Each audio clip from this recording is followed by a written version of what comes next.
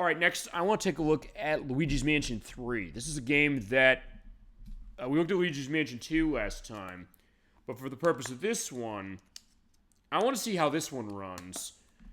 Because this, unlike Luigi's Mansion 2, which was a straight port over, I guess, up-res of the 3DS game, this was made for Switch from the ground up.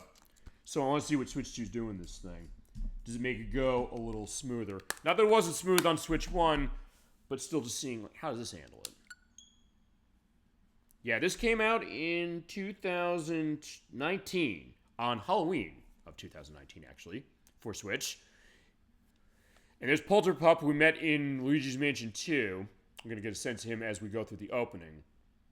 Because Luigi's going to have to go back to do some ghost busting, and if you're a fan of Ghostbusters, the movie, this is going to be something that's going to be very appealing to you, more than even the last two, to certain degrees. And one thing I know of this game did have a little bit of pokiness with frame rate in some places, and as with floating, but so far I guess it seems okay, and profile we're using this one. It's been a while since I've played this.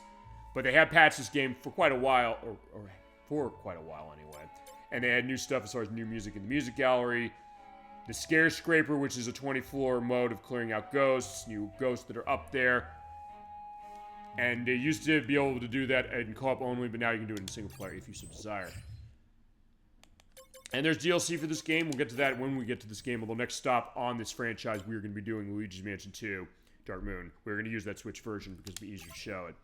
As far as when we do that, maybe next Halloween? I don't know. We'll figure it. But we're going to start with a new case. Remember, when you see saving on screen, do not turn the power off or touch that power button.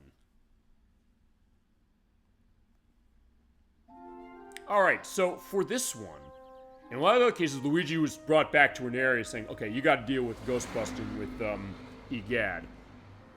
In this one, though, we're pulling a Super Mario World on this, I should say, because we're going on a vacation. They're taking the bus down this way. As we can see on the bus, we got Toad driving. A couple Toads down there, and there's Princess Peach. There's Mario, so they're here from the start. Actually, Peach was not in Luigi's Mansion 1. I don't think she's in 2 either. But yeah, the Toads like, hey, be careful driving.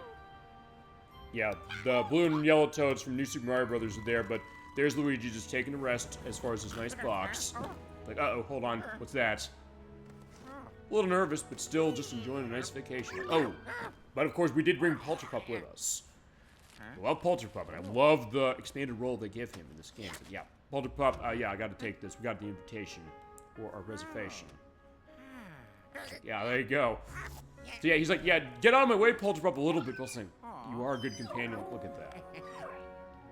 I love what they do as far as that, and also the nice relationship that Luigi has with Polterpup, you know? It's like, hey, that's a good boy, you know? Another great dog of gaming, as we mentioned when we played Shadow Hearts Covenant.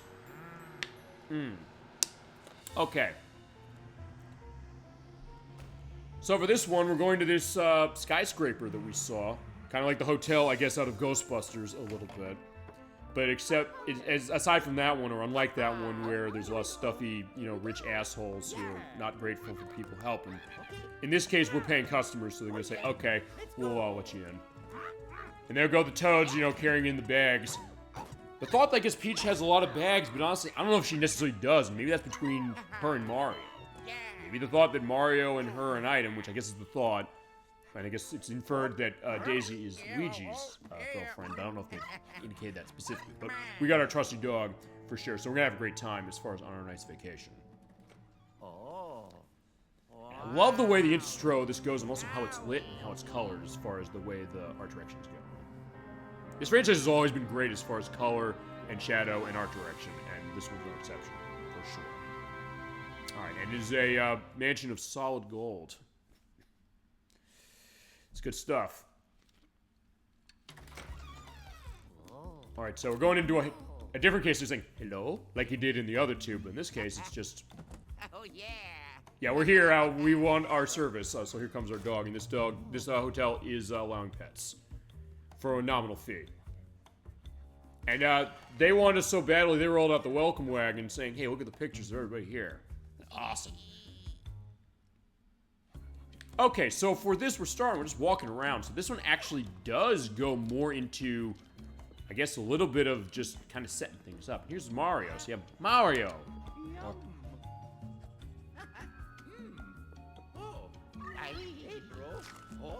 Oops. And yeah, that is Charles Martinet still voicing Mario and Luigi in this game, as the case. I guess great remix of the Super Mario Brothers theme. Alright, yo, let's talk to Princess Peach. How you doing? Hotel's so big, Luigi. It's gorgeous to decorate too. So all could have gotten invitations. We got invitations as far as it. So we're their guests of honor. And that is Samantha Kelly still voicing Peach. She does not voice her anymore. It was actually with Mario Kart World that Samantha Kelly found out. Yeah, you're not Peach anymore. Although wait a second, they probably didn't ask her as far as doing voices. So I don't know if it's a case where she didn't know, or actually, since I mentioned when I went to Too Many Games. Oh, Samantha Kelly was there. I did not get autograph out of her, but I did out of Charles Martinet. I heard other people talking to him, and he was saying. There's cases where they have dialogue of me from other stuff before Kevin Afghani took over as Mario, who's the current voice of him, and Wario and Luigi. And saying that you have like archival things and they can use that for a while. Because oftentimes you'll see that as far as like credit lists saying, hey, they have archival footage they took from other stuff. Actually, like with Luigi's Mansion 2, because basically in that case, they had the dialogue recorded from the 3DS game, but they just used that for the purpose of the Switch version. Okay, as far as our frame rate's going, this is another 30 FPS version, or another 30 FPS case of itself. Now, what do you think of the hotel? We take pride in the luxury and splendor it offers. It does look really, really nice. Yeah, and here's another person as far as cake. What's going on? Make yourself comfortable. Perhaps you have a sample selection of our beverages? Yeah, do you have any Pinot Grigio, my friend? Yeah, it's like when I go out, as far as like either hang with friends or family or whatever it is, saying like, yeah, you want alcohol? You bet. Like, give me a Pinot Grigio. I guess the Italian in me, that goes to that fitting for Mario. Actually, I don't know necessarily if they've ever given a sense of Mario or Luigi drinking. They're old enough to drink. I mean, they're like in their 20s, I think is the thought. And they have a job. They're plumbers, as the case. But something the matter? No, we just got here. So they're going to give us a nice vacation for our invitation here. So yeah, careful of the toads, you know, balancing everything. Yeah, Princess Peach didn't forget to pack anything, but Polterpup went right through that. So yeah, also clipping makes sense, because remember, Polterpup is a ghost dog. Okay, in that case, Polterpup didn't cause that. They just weren't looking where they were going. He's like, uh-oh. I believe Samantha Kelly was also Toad in this game, as it was. So Blue Toad, his head stuck. Alright, so let's talk to the bellhop. Hello, hello. Alright, here's the steward. Welcome to the last resort. That is where we're at. Sounds ominous. Perhaps like the Hotel California, you know, where you can check out anytime you like, but you can never leave. But we're gonna check in. Thank you. Okay. So welcome. This is the owner of the place. This is Helen Gravely. Delighted that you decided to accept my invitation. Well, hey, why not? I mean, all the work Luigi did as far as the mansions with the other two games, fair enough. Like, let's have a vacation. Why not? Although I guess I'm being a little coy. Well, not coy, because remember, what happens when Mario and Luigi go on vacation? Or, in the case of Super Mario Sunshine, Mario goes on vacation. They don't get their vacation until after you beat the game. Same case here, but how is going to be an interesting case. But don't worry about your luggage. Our staff will take it up. I also love that way he just kind of passes along in the camera view. Like, okay, fine. So here you go. They got the carrier there to carry up all our bags. There are VRPs after all. And the idea of you're seeing there is like she's hitting herself with the, I guess with makeup. In the case like Luigi's, you see his eyes moving. I love that. Like paying attention as she's moving her hands there. Almost like an Elvira or almost like a Morticia Adams case as far as it. Get going? Yep. Let's go. Hey. Whoops.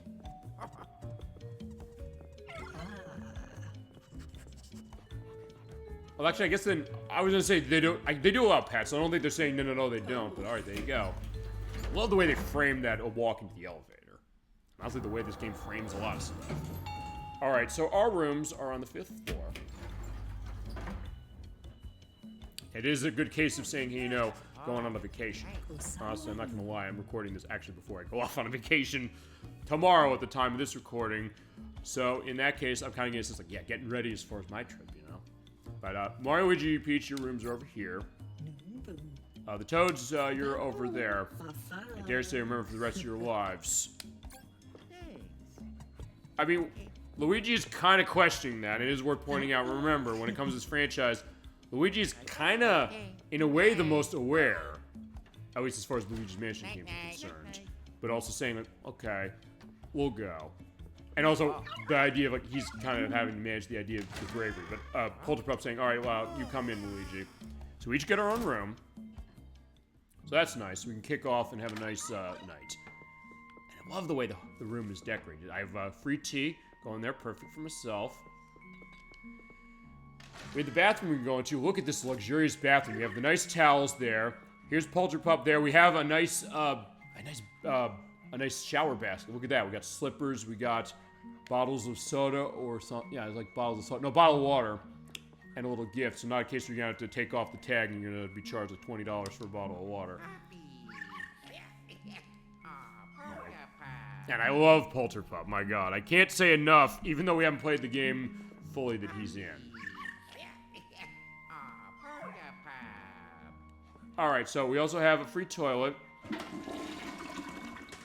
Okay, it's working fine, which is good for us, because remember, like, hey, if we're plumbers and we have to get in trouble with that, we got our trusty plungers. We can manage that.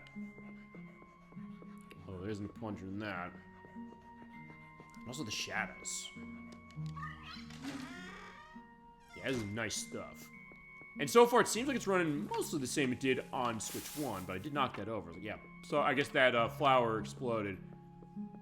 Got a free fruit basket. All right, there you go. Let's camp again. Oh, and a thumbs up going in there. So, yeah, we're scared by it, but also, I guess, a shock. Saying, like, yeah, thumbs up to Luigi for everything you did. And let's open our nice case. Yeah, surprise. All right. In this case, look in the drawer. Nothing there. And let's go over here. Look in this one. Alright, confetti coming out of that one. So in that case, look at Polterpup as far as on the bed. Time to take a nap. Yeah, I agree. Let's take a rest. I do love this cutscene. In fact, I have edited in pictures of this cutscene before when we played Freddy Fish Case of the Haunted Schoolhouse. So we did come prepared with a flashlight and also, I think, with that map. Along with our clothes.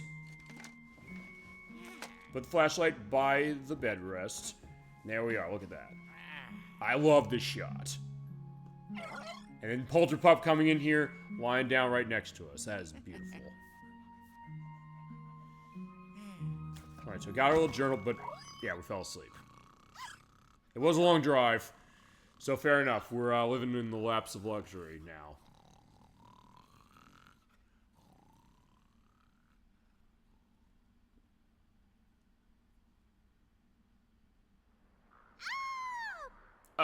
But Peach is screaming. What's going on?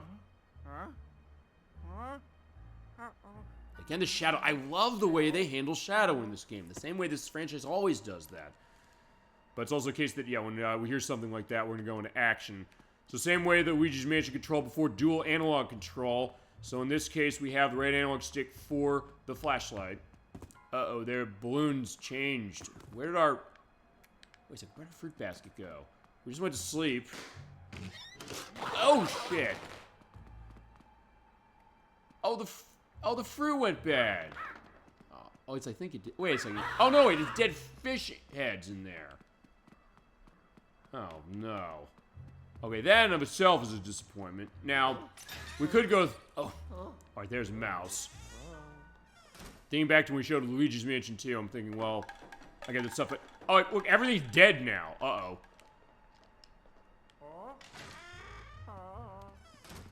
Alright, let's have our look. Alright, the tea's still good. Oh, but it's empty. And I was just seeing more of a physics set when you go into rooms. So actually the rooms are more dynamic in this game than in either of the other two. I do like that.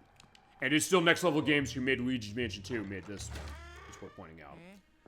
Because remember, Nintendo only made, as far as their internal teams, fine, they own Next Level, but the internal teams of theirs only made the first Luigi's Mansion. They didn't make 2, they didn't make 3, and they didn't make Luigi's Mansion Arcade, which I believe that was a Namco game, as far as kind of a first-person shooter take of Luigi. Kind of a deluxe cabinet case, and if you never played it, it's an interesting one. Alright, there's Toadstool's bags, or Peach's bags. We're in room 503, by the way. Oh, shit! I was like, yeah, we don't want to go down the garbage thing, the garbage chute. We also don't want to lose our hat. Now look at this. Seeing there, it's kind of dark and stormy out there. You're seeing the candles coming on as far as when we walk past. Uh-oh, the balloon's going off. Uh-oh, spiders. Cartoony spiders, but Crusader 64 would probably look at that and say, nope, get away. All right, this is Mario's room. Oh my. Uh-oh. So, Mario? Okay, it looks like Mario had a nice night of pizza and drink. But his slippers are there, and there's no Mario. This is 1983, which is, I think, a nod to Mario Brothers from the arcade. Although in that case, they weren't really doing pizza work as far as that. They're working in, I guess, the pipes as far as how that was. Hello. Alright.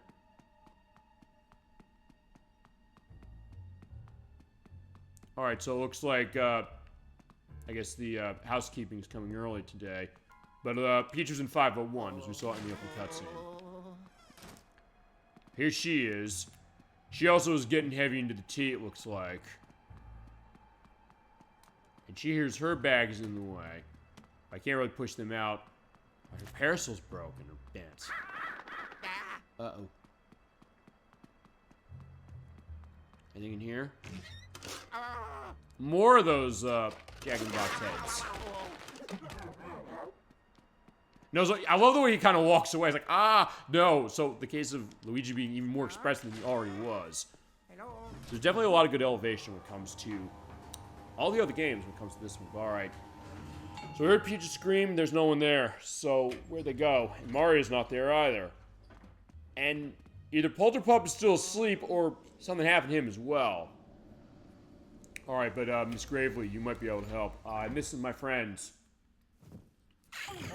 Oh. My most esteemed VIP is just on my way to see you. Does living up to your expectations? Doesn't it scream good taste? It was when I went to sleep. He doesn't know what to say. Barely contain myself, honestly. I have no idea how much I wanted you to accept my invitation. What do you mean?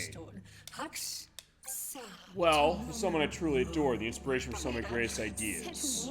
I'm inviting you here. Okay, who's that? Luigi. Introduce us. Okay. Somebody help him fight, huh? Who is it? Oh, it's King Boo again! Remember, he's usually the problem when it comes to anything in this franchise. And he's back. Because remember, he did not like how we saved Mario from him in the first game. And I think he's involved as far as 2. I mentioned I didn't beat 2. But here he is. He's back again. He's basically the antagonist of this entire franchise. And he's involved with Gravely over there. And he invited us over here on a vacation under false pretenses, I guess to get Mario and the princess, the Toads. But remember, that old coot, Egad, had me locked up in the lab after we got him. But I got out. And this hotel owner was a big fan of his, and so she said, oh, okay, I'll take you out of here, and they teamed up. I didn't expect you to actually come by. Yeah, my vengeance near is complete, so he wants revenge of what happened before. And he's going to explain his plot already, so he's not wasting any time. Now I'm trapping you and everyone in frames. So remember, in the first game, he trapped all the portrait ghosts in the frames and also put Mario in one of those. So now we're going to do the same to them again. It'll be over soon. It's time for the family reunion. Oh, there they are. So the Toads, Mario, and Peach, they're in the frames and we're going to get them out. We have to. And you also saw there is that she also tore up like a piece of paper as that went along, but there's one more frame, yours. Stay right there and put on your best terrified face. This is not game over, just started. We are not going to be taking this shit lying down.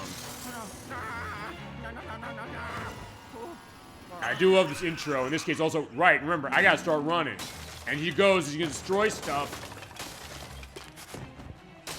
And he's gonna block off the doors of everywhere. And then my thing is ruined as well, so alright, we gotta go down this now. It's either go down the garbage chute or go into the painting. It's pretty easy. We just saying, all right, take a deep breath. We're going down. All right, so we got away. And so starts Luigi's Mansion 3. But remember, when there's something strange in this neighborhood, well, we didn't have to call Luigi, he's here. But we need a way to take care of King Boo and put him back for good. But as far as Luigi's concerned, I don't know if he brought his gear, because remember, he has the Poltergust, so maybe he has it this time. I mean, he's in one of the mansions in Luigi's Mansion 2, and in the first game we got it by finding Egad, but alright, Polterpup did find us. He does have our back, no question, thank you. Alright, so we're in the laundry room. Okay, it's the laundry room, not the garbage chute.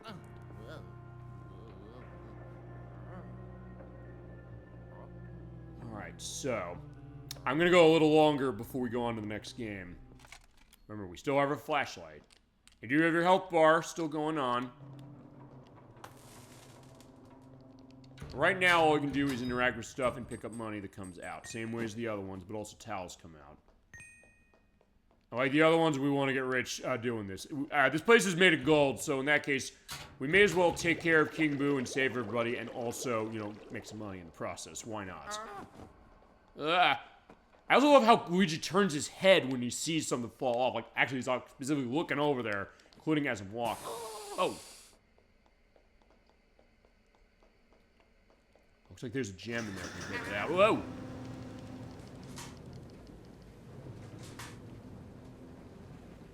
Then again, I don't know if we can get it out right now.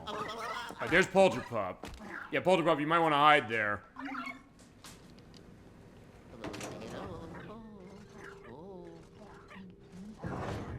Alright, there he is. Yeah, he has the donuts on his eyes. I love that touch and seeing how it kind of rolls. And then stops.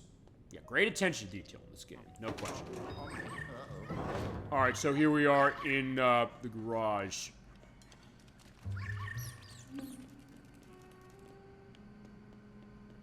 Alright, there's an old car, and if Luigi's Mansion 2 taught us anything,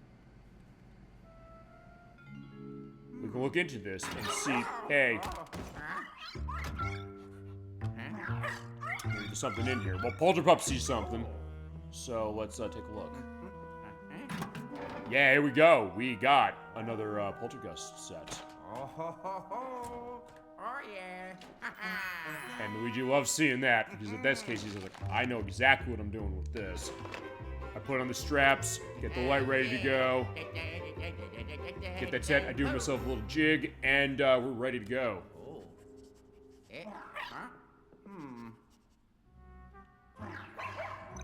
Okay, so, remember, you still have the strobe bulb, that's on A button, you hold that down, and Polterpup's teaching you how to go. Flash on when I do this.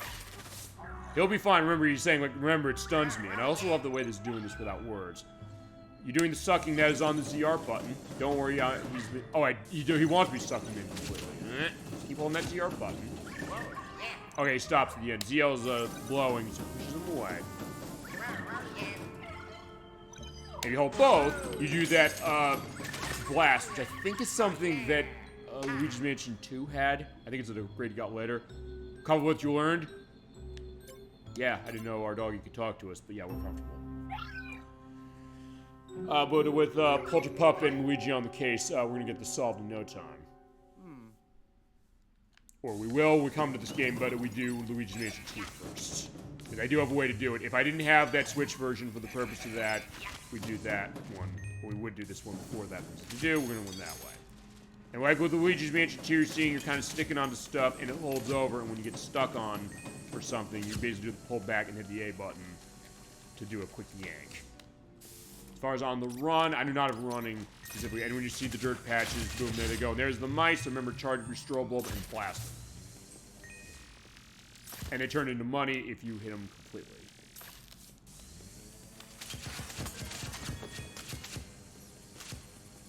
Oh, but they also can hurt. Yeah, for that, I'm going to turn you into money. Now for this, I don't know if I can open this up. Okay, I can. We're going to get tons and tons of money. And remember, we do not have to empty this bag. This bag is infinite as far as our poltergust. So it's going to hold the same way. And also, since we're pointing out...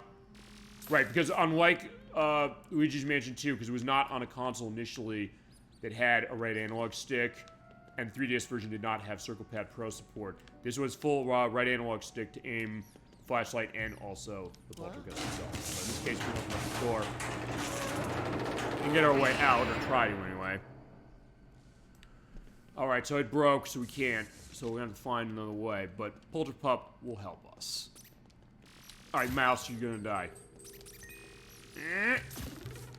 In this case, those will drop hearts. Remember, that is recovery of your health. You get your health down too low, that's a good night for you, and you have to start back from the last checkpoint.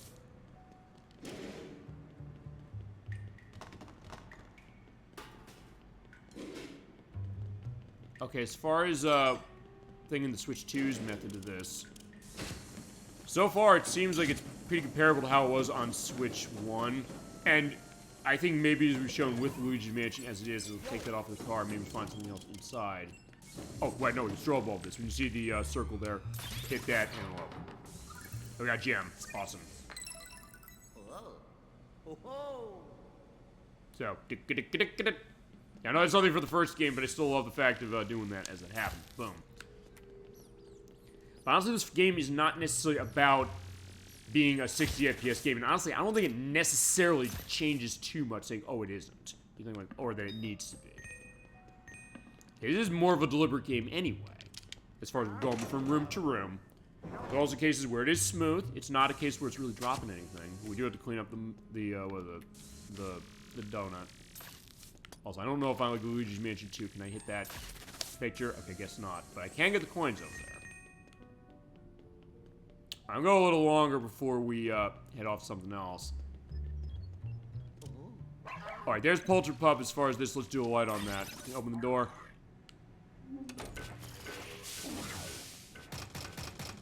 Yeah, we can open that. Also, behind us, we're seeing the money does grow on trees. So we do want to grab that money.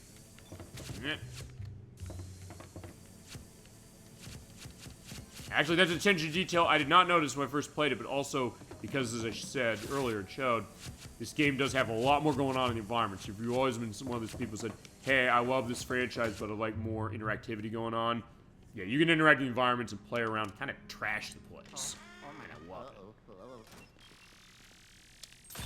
And also, you can co-op the campaign, which I think 2 lets you do, but this one I think lets you do it more.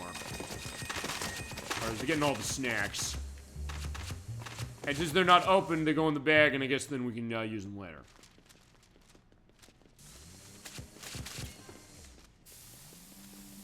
And also remember, you do not have jumping, so in that case you have to pull this away, but I don't think you can go that way yet.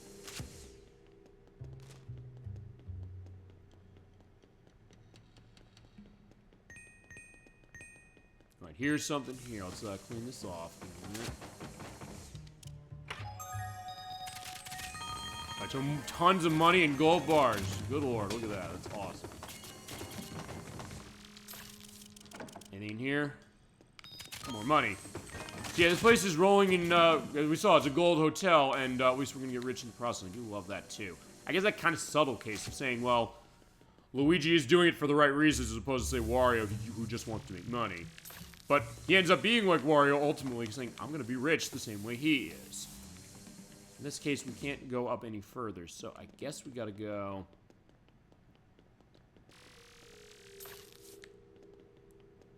around this way.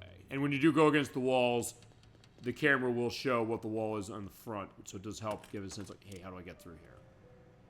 And like with Luigi's Mansion 2, you can look through the walls, see what's over there, and use the motion controls on the Pro Controller or the Joy-Cons if you want for the purpose of looking around.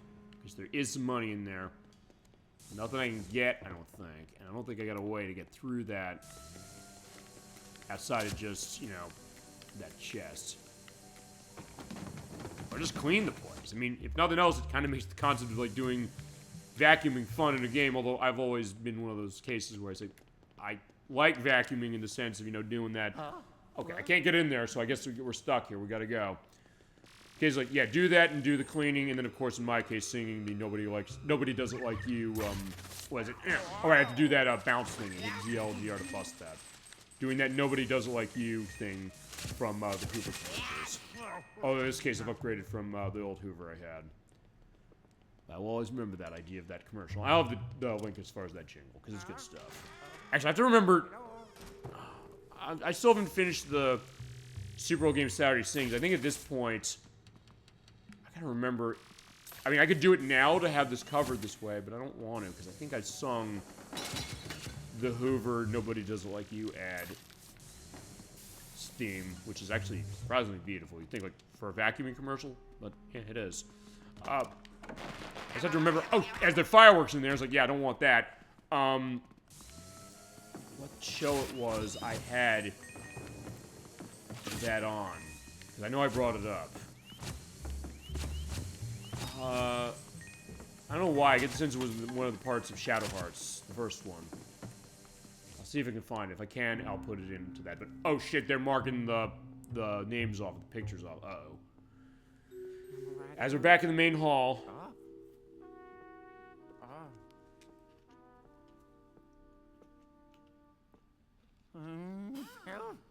Uh-oh. Uh-oh. Alright, the ghosts are drilling the place shut, so we can't leave, but we wouldn't be leaving without Mario, the Toads, and the Princess anyway. He's saying the dog got away. Alright, more ghosts. You know what that means. Gotta capture him. Okay, he's scared, but in this case, he's more in the case of saying, look, I know how to handle this. I've done this a couple times before. Danger fill. Use the stroll, hit him, and then suck him in. And pull back when it fills up completely, hit the A button to smash him on the ground. So in that case, it actually is kind of getting more of a, I don't know, almost like a grab mechanic. Because the other one's like a fishing mechanic, and it still sort of is.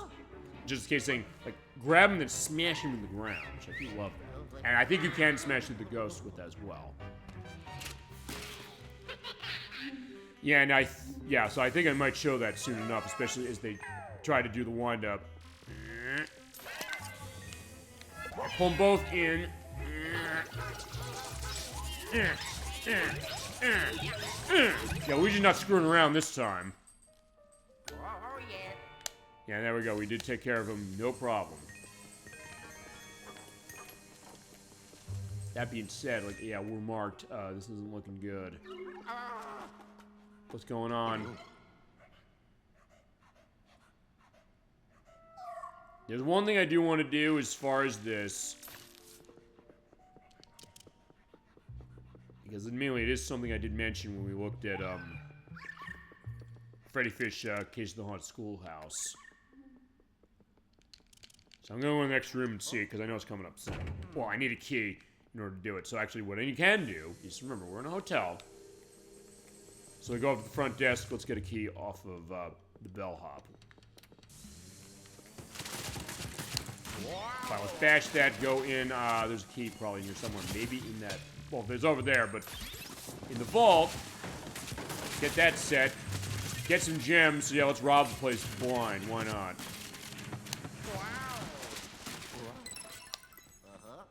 Alright, there you go, look at that beautiful gem, looks like one of the Chaos Emeralds out of the Sonic games.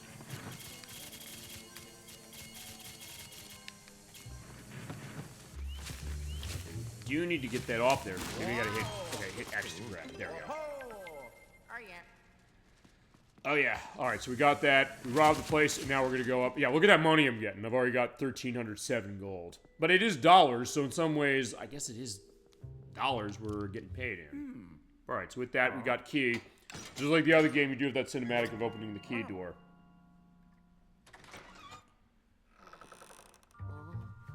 Alright, so next up, oh, we're almost done as far as this part of it. And then we'll go on. Oh no, looks like Egad was caught.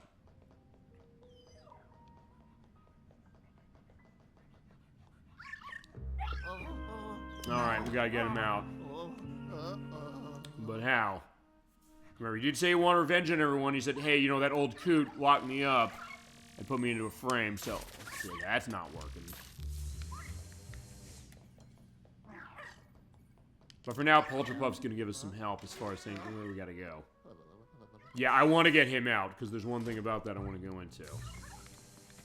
There's a bit of a question I have about this game, I'm not going to lie. Alright, but I need another key. Alright, nothing in the garbage except money. Yet somebody's throwing all this good money away. But, you know, I guess it's the joke of, you know, one man's riches is another man's treasure. In this case, they mean it in a literal case.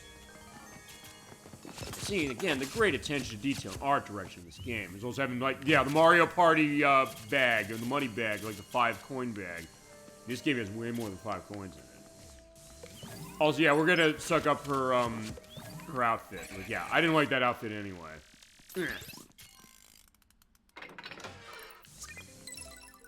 Alright, there's the gem.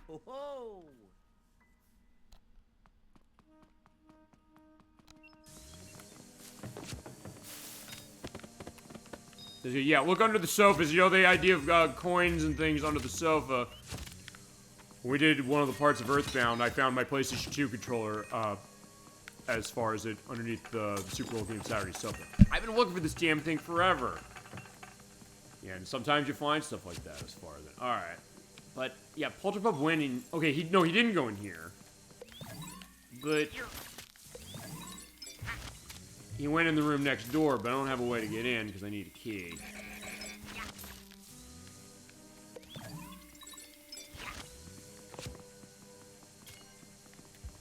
Alright, I think I've basically destroyed this entire room. Look at it. And there's there's a chair that's not there, actually not visible. Unless it's in that chest. And I'm trying to remember, I don't know if this game necessarily has a lot of areas where you have to look in the mirror and say, hey, use that as a context clue. Hello. Oh, okay, I can't go in there because it's blocked.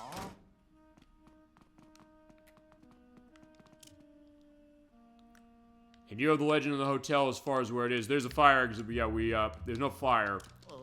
So I set here. Let's see.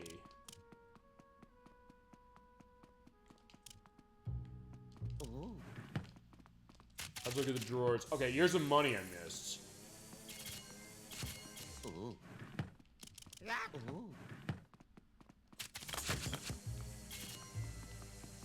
Oh, there we go. All right, okay, fine. Fuck what I just said, saying you don't need that for context. So yes, you do. In this case, you have to look in the mirror and then use the strobe bulb to open that. Power that picture, and we got our way in. We're getting the big key. Awesome. Got it. Alright, so now I can go to where Polterpup is. Oh, hey. Now he got to work quick, you know, putting up, wanted posters of myself for money. Uh-oh.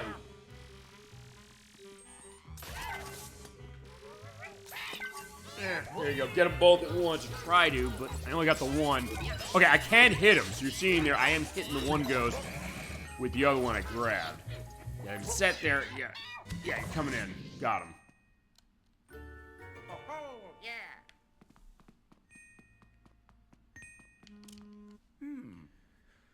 All right, so let's put this key in. Yeah, Polterpup went here, so if we can get Egad out, and that is the last thing we're gonna do with this. We'll go on to the next game. Mice. You know what mice means? Money.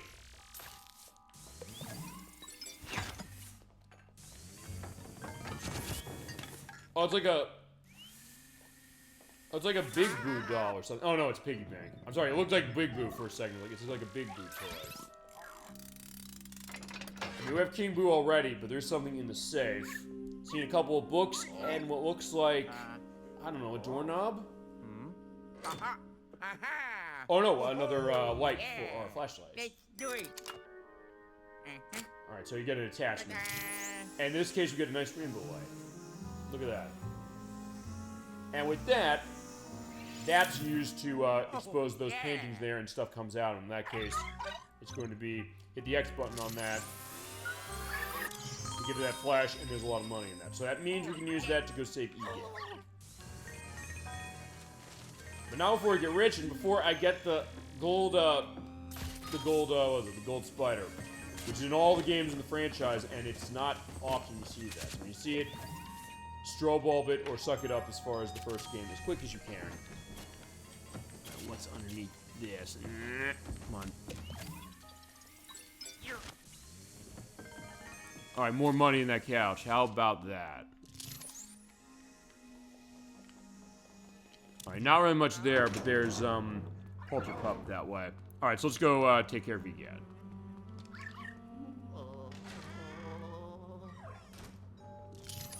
There we go. It looks like it works. We're getting him out. Alright, hello, once again. That is, Professor Elvin Gad, of course, voiced once again by Kazumi Totaka. How you doing? Yeah, precisely the last person I expect to find here. I mean, King Boo's around, so probably is our aspect.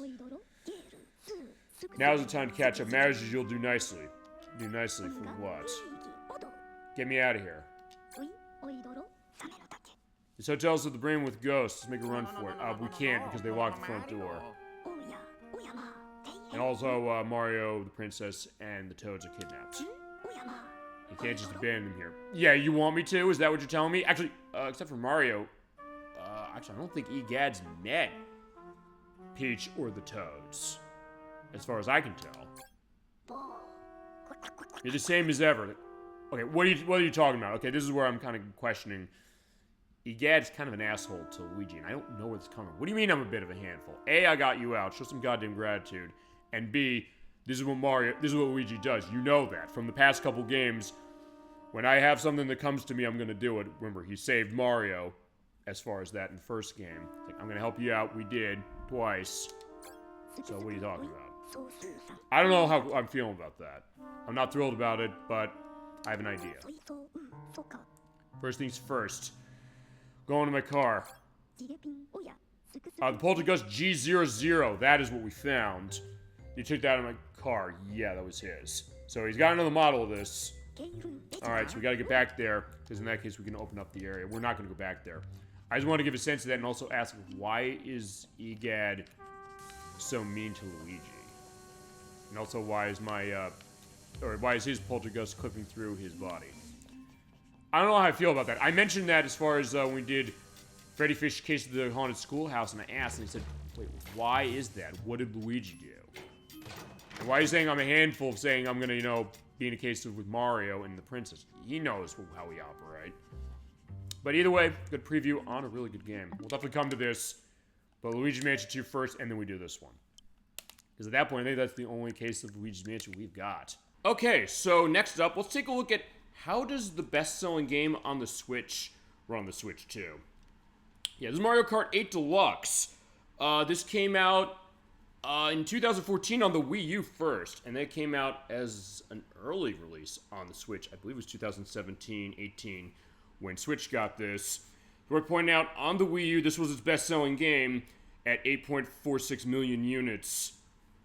And on the Switch, it sold 68.20 million. It is the best-selling game on the console. If you take the Switch game alone, of this one just to go into it, as I gotta put the card in, this outsold every single Nintendo console except for the 3DS, the Game Boy Advance, the Wii, the Game Boy Color, and the DS. But if you take the Wii U version and toss that in, this did actually outsell the 3DS as well, despite the fact that that was a big selling console at a time. I mean, and it was also interesting to think that, yeah, I remember 3DS was looking like Virtual Boy 2 at the time of itself. And of course, as I'm recording this, Virtual Boy's coming back, baby. We'll talk about that a little bit more. But let's take a look at Mario Kart 8 and see how does Switch 2 handle it. It's also doing a check, by the way, of if we can play this, because since I have the Switch Online expansion pack, you do have access to the expansion pass for this, which is a bunch of DLC that is exclusive to the Switch version. And if you've not bought Mario Kart 8 yet, Switch is the way to go because of the fact that this does have the battle mode the old way with the balloon battle. The Wii U version did not have that. And actually, I resisted buying this game initially for that very reason, in the sense of, I have it on the Wii U, I don't need it on this, even with that. But then COVID came around, and I needed games to play with people online, so let me get this. But yeah, in that case, with the expansion pass, you do get a ton of extra courses that are specific to this, and I think when they released that, that made this absolutely worth the wait. of going about it. You also do have Nintendo Labo support if you have the Toy-Cons as well, and there's Amiibo support that had on Wii U, but you have more of them as well, including the fact that you have Mii suits going in. As far as this, you can unlock them with the characters that are not Nintendo, it's worth pointing out, including Mega Man, Pac-Man, Sonic the Hedgehog, and everybody else is by Nintendo. But yeah, in that case, you can put that on and get the costume unlocks running. I'm going to show a course being run. I guess just do...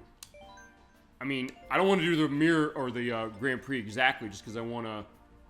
Let's do a versus race. A single player. You also do have new characters in this. You do still have the DLC of the Mercedes-Benz that's set to this as well.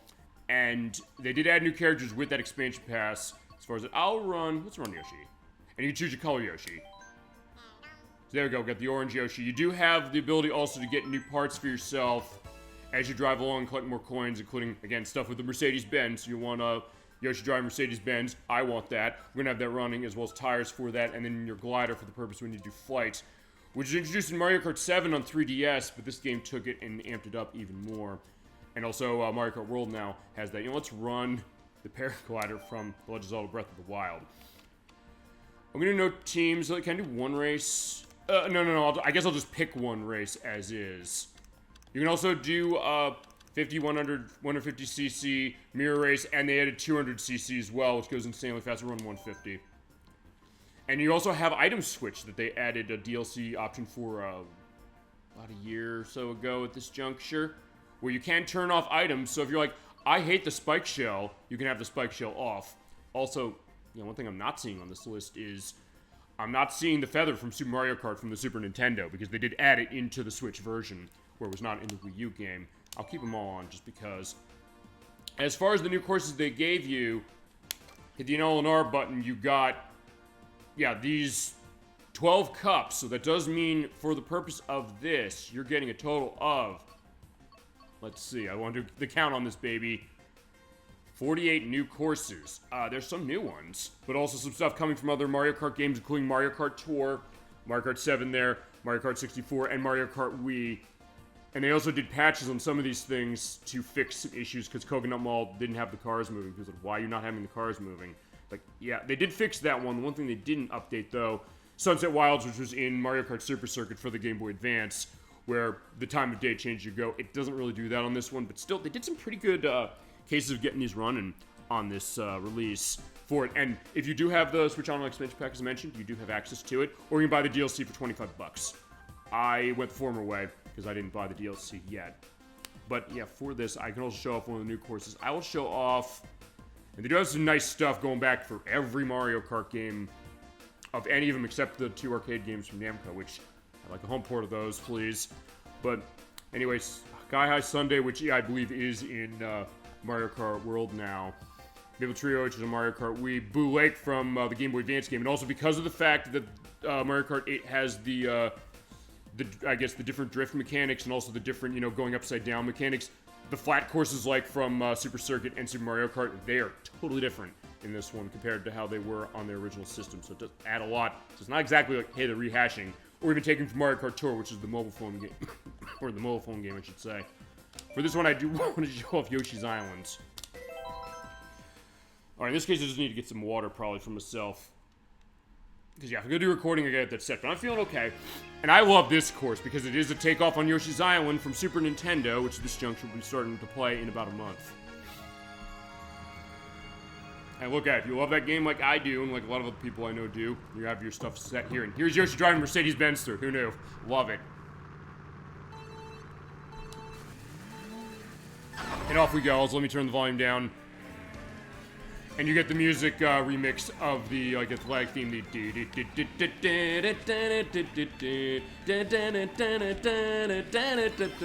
I'll be going to that when we start playing this game, or playing,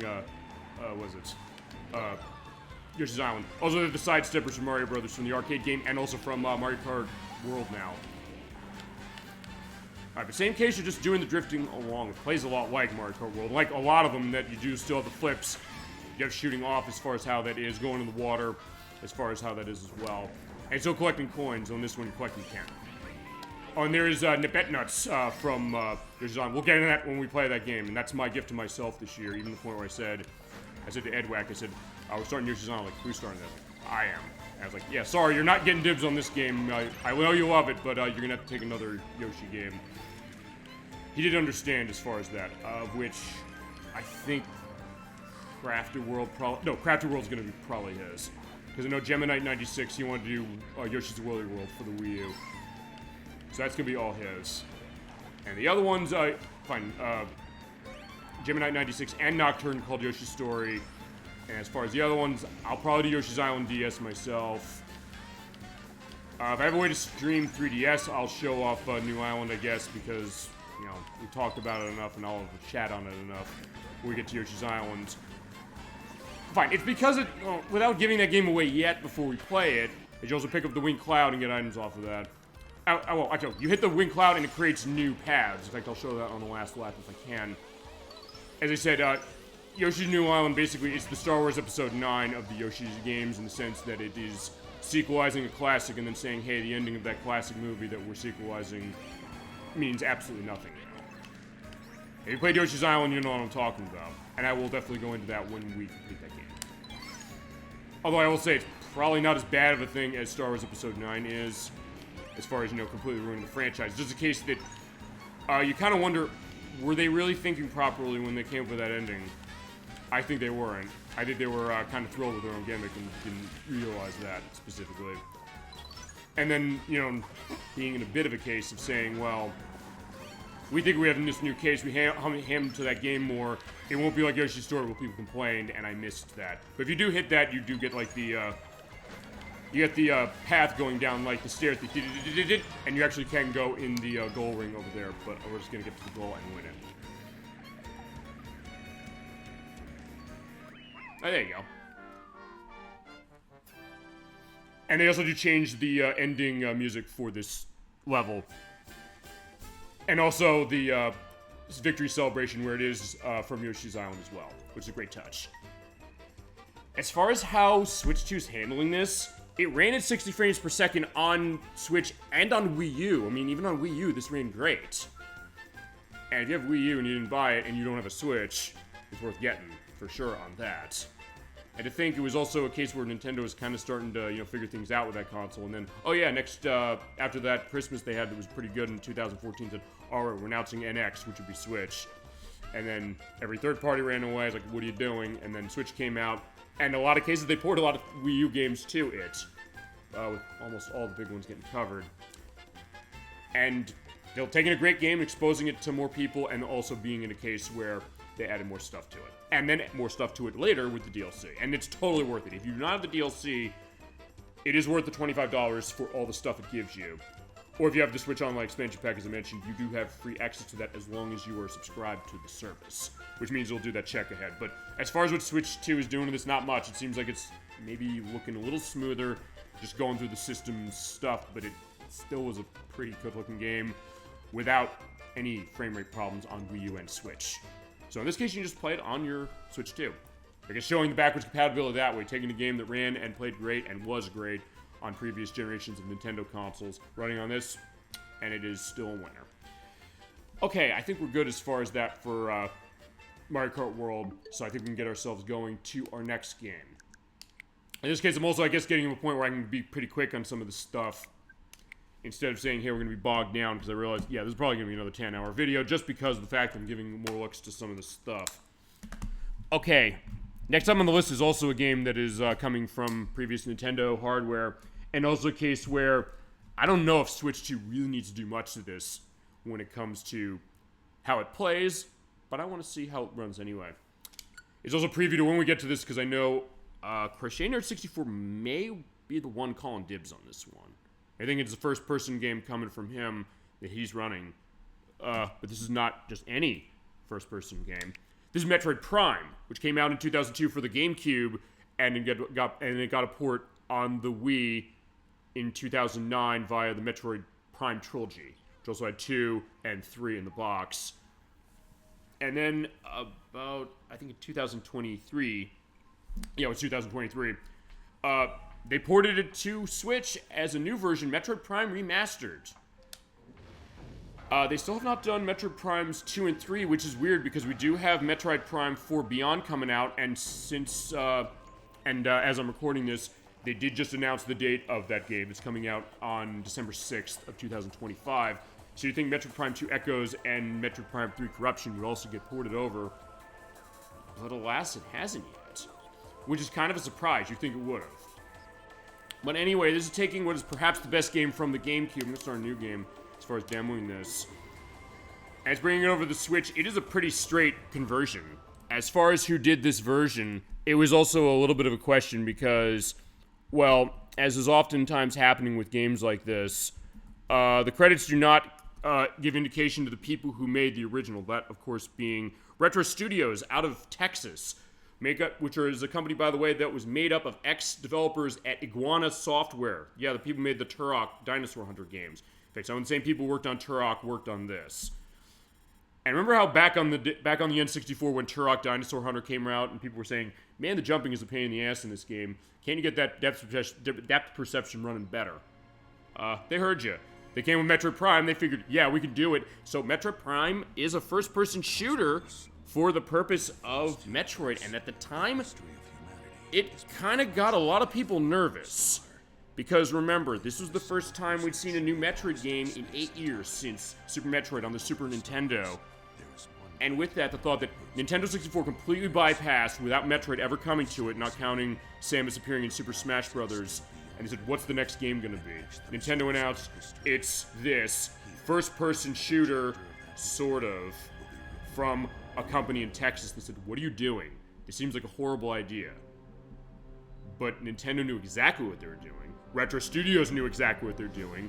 Retro Studios themselves were admittingly nervous. They said in interviews saying that we had Shigeru Miyamoto coming in and giving an advising on this, and it was almost like the Emperor visiting the Death Star. We were scared as anything, but they really understood the assignment. This, we want to bring Metroid back. We want to capture that sense of isolation and terror and wonder, and also exploration as far as it, of Samus Aran, the famous intergalactic bounty hunter.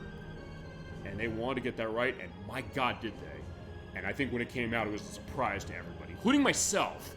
I wasn't sure how they would do it, and even at the time, I had not played a whole lot of Metroid. I barely played Super Metroid on the Super Nintendo, and that was it.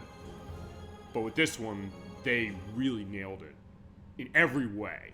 And as far as this version, they also add the one thing that people initially complained about when it was on the GameCube. It was widely loved on the GameCube, and it is one of the best games on that system, no question. It was also something they said, this does not play like a lot of traditional first-person shooters. The idea is that I'm moving around with left analog stick, jumping on the B button. Also, look at this. I can look down and jump. So, like, yeah, your jumping perspective works really well in this game. So they really were learning from the experience with the Turok games, and even those kind of got better. But on the GameCube, the way you had to use this, you had to hold down the R button in the case of this one. This one, it is the ZL button. That's for a lock-on. And your shooting is, okay, that's the Y button. You do go into morph ball mode, so it does go third person there. You hit the A button to drop the little bombs out as far as how that is. And then when you pop up, boom, you're going in first person. Yeah, your firing is on the ZR button. But unlike on the GameCube, whereas in that one you have to hold down a button for aiming, in this one you have right analog stick movement as far as doing the aim. So it does play like a traditional first-person shooter in that way. Because people are saying, well, wait a second, on the GameCube, you can't use that right analog stick for that? No, you can't, actually. But that being said, it still worked really, really well. Basically what happened is that you had visors that were on the C stick, as far as that. In this case, they put them on the D-pad. Actually, I think they were on the D-pad on the GameCube, now I'm thinking about it. But there are other things that they use that for. In this case, you have scanning, that's on the ZL button. Basically, it says, like, hey, here's some force field activations that teach you how to do things. I'm going to show a little bit of this intro. Use up on the D-pad or ZR button to return the combat visor like so, and then the lock-on is on ZL, so you can hit there, boom, boom, boom, boom. But in this version, you can aim easier by saying just point that right analog stick to point the camera where you need to go. So in that case, it does enhance that, and then also is the Wii version, which did have full Wii remote controls, which also worked pretty well, also. And you have your map as far as that 3D perspective, and of course you just shoot that to open the doors, and you see the unbelievable environmental effects. And on the GameCube it looked like this as well. I'm walking through that vent there with the mist. You're seeing all the condensation on Samus's visor. Like, oh my god, look at this. And when you take certain hits, you'll see like the reflection on Samus's face. It is worth pointing out also, Samus in this game is voiced by Jennifer Hale, who's the voice of Emma Emmerich in Metal Gear Solid 2, and Naomi Hunter in Metal Gear Solid 1, amongst many other things.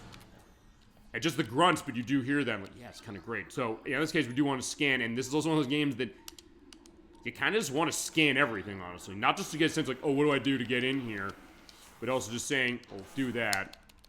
Saying, let me just shoot the door open and see what's happening. Whoa. I love that. Oh my god. It's the little things as far as this game that really make it stand out. But then also the important things of, as I mentioned, movement and shooting. And people thinking, before this came out, saying, what are you doing turning this into a first-person shooter? It's going to be too action-oriented. It's going to get away from what Metroid did. Oh my god, was that wrong? And as I said, I didn't know necessarily what to expect either when this game came out. Saying, well, the first person shooting this, I was like, well, how's that gonna go? I mean, even though I'm shooting the enemies and the space pirates there, it's not so much a shooter exactly as it is more a first-person venture. And that's why how Nintendo wanted to sell this thing. They wanted to say, hey, this is not something like, I don't know, as great a game as something like Halo is. Or other things.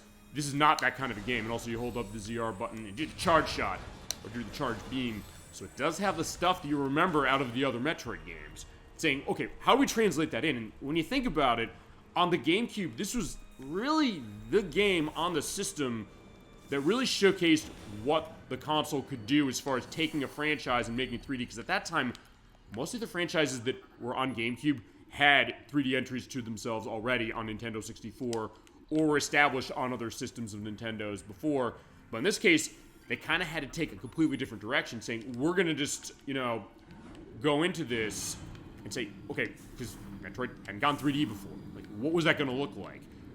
They could have done the way that Metroid Other M eventually would have, saying we're just going to kind of explore around in 3D as far as that kind of a movement. But Retro Studios, ouch, as I'm getting myself hurt, so I got to be careful of that, and you have to time it, roll through that so you can get yourself shocked. They really thought this through, and as I said, it's something that after the success of this game and people realizing this was one of the best games of that year, I believe Electronic Gaming Monthly voted their best game of the year, and I get why. They gave it a 10 out of 10 straight, and understandably so. It kind of increased the street credibility of Retro Studios and said, they understand this. I think maybe that's the idea, and when we get to this game fully, as you have missiles there on the R button, you can use that to take the turrets out.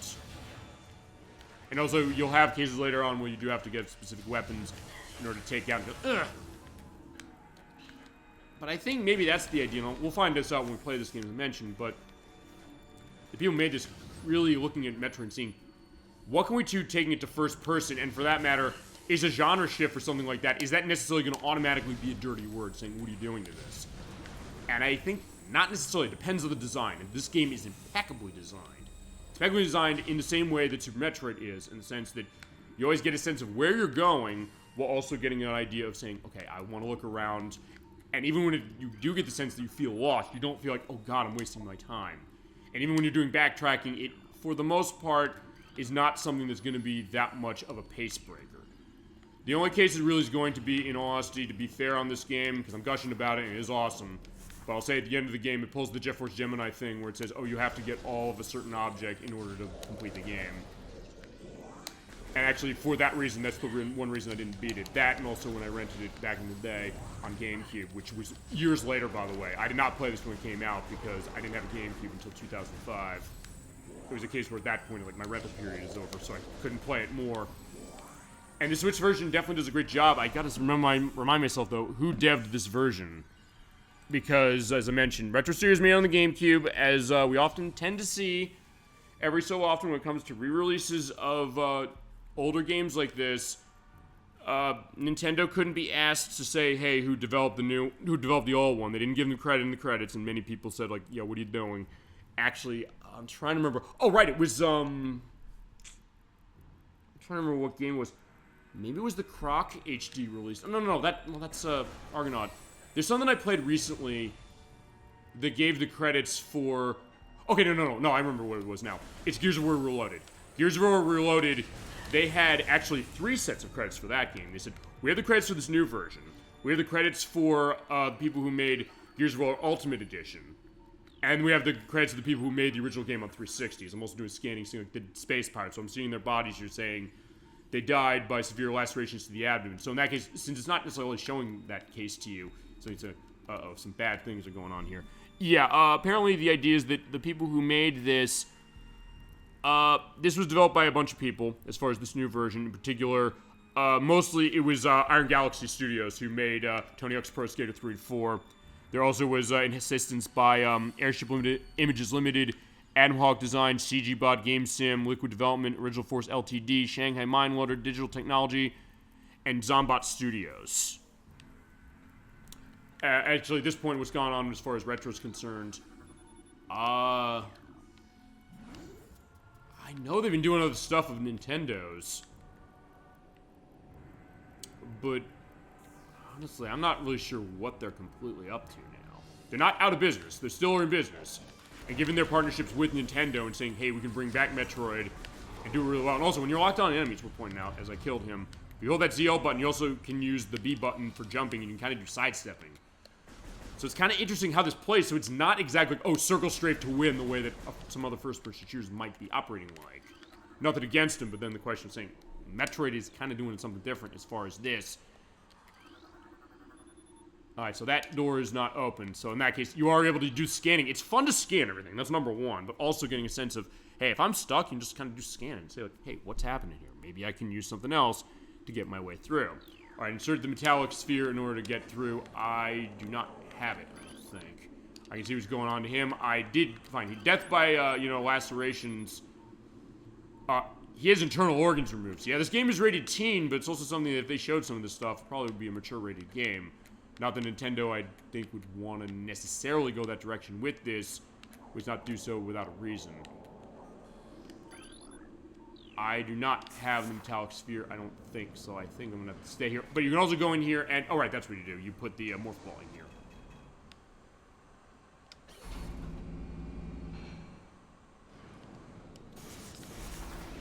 Oh.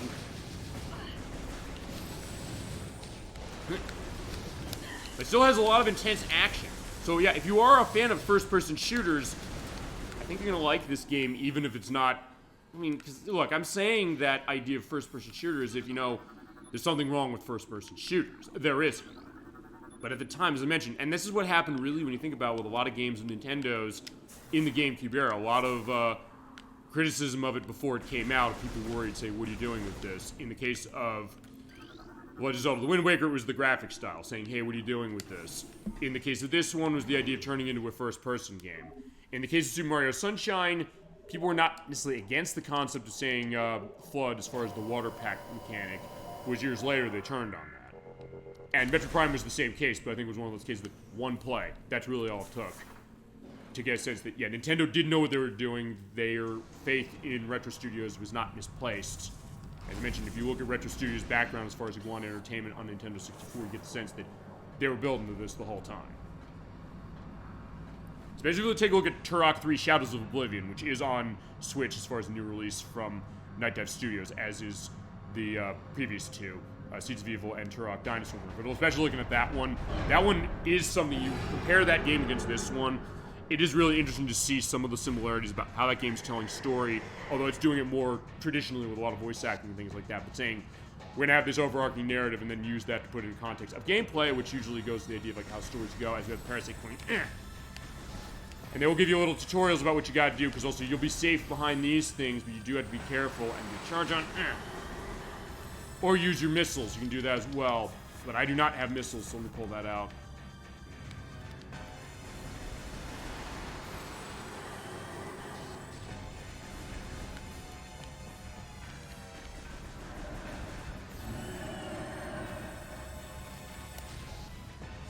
You can also use the scan here if you want to. It's like, what's the enemy's weak spot? You do have to wait. You have to hold that scan enough, and it'll stop saying, okay, you added the logbook. Genetically enhanced by unknown means. Its weak spot's the mouth. Shoot there. Also, I guess when we get to this game, as I said, I don't know if Crusader64 wants to have this game for the show. I know he loves this game. He said this is actually the one first-person shooter or first-person game of any kind he can play without feeling nauseous. And he's not the first to tell me that. So for that reason alone, I might let him have this. Unless he doesn't want it. But I believe as part of this, we probably will unlock everything in the creature gallery.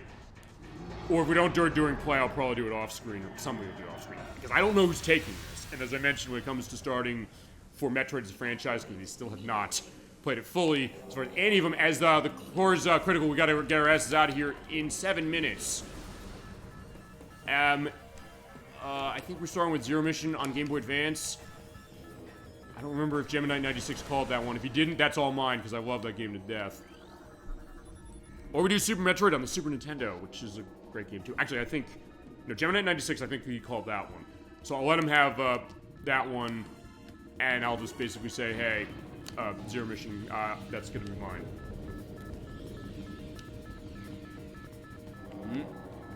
There's great music as you go out, saying like, uh-oh, something's going off. All right, let's take a look. All right, the auto turret's disabled, so in this case we can get ourselves going. It creates that great excitement. It's like, oh no, there's space pirates who are dying. Uh-oh. Ah. As you do the charge up, you can suck in the energy, and it is just like Super Metroid in the sense that when you run into enemies to kill them, they usually will drop health, and other times will drop missiles if you still need more of those, which is on the ZR button. Oh no, the R button, not the ZR button. ZR is shooting, the missiles are there, and as you go along, you can of course find hidden areas like the old Metroid games are concerned, and get more items. Oh, just keep going. Also, in my case, when I go through, I kind of just love to roll through here in the Morph Ball. This also says as you go. You also do the bomb jump, of course. It's hard to do that, but you also see the idea of like creatures. And on Switch, it's ran at 60 FPS, so as I said, this is not going to be too much of a case of saying, oh, you know, Switch 2 needs to do much of this. I mean, it's probably not doing much except just making it look a smidge better just because of how the filters of the console look, I think. But even on GameCube, it looked and ran about as good as this. I mean, it was a max 40p game on the console if you had the cables for it. But even then, it was state-of-the-art and still looks great. And this version definitely retains the legacy of it. Uh-oh. Alright, we gotta go through here. So just keep rolling. Just keep going, Samus. Yeah, she's got it. As mentioned, you can do the bomb jump trick. It is not easy to do it, but actually it was Gemini 96 who did figure out how to do it with this version. And it was Nocturne who put tons of time to make sure she got it with Super Metroid when she played that. On her off time. Uh-oh. This is sort of a training area. It's not going to be too bad when it comes to that. Because, yeah, I will run out of health as far as that, or if I do, that's game over. In this case, just keep going. And even just seeing me going into the third person and the first person, it's so seamless how that goes. And it never gets old just from a visual standpoint and a stylistic standpoint. Okay, from gameplay perspective, okay, now I know we're running third person and the way it controls feels right, but even coming out of it, it's like, oh yeah, now we're going into her visor and ready to go. Oh shit. Now I get going here. Whoa, as we're seeing, uh-oh.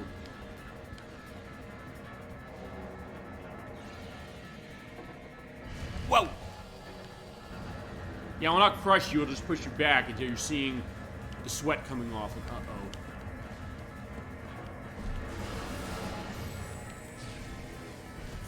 Just keep going.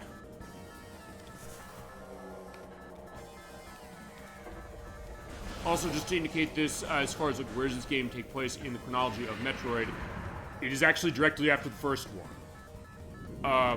And also after Metroid Other M, which is the prequel to the first one. It's by Team Ninja, and there's Ridley. Look at Ridley looking much more terrifying and robotic than even Ridley's the lead. I think.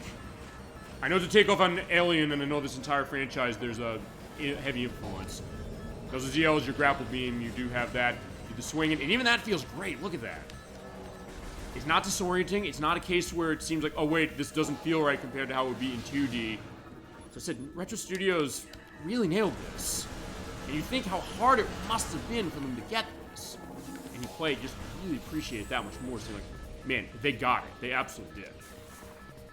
But it also was an interesting thing going back to Other M for a second, because that was a game where, like this one, people were like concerned about how it looked, but it turned out awesome.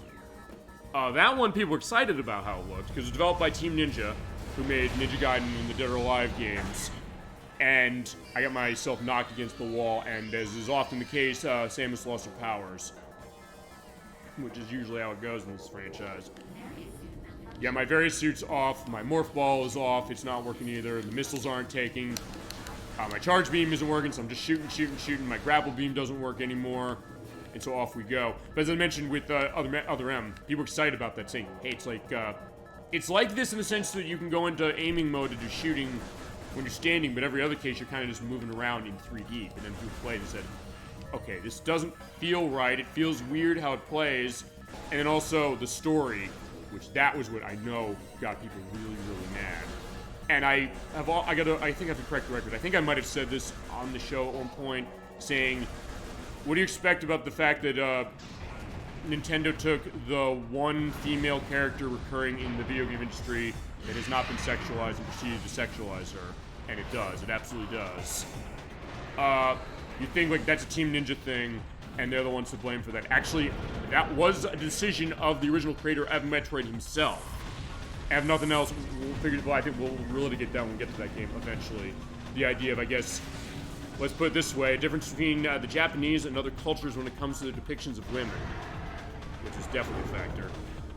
But good or bad, it depends on how that is, but also the case of saying, wait a second, that might have something to do with it, but also in that case, it's not Team Ninja's fault. You think, like, with the Dead or Alive games, of course those games are sexualizing those characters, but then again, those games, that's true, they do that, but they also, oftentimes, give those characters a lot of agency and a lot of intrigue, along with their male characters, so it kind of works. It depends on the game, and mainly as far as that, how it handles that, but with Metroid Other M, from what I understand, because I haven't played it, but I've seen stuff of it, it's a case where it goes with Adam, who's a factor in Metroid Fusion for the Game Boy Advance, which is a sequel to Super Metroid in particular, and it comes after, it's tied directly to Metroid 2 from Game Boy.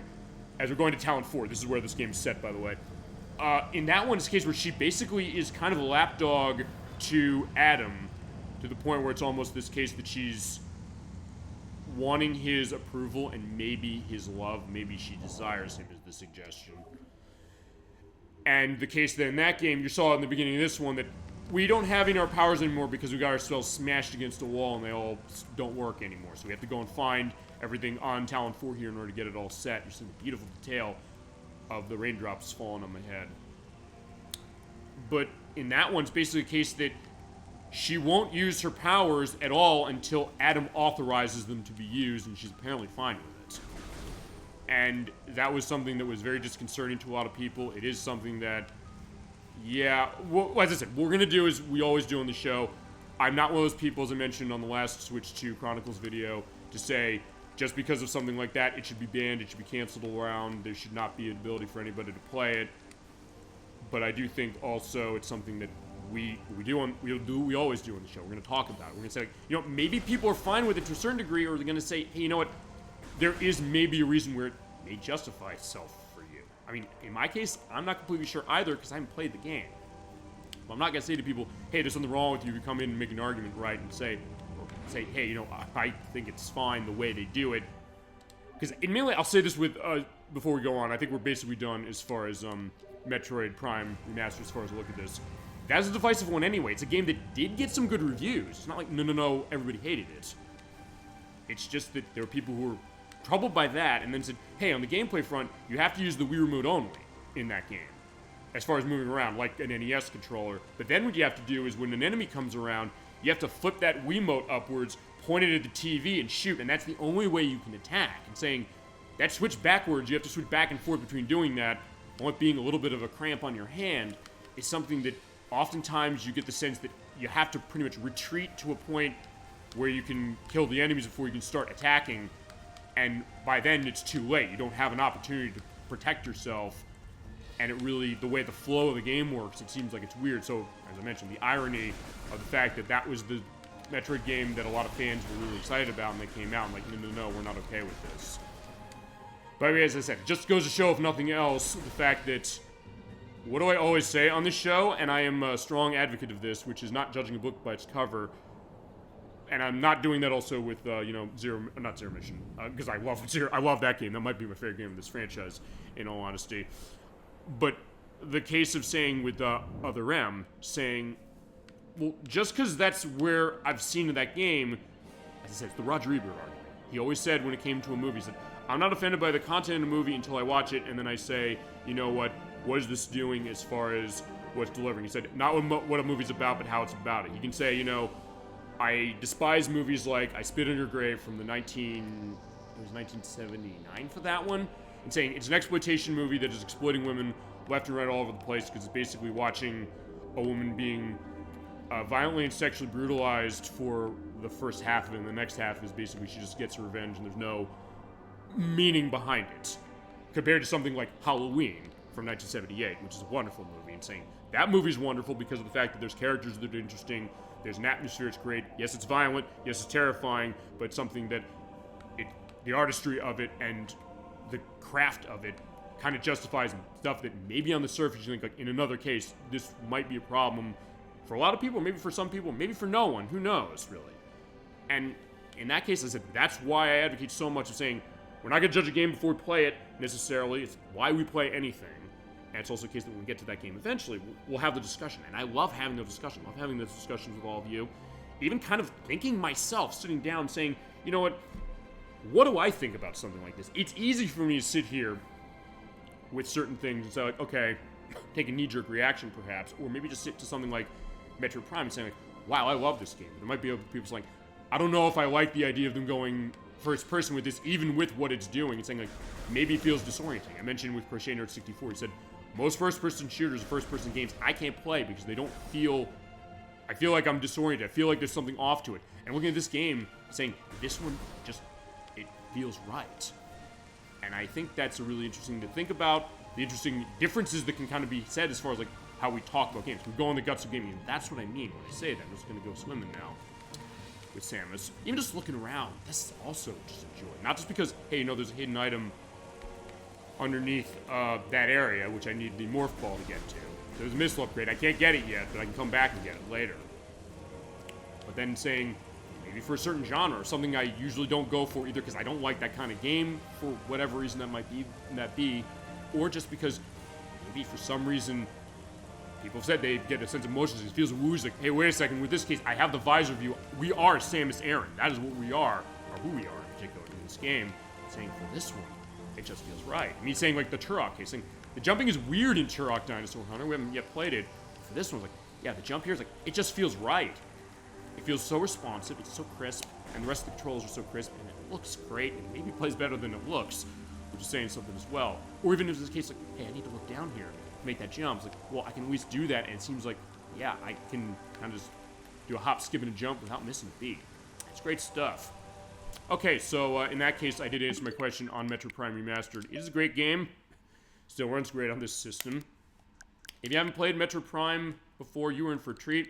Definitely should take a look at this, and here's hoping that we get Metroid Prime 2 Echoes, which was on GameCube in 2004, and Metroid Prime 3 Corruption, which was on the Wii, brought to the Switch, or Switch 2 in this case, sooner rather than later. I guess we'll see. And next up, we're going to take a look at another franchise we sort of kind of have not shown on this show, Paper Mario. Now, as I mentioned, we played Super Mario RPG for the Super Nintendo. There is technically Super Mario RPG 2, but during development across its 5 years, it was turned into Paper Mario for the Nintendo 64. Then that branched off onto its own series, and it led to this, let me count, 6th installment technically, or 6 and a half. If you count Mario Luigi Paper Jam for 3DS. But there was Paper Mario, The Thousand Year Door, which is on Switch, and also it was on GameCube originally. Super Paper Mario, which is on the Wii. Paper Mario Sticker Star, which is on 3DS, which is maybe more reviled than Metroid Other M is. There's Paper Mario Color Splash, which is on Wii U, and the most recent entry in the franchise, as far as a new one, is Paper Mario, the Origami King. This came out in 2020 for Switch. It is from Nintendo, and I believe it is still Intelligent Systems who develops these. Of course, the arm of Nintendo, they made Tetris Attack for Super NES, as well as the Fire Emblem games. Now, this one I'm curious about how this is going to run. and also taking a bit of a look at it, because I know this is a game in this franchise that there are people who don't like this one, but there's also people who do. And it's also one of those cases where the only Nintendo fandom that maybe is more toxic than the Paper Mario fandom is actually the Super Smash Bros. Fandom. I'll have to talk about that with Super Smash Bros. Melee. And honestly, as far as what I'm looking at here, I don't know if I'm liking how this thing is running. But it's also something I might want to actually reset this to start a new game. In fact, I'm going to do that. And the reason I'm saying that as far as like, hey, toxicity perhaps of this. Well, most fans of this franchise, it's like the Banjo-Kazooie fans in the sense they basically hold on to one game in this franchise for dear life and basically say the rest of them are no good. I know that's an oversimplification because it's not exactly true. Because, you know, people who love some of the other ones like Paper Mario on Nintendo 64 and Super Paper Mario on the Wii, which actually is a mix of a platformer, actually. I'm going to load up this one just to start from a fresh file. And also because after Paper Mario, the Thousand Year Door, the other ones, these are RPGs. Super Paper Mario is a mix of an RPG and a platforming game, kind of. As Luigi's joining us on our trip to go to hitting the road again for a festival. An origami festival, and we're wondering what that's going to be like. Because, of course, the conceit of this franchise is Mario and Luigi and all the characters are paper thin. But as I mentioned, that game had stuff with stats as far as how a traditional RPG works, but a lot of the later ones would ditch that. Super Paper Mario mixed it with a platforming game, kind of like Fez a little bit, as far as how it operated. And then Sticker Star is a case where it ran on stickers, but it also was totally random. It's actually one of the few games that Gemini 96 says there's basically no redeeming qualities to this whatsoever, because it's completely random about how it operates, and it's something that you don't have any case as far as how it is to really get good at. It seems like it's kind of random, and you really have no control over that. I mean, let's put it this way. He would rather play Power Wash Simulator than play Paper Mario Sticker Star again. In fact, I even said, you're making this game sound bad enough, I think I need to play. He's like, no, please don't buy it. I was like, I haven't yet. But, I don't know. I'm curious about that. And then Color Splash on Wii U kind of adjusted stuff for that one. And so does this one, although this one does have... I mean, I would say of all the post-Thousand Year Door cases, this is a case where this one is kind of going more towards an RPG the most, although that admittingly is not saying a whole lot, because most of this is kind of about exploration, and there's stuff for battle, and it has a different battle system going on in this. Yeah, where is everybody? Take the invitation again, when we're supposed to be here, and when we're supposed to be here. Well, there's Paper Peach, as is, yeah, we're in Toad Town. It does not look like Toad Town in the other games in this franchise. Like, well, okay, the day's right, but maybe they're getting stuff ready. Let's go check the castle, maybe everybody's inside. Alright, so yeah, Luigi's driving us. And you are seeing some of the great attention to details as far as Mario and Luigi in paper form. We're also seeing here that, yeah, this game does have a pokey frame rate, and it doesn't look like Switch 2 is really doing anything to enhance that. I think it's like under 30 FPS. Let's put it this way, it's also worth pointing out they have not done a Nintendo Switch 2 upgrade of this one. I think, along with Kirby Star Allies, this is one that really could use it just from the look of it, honestly. And also, the other thing, just as a little bit of a note of this, I don't think this is the reason for why it's running slower, but I do have the PAL version of this game. Because remember, the Switch is region-free, and actually of what we've shown in the Switch 2 Chronicles, I did have the PAL version of Pokemon Legends ZA. Oh no, Legends Arceus. ZA isn't out yet at the time of this recording. Oh, when this goes up, it will have been out for a month. But, yeah, I think it might be able to use it. I don't think it's not a hertz difference. Remember, back in the day with PAL stuff, it ran 50 hertz on TVs instead of 60 like everywhere else, or a lot of other places, I should say, not everywhere else. Europe was 50 hertz because of their power standards, but outside of Europe, I know in the US it was like 60. But nowadays, that's not a factor anymore. The power standards are basically the same in terms of that kind of refresh rate. So I do not think necessarily that that's what's going on. Y button, by the way, is your items when you get them. A button is your jump. It's also a point I've not played this game in a while. So you have to bear with me a little bit.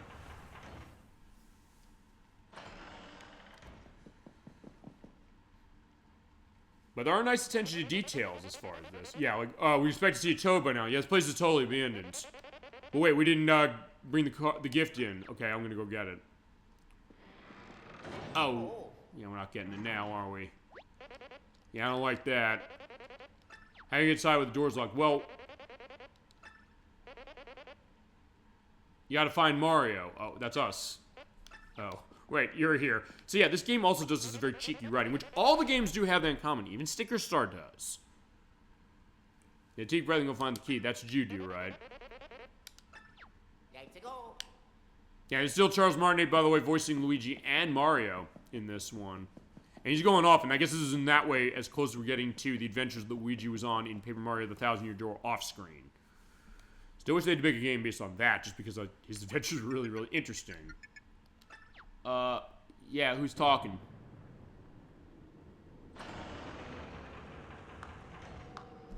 Oh! Okay. How good to see you. She looks familiar. Answer me this. Shouldn't the Mushroom Kingdom unfold and refold into glory? Yeah, it does look like Princess Peach. I'm gonna say no. What are those toads? Shouldn't they be silenced for all of eternity? Yeah, this is actually kind of disturbing just how it's starting, honestly. No. Why would they be silenced? Because they're different? Will you increase yourself and be reborn like me? This sounds like a cult. No way. We're fine as paper, thank you very much. And it's worth pointing out it is a different version of Mario compared to the other Mario, as Mario and Luigi Paper Jam on 3DS indicates. Yeah, our replies are paper thin. Yeah, well, we were paper, so we can't do much about that.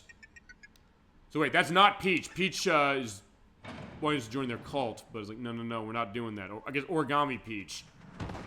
Here's some paper people. Yeah, there's paper Koopa Troopa, Hammer Brother, Spike, and Buzzy Beetle. What are you doing down here? Gotta be flashy entrance. Yeah, you're right. I'm Mario. Here for Origami Festival? That was the idea. The Dungeon Theme Waiting Lounge is a huge upgrade for the last festival I attended. Very classy. But where's Master Bowser? And not like him to leave us hanging at the public event as far as his minions. Yeah, good point. Yeah, you're here? A big fan, or I want to batter you. Even if I get stomped, it'd be an honor to be stomped by you. At first I see Princess Peach, and now you. Yeah, but she was different than expected. Less lifelike. Kind of speaking in tongues, perhaps. Oh no, those shy guys want us to go. I don't know if we should trust, but you are seeing, of course, per the name of the game, this game does have origami visuals as far as how some of its characters or enemy characters go. God, it looks good. Never seen a Toad before. Please tell me it's a Toad. Wait. Oh, right. I guess you're a new recruit. Not you.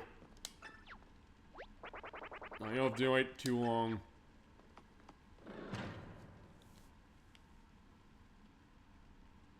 So, Mario's case going, Yeah, who spoke? I'm in a very strange place. I need help. It's cramped and dark, almost like I'm in between dimensions. Okay. We'll do what we can. Not sure to be amazed by this or scared by this, but maybe I'm kind of both. I'd like to get out now, please. Is there any way you can help me? Oh, yeah. Alright, let's see what we can do. Yeah, because usually in the other Paper Mario games, you do have a hammer. Now we got it right now. And in these games, we haven't shown any of them off yet.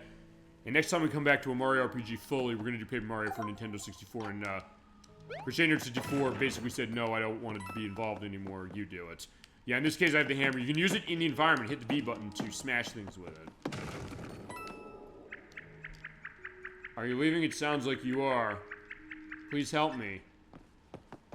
Well, I just gotta see where you are. What's that light? Is it a magic circle?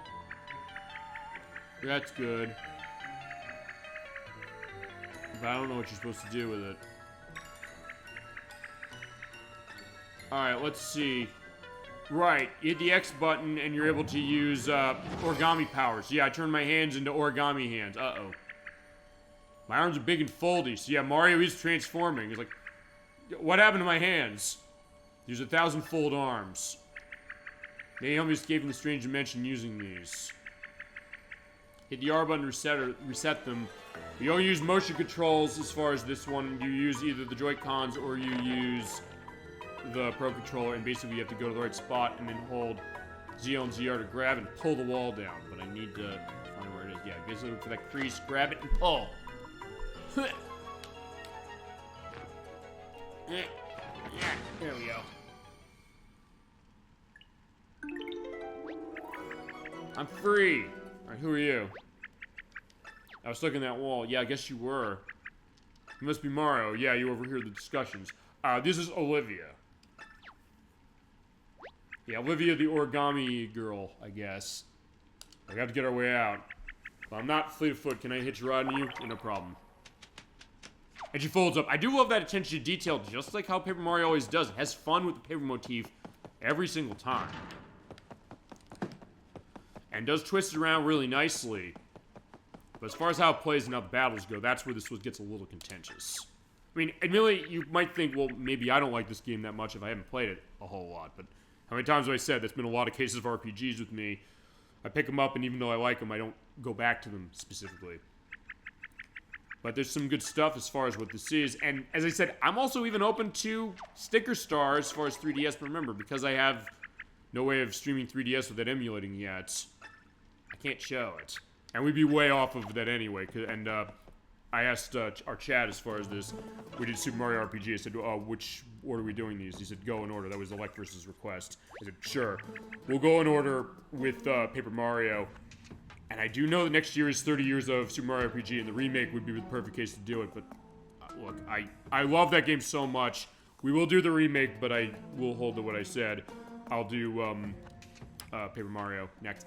I'll see if I can do it next year. It's also pointing, as I mentioned, we're going to be using the Nintendo 64 to play that one because, A, the Switch version had a bug in it that they did fix, but that caused the crash and complete destruction of all your save files if it was in factor. And also because of the issue with the video and audio sync when it comes to the Switch Online for Nintendo 64. And only Nintendo 64 does that. So since I have that one on Nintendo 64 native, we're going to play it that way. Right, we're in a dungeon. I'll get out of the dungeon, and I'll see as far as getting into a battle before we go on. But we did see those enemies going into that room. I'm getting bad perspectives as far as that. And this one does start a little darker, admittedly, than some of the other games in this franchise. Not oppressively so. Not the way that I think Mario and Luigi Partners in Time is. But yeah, somebody's saying, yeah, knock it off. What are you doing to me? What, you little? I was like, oh wait, is that Homer Simpson in there? Oh, wait a second. No, it's not. It's Bowser, who's been folded up. He's being held onto with clothespins. I see what you're about to do in a minute in order to cut it out. And you're seeing in the shadow. I love what they do here. You have to see in the shadow. What are they really doing? And it is kind of weirdly horrifying. Basically taking the paper perspective, they're crushing them down. And folding them up to turn them into an origami creature. In fact, they're only showing that in the shadows. It's kind of disturbing in a weird way, you know? That was the last of them. So they went into that room under a false perspective, and then they came out like this. And we gotta save them. Yeah, but the mustachioed one, which of course the... Actually, yeah, the Shy Guys do refer to Mario that way. Even as far as Super Mario RPG, the Sniffits, who are kind of like Shy Guys adjacent, they always called Mario the mustachioed one. It's like, yeah, we didn't get him. They didn't want us in here. They said, no, you're not welcome here. They're folded soldiers. I'll alarm you, but they're dangerous. What do you think that was the last of them? Well, I mean, I don't know. I think they were, you know, taking all the paper characters of ourselves and then crushing them into origami. But since there is Bowser here, he's folded up. Maybe he can help.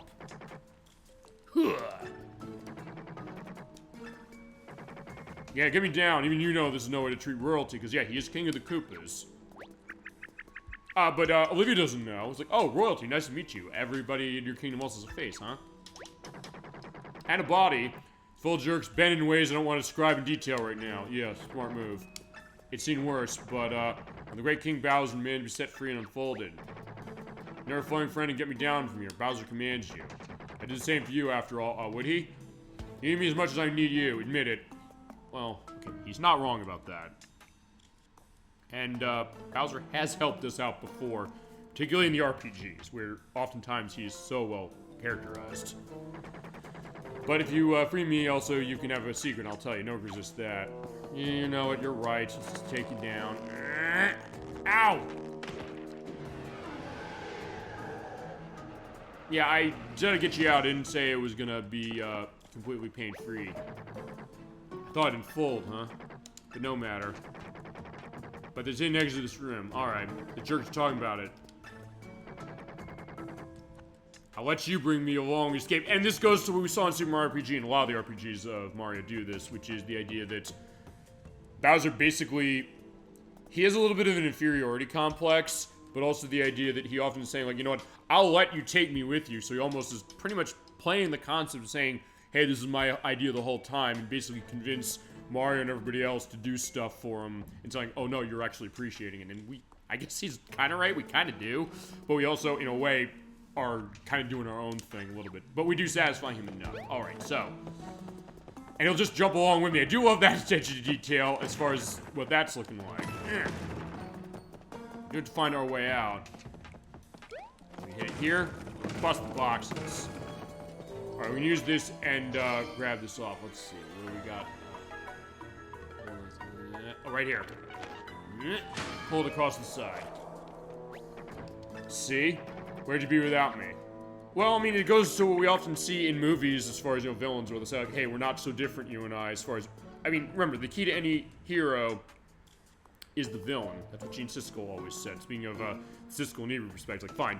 I talked about Roger Ebert when we talked about Metroid Prime, but for this one, I'm talking about Gene Siskel. He always said, any movie's hero is only as good as its villain.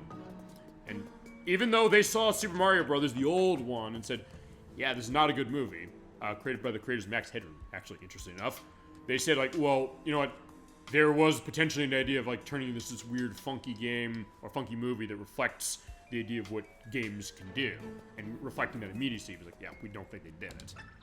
And fair idea as far as it. I mean, remember, even Bob Hoskins and John Leguizamo, they openly said, hey, we were drinking and getting high on the set constantly.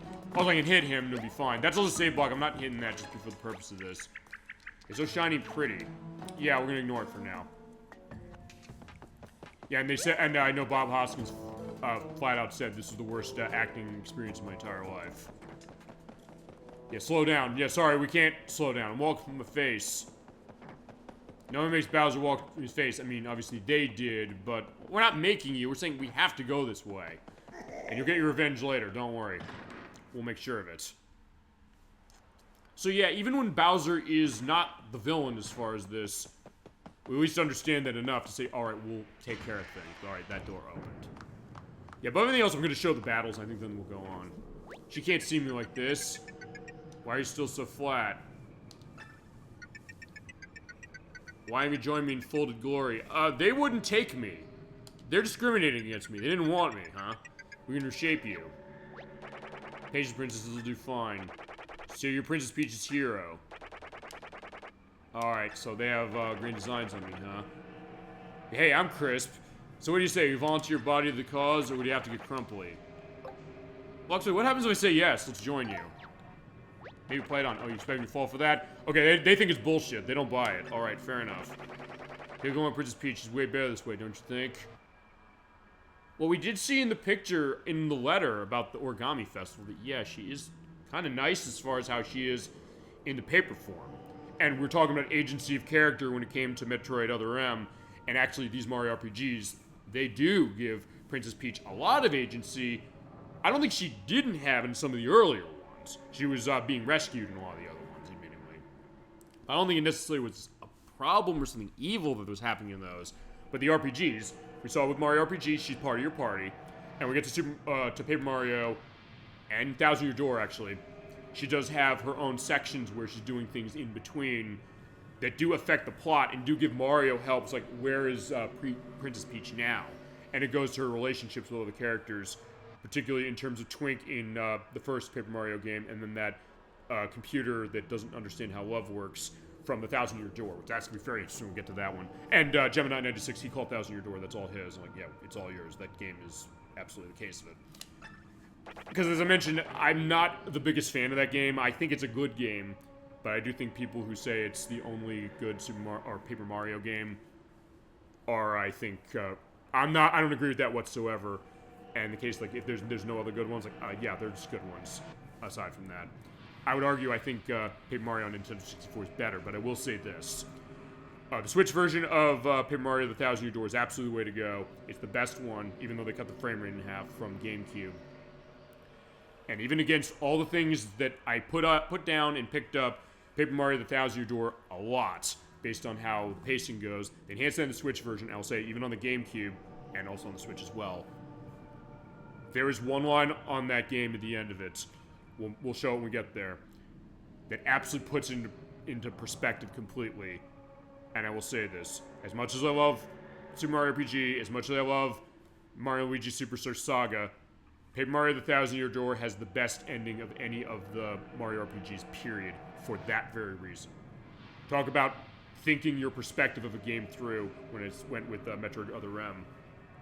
That one line at the end of that game made me completely rethink everything I went through and every thought I had contrasting throughout that entire game, and said, I got it. Now it makes sense. And there's something to be said about that. But alright, they're saying you're going to feel the power of origami for yourself. I said I would, but they don't buy it. Alright, so we're going to fight the Folded Soldier. Or soldiers. And there's the Goomba. He wanted to be, meeting everybody, but he was taken in. Yeah. Well, we'll take care of him. We're going to help him. But there's a little bit of his soul left in him. You're seeing that. I never got to see Toad. So this is kind of dark. Prepare to be folded. Alright, let's do a wave battle. Let's go. Now, this is an interesting part of it, but as I mentioned, this is a controversial one. And I know Emetics kind of hates this game for this very reason. I know he loves his RPGs, so I understand where he's coming from. But then again, I guess I should regale this story. This has nothing to do with this one yet, but we'll get to it. We got to talking when I saw him a couple months ago, and yes, we are still figuring out for Streets of Rage 3. It's gonna be a ways away, because his schedule is always busy. He said, we're gonna figure it though. We did say that. So, I'm not forgetting it. He will be involved when we get to that at some date. But, we talked about Final Fantasy 14, because I'm gonna be doing a blind look at that next year for the show. And I also mentioned Final Fantasy 16 because it's from the same people who made 14. He hates both those games. And he said about Final Fantasy 16, the joke kept being the idea of him saying, insert game name here is more of an RPG than Final Fantasy 16. I wonder if he'd say that Paper Mario the Origami King is more of an RPG than Final Fantasy 16. I mean, in my case, I played the demo of Final Fantasy 16 when they dropped it on Xbox Series X. I liked it for what it was. But it's also something he said, like, oh no, you gotta play the whole game and understand, yeah, it's awful. But other people I know love it. So a little bit of a case of that. And he was one who's like, I don't like the battle system of this, but there are some unique things. And I guess if nothing else, it does show that even though after Paper Mario: The Thousand Year Door came out, every other Mario RPG would go a different way with the battle system, they are thinking about doing something different. So you can at least say, if nothing else, argument on whether they do it well, but also a case that they're trying to think, what can we do to keep it fresh? And in this case, you're seeing this ring around the enemies. That's kind of the idea, and Olivia will tell us what's going on. When we turn to Folded Soldiers, we can't turn them back. Oh, probably till the end of the game. We can probably do it then. But they're going to fold us into origami if we don't do anything. Alright, she's not much of a fighter, but maybe she can help out with other things. Okay. So the idea is you have to do a lineup. Yeah, it said wave battle where you're splash zone. I don't know, we'll see. Focus on these enemies for now. She's surrounded by 4 soldiers, but where do these 3 come from? You get a real problem when they attack at once, so... line all 4 of them up, you can attack your way and bounce on them in a row. That's kind of how it works. It's like a grid. You're seeing the one guy moved over 3 to the right. So you can move the rings over to try and get him in the way. So it uses the left analog stick to grab the ring and then move it around. There's one out of place, so you have to try and get him over to that. So you're on a time limit, and then you have to use that to line up and do it within the 20 seconds they give you. Because basically you have one ring movement. I can put it one place on that ring when I got it. In this case, I'm going to put it right there and get a great lineup, which increases your attack stats. So you're seeing it's not exactly a traditional RPG system, but it is something that, like the other Paper Mario games, there is an active aspect to the battles going on. When they're set up, your attack power increases by 1.5. And, yeah, we can multiply that by a point. I'm getting a phone call. I don't need to answer that right now, so I'll let it go to my answering machine to see what's going on. Okay, your attacks will do more damage. Keep lining up those enemies. Okay, and you have your options of what you can do. You can use your feet to jump on them, of course, like Mario tends to. And when you have the hammer, you can also use that. And since we do have them in a row like this, I'm going to use the boots. As far as the hammer does, use that to basically do a smash. And in that case, you're seeing also the flashing red on the circle there. If you have enemies sideways like that, you have 4 spaces with 2 on the right and 2 on the left. You can hit them that way with the hammer. But since they're on line like that, the way we put them, we're going to use the boots to bounce along.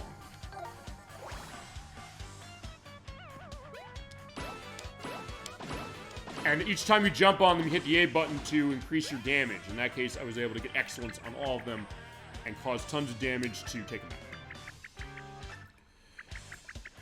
So it does still have the time button perspective, and then you have another wave. Basically, these enemies are running in waves. That's the idea how they work. And in this case, those are going to show us how the hammer works, but I guess I ran ahead of Olivia on this one. Now, last wave means you're on the last wave, and so in that case, we're almost there. Here's the hammer, but of course they move, so I got to line them up, and the way I got to line up is, as you saw before, put them into a square like that.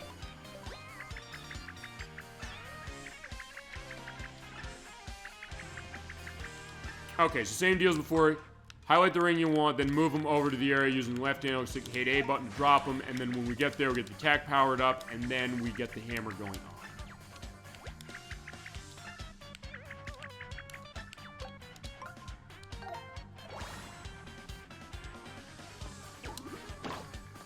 Boom, got him. And I got a nice, so there is a little bit more of a timing about how it works, saying, hey, they'll tell you if it's excellent like I had on the jumps, or just nice, like the other one. Or if you don't do anything, I don't know if you miss, but you probably don't do as much damage. Alright, there you go.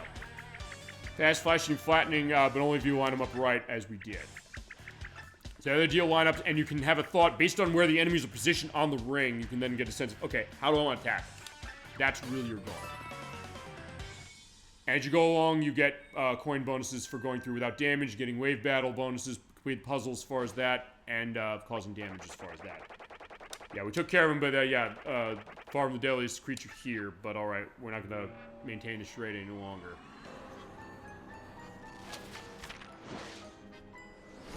Whoa. Alright, who are you? Oh! Olivia, you know him. Apparently, Olivia's related to him. Now that is dysfunctional, so Bowser's saying, so he has the comments from the peanut gallery coming. I do love that. So this is Olivia's brother. We have to stop now. So I guess it's like Smart Ball from Super Nintendo. Remember, Jerry's brother in that game transformed the king, or who would be the king, into another object, and then we had to go around and kick our brother's ass and write him out of the will, until then he said, okay, I do mean I'm sorry, and then we're like, alright, fine, we're not gonna kill him. Yeah, look at Mario simply left you in the wall I put you. I heard something going on, I wasn't gonna leave her there, but alright. Do not share my glory as a family. Okay, so this is a reverse of Smart Ball, when you think about it, from the purpose of the plot. He's saying, you know what, I'm gonna cut you out of the well if you don't join me. It's like, yeah, fuck you, I'm gonna do what I want. We're gonna go with Mario. Oh, this is Ollie. So, yeah, I have no sister anymore. Alright, so now you're disowning me? I'm King Ollie. Alright.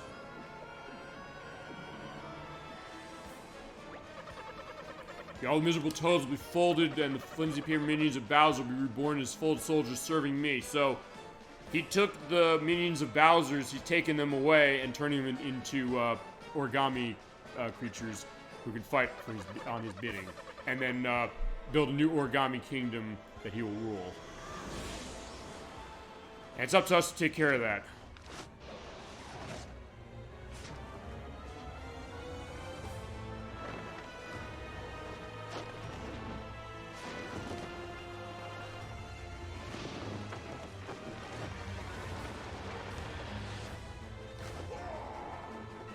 Like Bowser's saying, yeah, we gotta get out of here, otherwise we're gonna be stuck.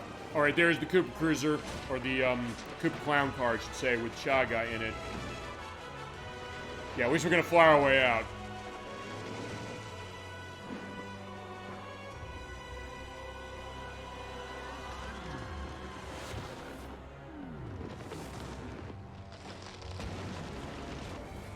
Yeah, but what about Luigi? He got stuck in there. Oh, I guess he got stuck in there, or maybe he got out.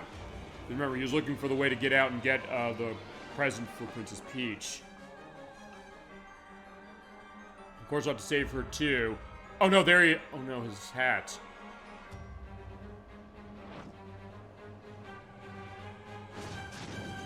Alright, that's actually him. Maybe we can get him, but alright, we got ourselves knocked, and off we fly. And although the Shy Guy got Bowser, we got knocked away with Olivia.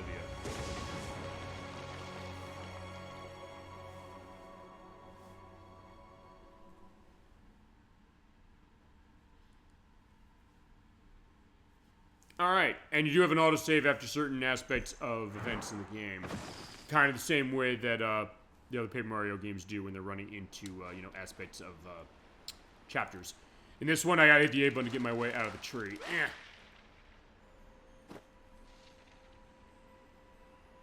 you're seeing also here the fact that the origami is set, so sometimes you can knock it out of the tree and then use that for the purpose of running with the environments. Because you do need to use that oftentimes to create like a bridge to get across there. Otherwise, we're not going to be able to go anywhere. I'm going to show that briefly, and I think we move on. Because I know I've been taking a lot of time on this stuff. Is it at least savoring a little, and as I said, giving it content whilst I'm not here.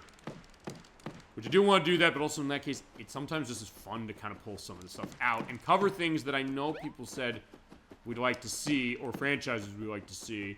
Because we got so many games, and I guess we got so little time as far as how the show is, if we're just an independent show. I guess that's the benefit of doing this, is we can do whatever we want, but I guess also the curse in the sense of saying, hey, we don't have enough time to grab everything. But where's Olivia? She's not here, and without her help, we can't do this. So Olivia's literally giving us a hand as far as how that is, but where is she?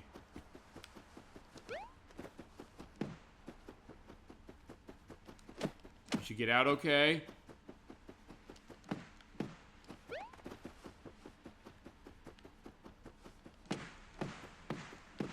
Trying to hit everything off here, but yeah, nothing more as far as the origami in the trees. Because I do know we have to have enough of that on the ground. I think we have the maximum. Alright, she's down here. Watch out! As you float, I'd be careful flying over there. You see that hole in the ground? Yes. Catch this. Oh, bag. Alright, this is a confetti bag. Sorry, we're gonna pick up confetti, and we use that to build a bridge. So you see over there, those scraps of paper that fell out, we can pick that up, and we can use that to cover the hole. Alright, over there, that's how much confetti you have in that bag. Hit flowers, grass, and trees to knock it loose, and then go pick it up. And I need to be saved, sorry. Yeah, no problem. So in this case, just walk around, and it does kind of suck it in like a vacuum, so it's not a case you have to grab every bit of it. But if you have enough, it'll fill up and get to the green area. Then go over the hole, and when we get there, you hit the, well, get close to the pit, you're ready to hit the ZR button and toss the confetti on it. You don't have to do sound effects like I am, or do the Michael Winslow thing from the Police Academy films, but it's kind of fun, yeah. Michael Winslow would agree with you, too. In this case, hold that Z button down, basically just keep throwing, throwing, throwing. See, you're kind of playing with the environment a bit, and I do like that about this game. I think it enhances that a lot from the other Paper Mario games a little bit. Now, call me optimistic, but it should work every time. But yeah, you're seeing the frame rate. I think it could probably use more of a boost, and it runs this way on Switch, which is fine, but it's also something that maybe like to see better. Don't always remember me for this moment alone. No, it's fine. Let's pull her out of the ground. Yeah, there we go. Ow. Alright, we're good. Alright, thank you for the help. Alright, where are we? We're in the forests. Alright, so we gotta explore. So that's what happens when you don't have directions somewhere. Explore the area, beat the trees out in order to get more confetti that we might need as we go along. and then we'll tear that tree down, and I think we move on. I mean, as far as what I think of this game, just as far as what I played of it, which Amelia has mentioned, is not much. I do like it. It is a different take on Paper Mario, and I know that can be a bit of a contentious one, a little. As far as what Switch 2 is doing to this, again, not much. In a case where, honestly, I think it could use a better case. But in this case, we have to hit it, basically pull the control back and smash the log in order to get our way over. And in this case, go through the log. And the items from Mushroom, you can use that for storing health, and you're able to use that when you're in the menu with the start button. Basically for the purpose of your HP, but as I said, unlike some of the other games of this franchise, you don't have to manage your stats in battles quite the same way. So the idea of saying, of a franchise that started as an RPG, it's kind of moved away from that outside of the re-release remake of Paper Mario: The Thousand-Year Door. And I guess it sold well enough that I don't know if Nintendo's going to go that direction again for this. I mean, they did do a new Mario Luigi game. That was Mario Luigi Brothers Ship, which was on Switch, and by the people who made Akiba's Trip, as was. I don't know if that sold that great, though. I know Paper Mario: The Thousand-Year Door on this console sold about a little over 1 million units. Not amazing, given Mario Kart 8 sold like 60... What was the number on that? 68.20 million. But still a case where millions sell, or people are going to pay attention. They'd say, okay, there's enough of an audience for this that they could say, well, we can justify this. That's what happened with Xenoblade. Xenoblade sold like 1 million sell, and each of the sequels did as well. So in that case, they can keep going as far as this and see what's happening. But that's going to be our destination as far as going up the castle. Because it's tied up in streamers, and my brother's in there. Luigi might be in there as well. Yeah, I'm sorry, it was related to your hat, right? I knew it.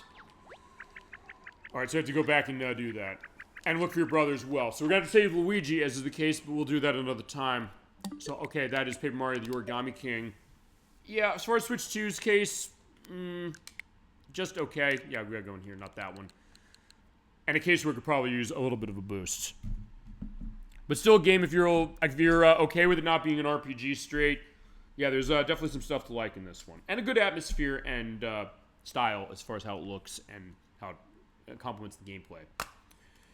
Next up, we're looking at what I think is probably the best Pokemon game on this console. I know, what about Scarlet and Violet? Well, this game didn't come up broken like that one did. This is Pokémon Sword in this case, but this is Pokemon Generation 8. Sword and Shield was that one. It came out in 2019 for Switch. It's a game I bought, actually, I kind of bought the console for this because I knew it was on the way.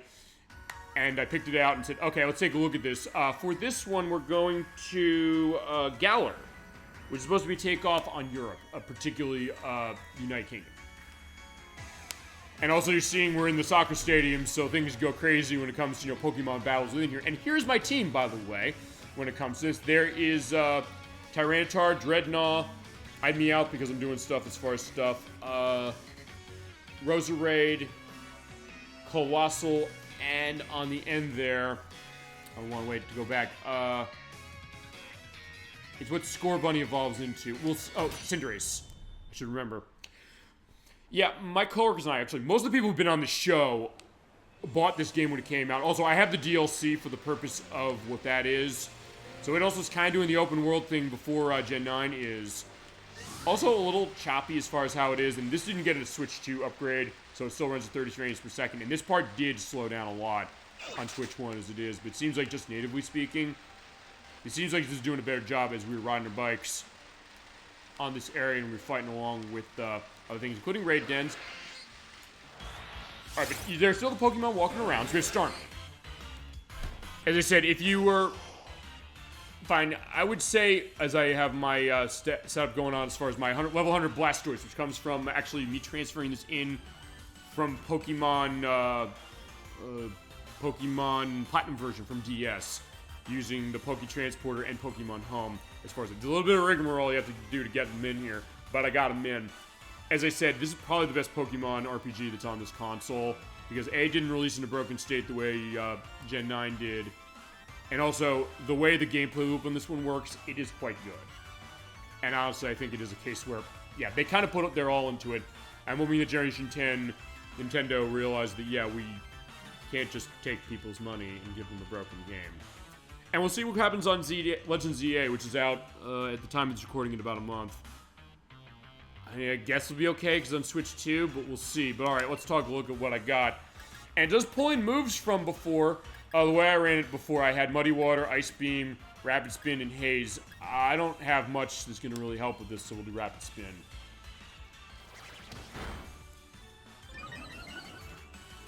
But using Rapid Spin does increase my speed, but Starmie's trying to tackle me, and that's not going to do a whole lot. Let me pull out something else. Okay, so in my current team, I have Cinderace, which was my starter. I actually did create a new one. There's Power Ball, Zen Headbutt, High Jump Kick, and Iron Head. Umbreon, which I took this also from my Pokemon Gen 4 game of Platinum. With Dark Pulse, Mean Look, Psychic, and Toxic. Grimmsnarl, which I have Play Rough, Darkest Lariat, Taunt, Stomping Tantrum. Roserade, which was an enhancement a little bit on one I had from Gen 4 as well.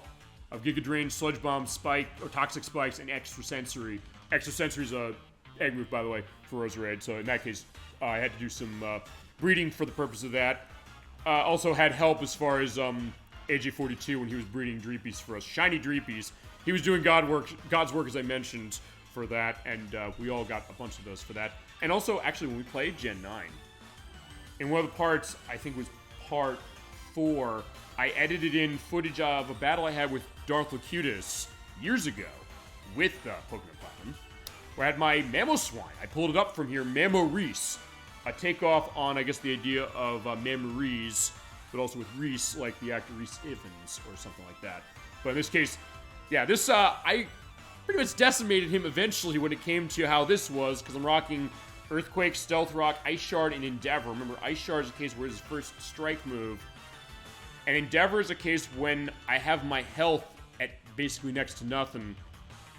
It's really powerful, and it actually takes, when you hit an enemy with it, it reduces the HP of your opponent to the amount that you're currently at. And since I had, as far as an item on Mamoswine here, I had the Focus Sash, which what happens with that is when you take a hit that normally would kill you, you survive it at 1 HP. I got hit with a move that, well, of course, that does require you to be at full HP when you take that hit.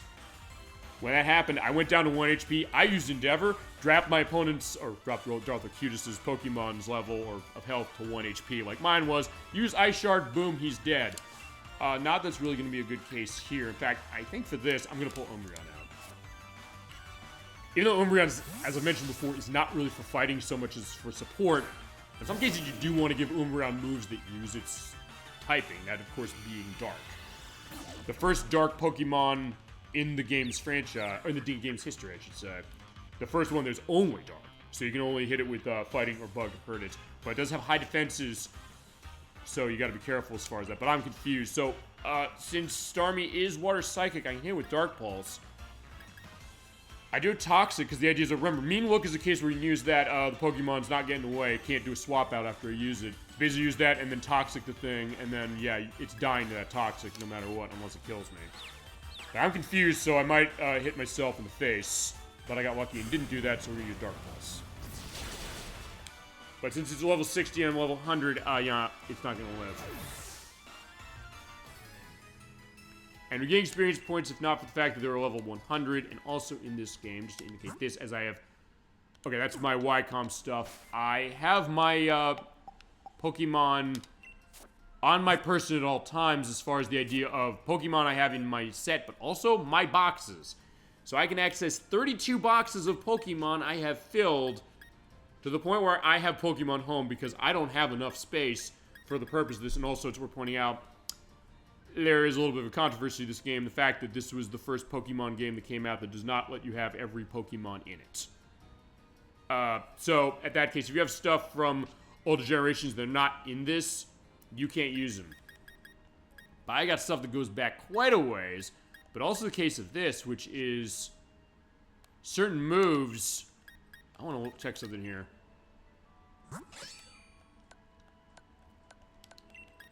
Okay, not Metal Sound. There's certain moves that I had on Pokemon that are also not available in this game. Actually, here's something that is a case where I can still use it. Linoon. So here's my Linoon. I raised this thing actually going back to, I think this was Gen 4 as well. Oh, wait, no, it came from Hoenn, actually. So that means it came from Pokemon Emerald from the Game Boy Advance. So yeah, you can take Pokemon from that. Use the, what is it? In Gen 4, there's Pal Park.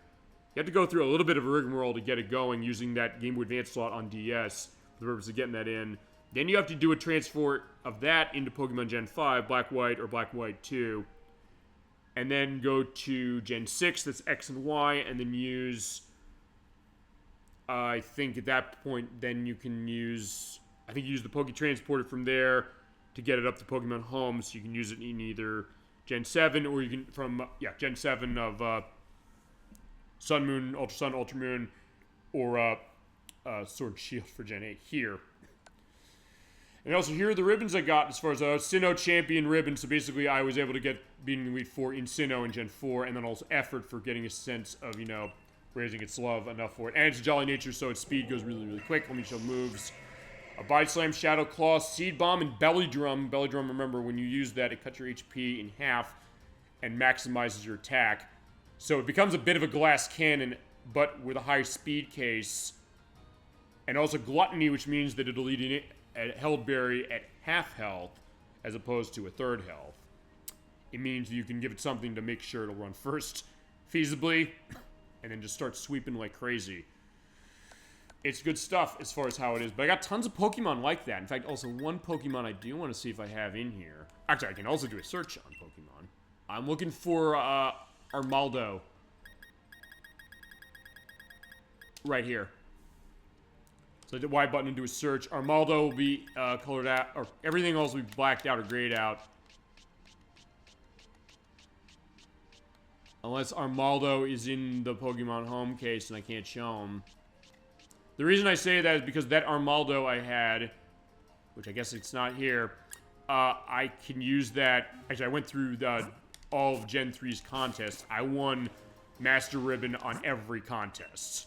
No, I don't want to do that. I don't want to trade yet. I want to get up my bike. My bike is on minus. And this game does use the Pro Controller, so you can kind of just walk around, also do the rotate of the stick and do the spin in place. And you do the pose. Yeah, this is the pose of the champion of Galar. As opposed, who is us now. Just picking up items. So yeah, this is, just to go on the idea, like, why is this open? Well, first off, this is the DLC area. That's number one. Number two is... I'll look at the town map here, and I want to also see if I can't get my way back to using Flying Taxi. Flying Taxi is introduced in this one. This game has something called Wild Areas, which are open world areas the same way that Gen 9 in its entirety is. But outside of that, it works like the old Pokemon games of yore in the sense that you're walking down a route. But then when you get to one of those open areas, it's fully open. And you can fully go and do exploring that way. Or it's like, hey, let me run into, I don't know, this thing. Nick it. And I'm going to destroy the damn thing with my Blastoise, I guess. Yeah, it's a level 5. I could also capture it if I want to. Fine, let's use Muddy Water. Yeah, Muddy Water admittedly is a bit of a risk, I'll tell you, as far as a move. It's 85 power. It's a little less powerful than Surf is. It's nowhere near as accurate. It's only 85% powerful. But if it does make contact, chances are it'll cause the opponent to have their accuracy dropped. Also, if you're not seen by the people when you're walking around, you can't... Or if you're not seen by them, they won't battle you. It's not like the old game where... or the Gen 9 game, I should say, that we played. Where they'll say, hey, you know, you get to choose to go battle them. No, they see you in your eyes and go, digga-digga-dude, and they want to fight. One thing I'm going to do is I am going to go to an open area. Let's go to... let's see... East Lake Axwell. Let's go here. And also the loading is a bit faster. I get the sense it's a little faster running this on Switch 2 than it is on Switch 1. And you also still have the Pokemon kind of walking around as far as how this is. But it is sandy up here. So your visibility is going to be a little limited. And you also can go into dens the same way that the old that Gen 9 did. I'm like, it's not, you know, old. It's old now. But the idea is you go along, you can go and do raid battles. And this is, by the way, where Fake Nikki came from, because one of the default trainers they give you is Fake Nikki, as I find a Lipard. Yeah, Blastoise is top of the list. And also, when you have the DLC activated and you go into the DLC island areas, you can have a Pokemon walking alongside you the same way that Gen 9 lets you. But let's show Cinderace. He's the final evolved form of Scorbunny, one of the starters of this game and the one I picked. He's basically a fire rabbit soccer player, or football player. Football's life, going to the Ted Lasso case. I just remember the first time I met you, so in that case, it remembers that. Type Pyro Ball, which is its signature move. It does have a little bit of an extra drop at 90, but it hurts when it hits, and there's a high chance of doing burning. There's also a high jump kick. It also has a chance of missing, and if I do miss, gotta get myself hurt, but we'll get that power. And Iron Head, which is good for the purpose of getting, you know, rock stuff taken care of, and Zen Headbutt. But for this one, let's show off the Pyro Ball. Because in any case, yeah, let me get stuff going. There's regular David Beckham in here, like, boom, off he goes. And now he's dead. Hey, sorry, Lipard. One thing I'm going to do is I do want to see, before we go on, can I get myself, what is it? Can I find a, like a raid to do? And obviously the Pokemon pop-up in areas is not as much as in Gen 9, but also a case that this game does run better as far as, it seems like any cases of it running below 30 FPS, which is what this is capped at, and is capped at still, it seems like it's not really slowing down, so I guess Switch 2 is doing a little bit of a better job of this game than Switch 1. But honestly, I think, if nothing else, I think this game did understand better than Gen 9, as we have Lee Noon of the Galar version. Yeah, for this one, it's not normal anymore, so it's a good thing I showed it. It is... Let me look as far as... Oh, it's dark. Okay, because Zen Headbutt, that's psychic, so it's not going to do anything. Now I'm going to run. But I think the idea is the Game Freak, if nothing else, they understood that, you know what, we can't really go that far when it comes to saying we're going to have, you know, a full open world case and have it run smoothly in this compared to Gen 9. But even by that standard, Gen 9, look, I've proven it beyond a shadow of a doubt. It was broken. It was a mess. Not saying it's not a fun game, and on Switch 2, if you have Switch 2 and you didn't play it, this is absolutely the way to do it, but you do want to make sure you go buy it and put it online as quick as you can, because remember, you have to patch that game in order to even run it on Switch 2, otherwise you're playing it the old way on Switch 1 in like 20 years. But I think the case is that they kind of let ambition, you know, get better of them, and also then said, you know what, we don't have to fix this because people are going to buy it no matter what. And unfortunately, they were right. And people defend it no matter what, which they were also right about. And it killed me to have to say that because they said there's some fun stuff in this game. But honestly, I didn't want to reward them for the purpose of it. And we're going to do some energy pouring out of this. And there is a battle. That is a level 5 Wobbuffet. I do want to swap Pokemon for this one. So I want to pull something that I can hit with... or hit dark with, so, or use dark attacks with. Let's see what I got. I think, yeah, you know what, let's have that, and also Dynamaxing, I'll show Dynamaxing. I'll pull Grimmsnarl off for this one. Let's not invite others, we're gonna use, in-game trainers, we'll see if we get Fake Nikki. Please let me get Fake Nikki. Of all the times I want Fake Nikki, I want it now. I don't know if we're getting Fake Nikki. Look at that big-ass, Wobbuffet. Jesus Christ. Yeah, you saw it just blow out the audio. Alright, so I got Grimmsnarl, and we have Drought for Torkoal. So in that case, any fire case is going to be strong for a while. Wishy-Washy, which is schooling, so it's going to have a school going on. It's going to change its format. Patricia. Okay, so we got who we have here. So I don't think we have Fake Nikki. We joked that because it's Nikki from our show, but spelled differently. It's not the real one. But also, I got energy as far as that, so if I want to Dynamax, I can do that. Well, in this case, it's also, you know, fuck it, let's show it. Let's run G-Max Snooze on Wobbuffet, so let's get ourselves going. Let's hit that thing. Let's go. Got the thing on my watch. Let's grow my Pokeball. Look at that big-ass thing and toss it right in. It's kind of like how terrestrializing is a little bit, and it lasts 3 turns as far as how this is. It also increases my HP to 788. Look at that. And you get more powerful forms of your moves in order to try and defeat this thing. And you have to bust each of those shields down. Okay, so we have Isabelle Rossellini. We have Wildfit's gonna hit me with that Max Knuckle. Didn't do anything, thank God. But its attack is rising. Patricia Clarkson, this is wishy-washy, and Sean Shamel, I guess, because we're gonna be doing Shadow the Hedgehog next week at the time of this upload. So alright, there you go. So we don't have fake Nikki. There's a character here who's named Nikki, but not spelled the same way as Nikki of our show, and she said, betrayal. I kept saying, like, no, that's fake Nikki. It's like, not the real one. Also, I don't know if we're gonna see this. There's effects that happen to make the battlefield go wonky, and I know Chasm22 often said when it came to this, like, it just got weird. It did get weird, but it also could help with some stats as far as, it's the terrain, basically, like grassy and misty terrain as far as how they go.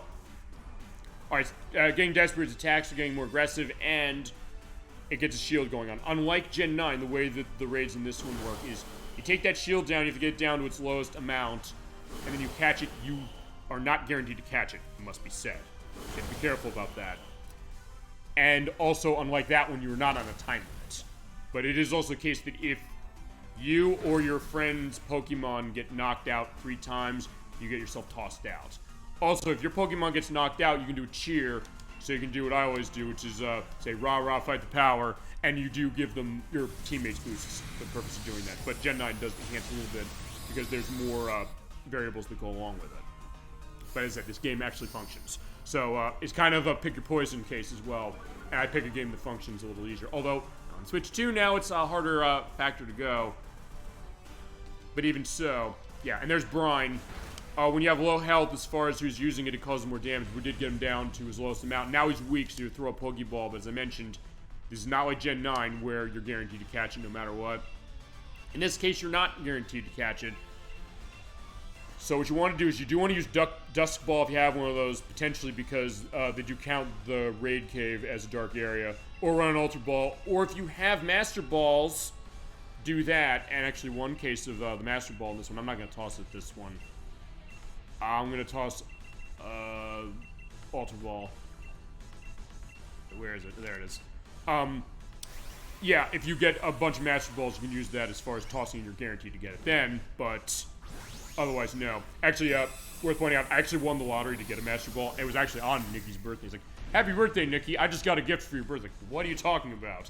I was like, yeah, I just got the Master Ball and matching all 5 numbers. It was like, yeah, I was like, it's interesting. I'm celebrating your birthday. And like, no, then I get a gift. Oops. But you got a nice gift. But I did get it. Okay, there we go. Oh, there you go. So there's Wildfit caught. Awesome. And when you do catch, just like in Gen 9, you do get experience candies. You get Dynamax candies. You get berries as well. And sometimes TMs like Psyshock, Psychic Agility, and Future Sight. And the TMs you get are dependent upon the type of Pokemon. But in this case, the Pokemon's type is not going to change when it comes to that. But where are we putting them? Well, first off, we can see like what's the deal with Wobbuffet. All right, what is it? It's its nature. Its nature is naughty, which means that its attack is lesser, but its attack is stronger, but its special defense is lesser. Which the way Wobbuffet works is that Wobbuffet, with a couple exceptions. And even then, it's not really going to factor much. It's a case where Wobbuffet is more designed to take hits and reflect the damage back. Particularly the fact it has Counter and Mirror Coat. Counter is a case when you take a physical attack of any kind. These moves will always attack second. They will never go first. But if you take a physical attack on Counter and then use that afterwards, or it's the attack that's used after, you deal back the damage that was dealt to you double. So oftentimes it means that you're going to kill your opponents. And if you're able to get a sense of being able to look at Pokemon and know, hey, they're going to attack with, like, physical, like, I don't know, like Golem or something like that, because it's ground rock, those are cases where you always run physical for those. You never, ever, ever run them special. You can then say, oh, I just keep using counter and I can win. Same with Mirror Coat, which Mirror Coat is the same thing, except it runs it for special attacks. So in that case, if I'm running against, I don't know, a Raichu or something like that, we know it's going to use a special attack from how stats work, and if you understand the metagame of how Pokemon is, and in that case, you'll know, like, hey, it's going to hit me with Thunder. I get hit by that. You do have a case, by the way, with Wobbuffet, where Wobbuffet has very high HP. So if that's the case, you can then be in the case of saying, hey, deal that bad damage back double. And it ignores, by the way, the type he was hit with. So in that case, and it will not be hitting for specifically effective damage or anything like that. So unless it's a case where the... Actually, I don't... No. I think the immunities, I think, are ignored by this, if I remember correctly. If that's not true, I will say down below, no, they're not. But I think in that case, like, for fighting... if you have a ghost that uses a physical attack and use that, I think it still hits them. And if you have, I don't know, a dark Pokemon that hits you, I think Mirror Coat will still hit that way. If that's wrong, I'll indicate below it is not. That's wrong. Its ability here is Telepathy, which means that it does an anticipation of an ally's attack, and sometimes it'll miss. Which can help a bit as far as how that is. It's not into a box, but also I gotta make sure I have the space in the box, but I do. Okay. So there you go. And with that, I'm going to open my case of this. I'm going to run a save. And I do have the Pokédex filled in this game, by the way. Having played it 182 hours and 19 minutes. And yeah, so the max dex, by the way, in this one is 400, but that's worth pointing out. It counts the base game. Does not count the DLC, which does add extra creatures for you to capture. There you go. That is Pokémon Sword. There's also the Shield version, which, as want with this franchise, has different Pokemon that can only be caught in that one, so you have to trade it across them, including the legendary that's on the box of both of them. And so that's the idea of that. Okay. Next up, I want to do a little bit of a look on this next one. And I got to patch this one, so actually I guess I'll have to do that. So, alright, we'll come back to that one. I did get something out for this one. You know, let's show Virtua Racing. Also pull out the thing for Starlink Battle for Atlas, which I need to have that.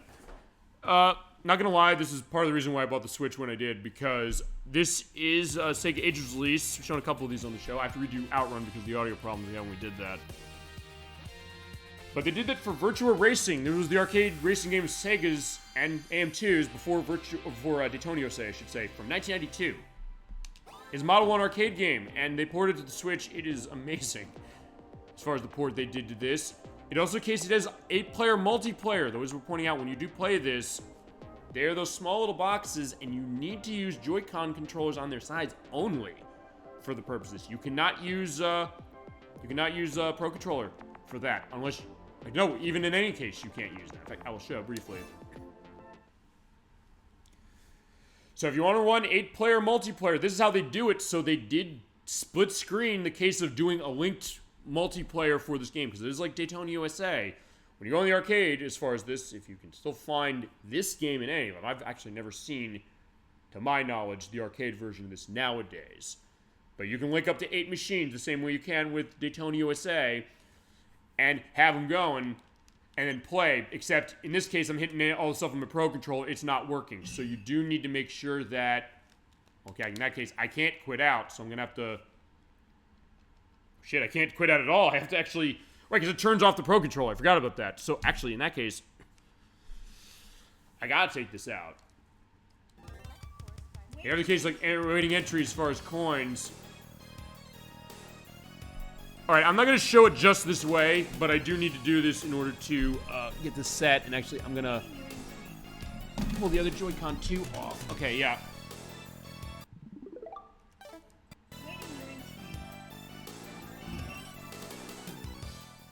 Alright, there we go. We're going to Big Forest. Hey, I like the fact they did this, but 3, 2, 1, go! So in that case, I'm driving down the road, but you do have these tiny boxes. As I said, I do wish you could have Pro Controller support for running this stuff. Alas, you can't. You have to have Joy-Cons for this. So basically, the idea is this. You link 4 pairs of Joy-Cons to the console, and each player gets one of these. But hey, they do have it, but in this case, since I am in a case of saying, hey, I can't do this, and I have control option for this, let me get myself back, go to the start menu again, like that. Turn this off. No, I want them off, because they're going back. Snap them back on the Switch 2. I do love that. They are magnetized. Hit the LR button on the Pro Controller, and there we go. We're playing the way we should play. You have tons of options as far as how this goes, and my god, this is a great rebuild of this. The point where I wish they would do more. Maybe on Switch 2 they can do more? Please, Sega? I'd like to see it, or maybe it's a case where they'll just port more stuff into the Like a Dragon games. I'm liking that. I'm thinking, every time I see a Sega arcade game that's not been ported yet, I think to myself, it's only a matter of time before Yakuza, or Like a Dragon as it's called nowadays, is going to be porting that in. I mean, they ported the Ocean Hunter into the most recent one, so I think nothing is off balance on that. You also have motion controls on this if you want, as well as analog acceleration on the right analog stick, and also change the steering mode as far as to go the arcade way of playing. Yeah, everything else is set. I have the gas on ZR and the brake on ZL. You do have the VR button. You can switch the views as far as how they go and do shifting when you have a manual case. We'll show a race on this, and I'll show the next case. So yeah, here it is, and they did build it to 16:9, so it looks unbelievable.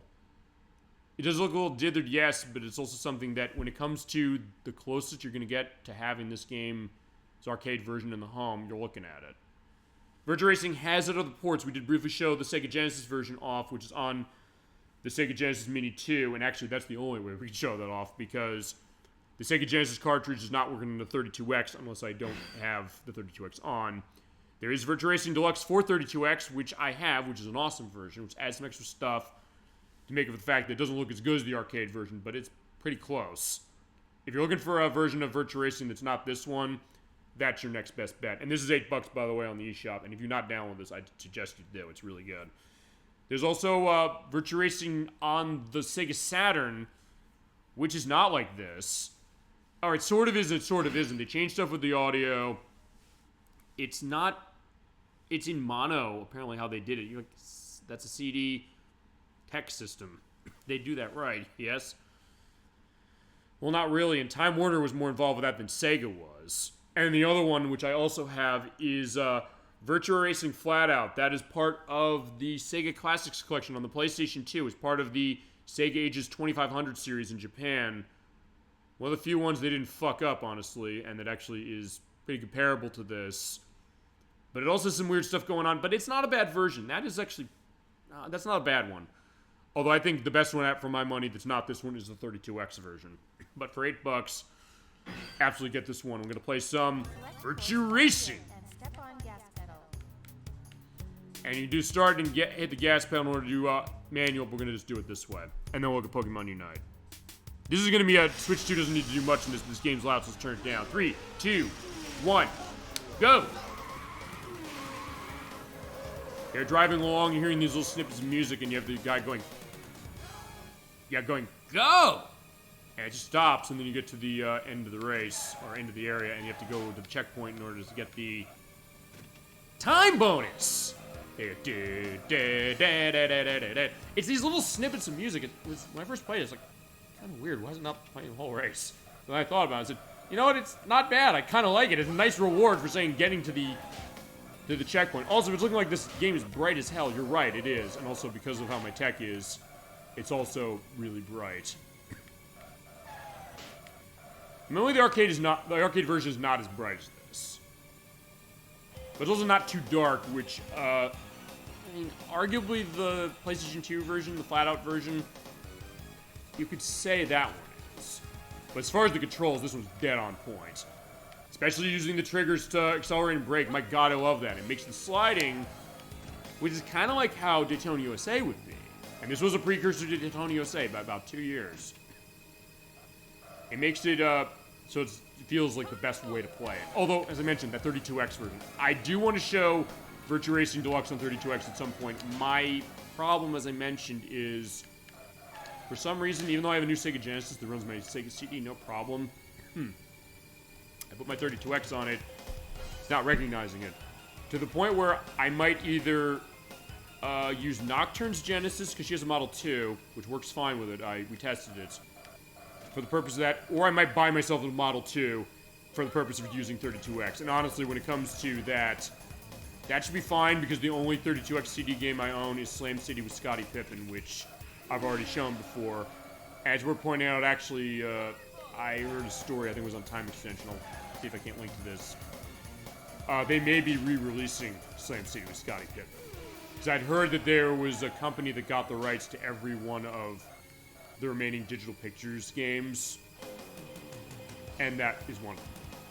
So they may be re-releasing, because they've re-released a bunch of them already. The one game that admittedly isn't on there, so it's a little bit of a misnomer. This might be a Hasbro thing. This might be a who owns this thing. And I think Sega would know, because they did release this one as well on the Sega Genesis Mini 2, and that is Sewer Shark. I would pay good money for a new version of that runs like the new Night Trap release did, where it's like, hey, you know, kind of like a little under DVD quality for the video, but not that it's bad as far as how Sega CD runs, far from it, but considering the best version of that game is actually one Alec first mentioned he played, that being on 3DO, where the video quality is great, and that's the only other version that has really good video quality of that. I'd love to see a re-release of that is building off of that version and having better video, and I think they could do it. I'd like to think, because they've done for every other one. They did for Night Trap. I thought they said they didn't for Prize Fighter, but I thought they did. I thought that's on PlayStation 5 already. They did with Corpse Killer. They did with Kids on Site. I was shocked. I was looking on the PlayStation Store as far as that when I got my PlayStation 5. Looking at Kids on Site. Like, wait, what? They ported this? I was like, yeah, the only family-friendly sort of kind of Digital Pictures game. Basically, it's like a group of kids going to a construction site. So as I mentioned, it's like Hard Hat Harry's real-life construction equipment for kids, but a lot weirder. All right, but we got to get gold, but game over. As I got a second. Far as Switch 2, it doesn't need to do much, honestly, and there's really not much for it to do because this ran at 60 FPS on Switch 1 itself. It is a great port. It does have the ability to submit your rankings as far as that for the purpose of best times. You do have online for this, but it's only for 2 players, it must be said. Let's see. You have the motion controls they mentioned. And you have the 8-player thing. So it's not as many extras as you have on the 32X version, because on the 32X version, you do have extra courses that are not in this, and you also have extra cars. But there are some things in here, and as you heard when we did the look at the 8-player mode, it does remix the music from the 32X version on the menus. The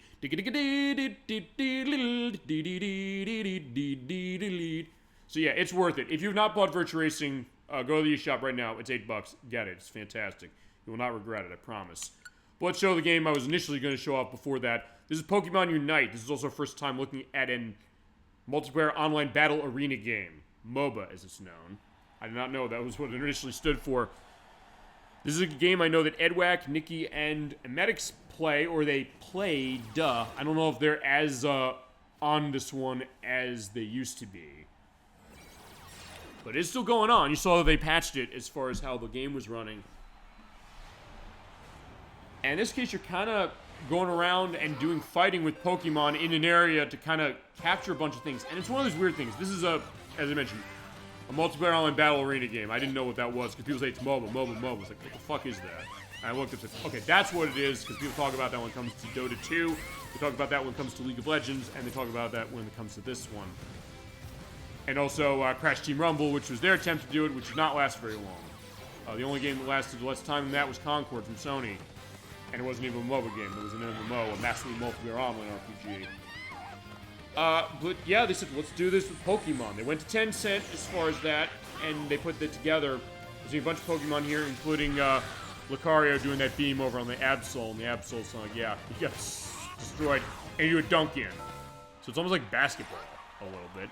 Or if you're familiar with the movie Rollerball from John McTiernan back in the 70s.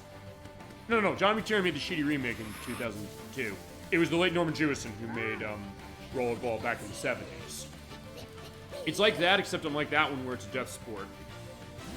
This one's a case where, yeah, the Pokemon are just doing things. There's Cinderace again. He's going to cut through that barrier, jump over the barrier of the Snorlax and the Mr. Mime, and Pikachu's over there with the Thunderbolt, and then you're like, yeah, there you go, boom. Do the kick into the goal, and is Pikachu going to block it?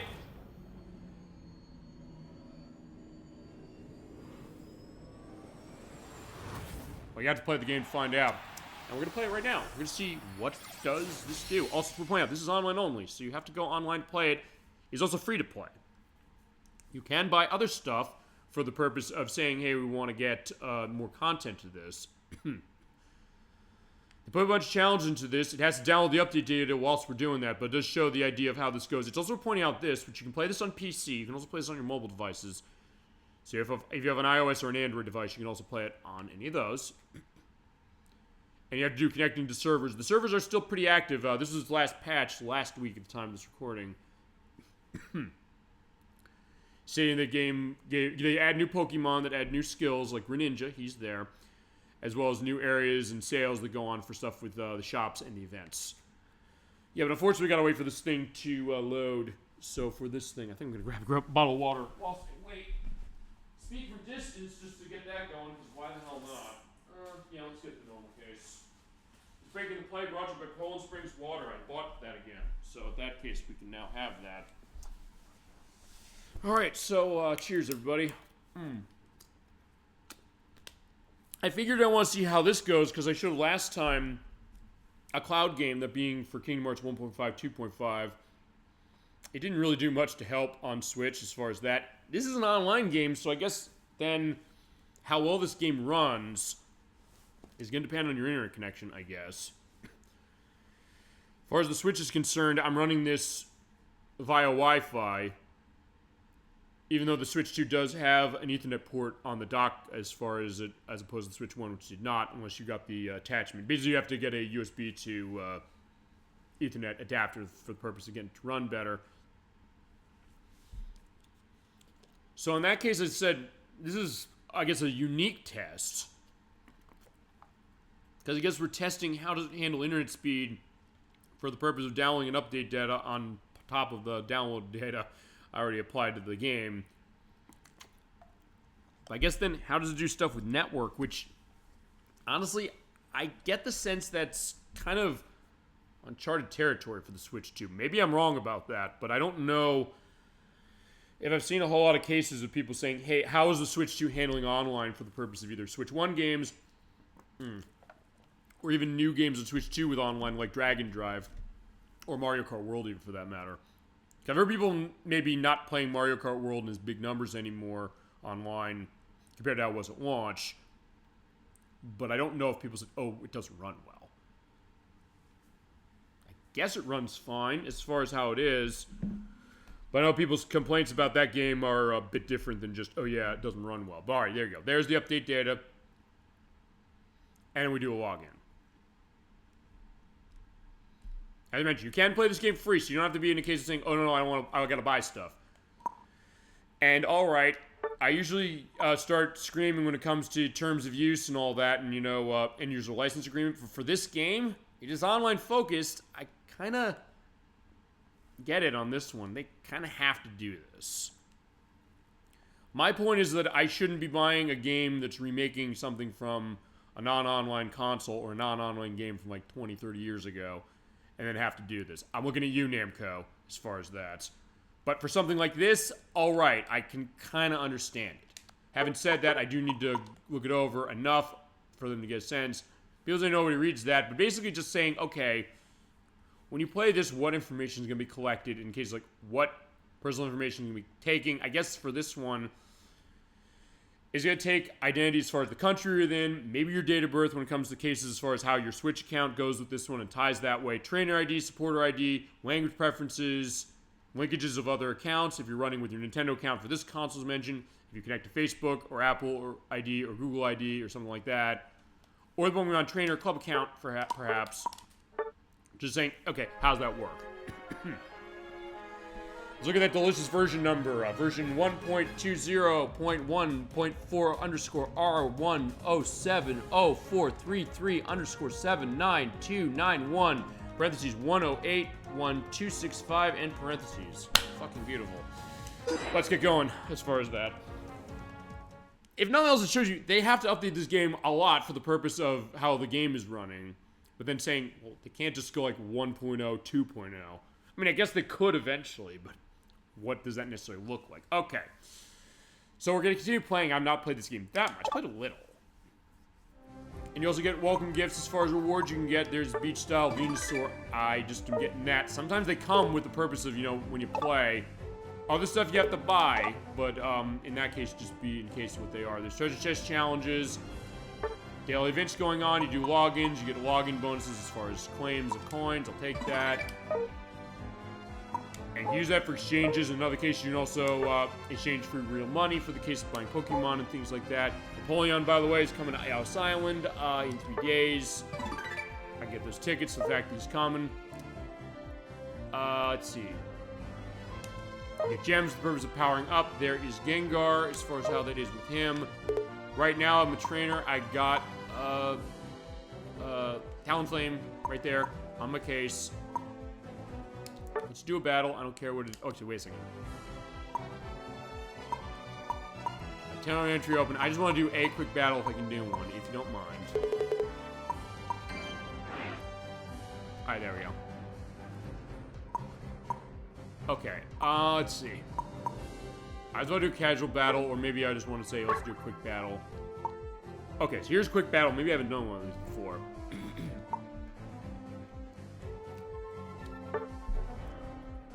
Let's catch him. We'll do a wait time. Alright, in we go. Alright, so I might be playing against all of you right now as I'm recording, but we'll see.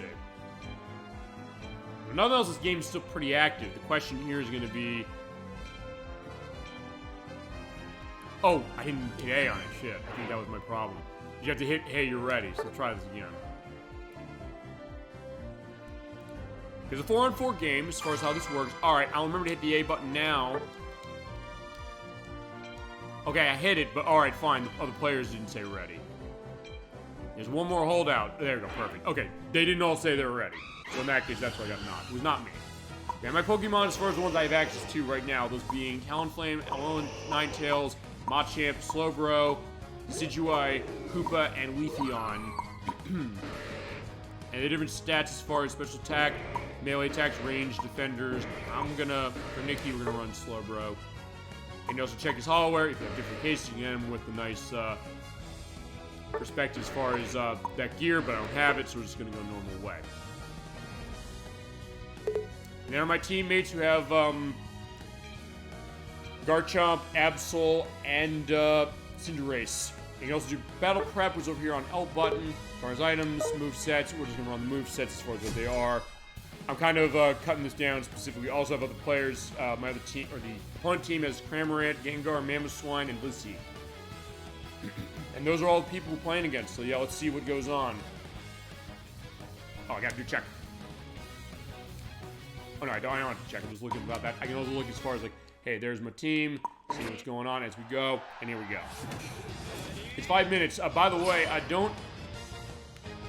Here's the thing. I do have my Pokemon here, but you have to go out and you have to go and fight other opponents.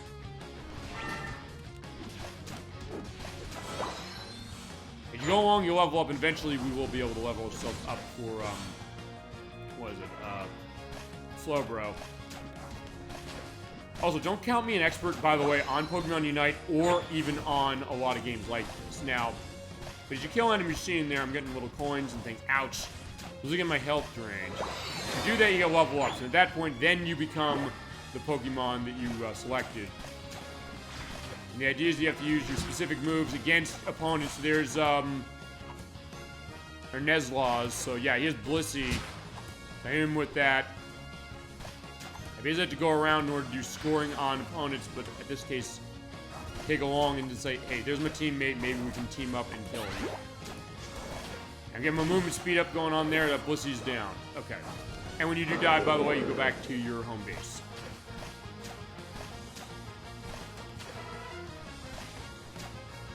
It looks like, yeah, I'm killing everybody, which is true.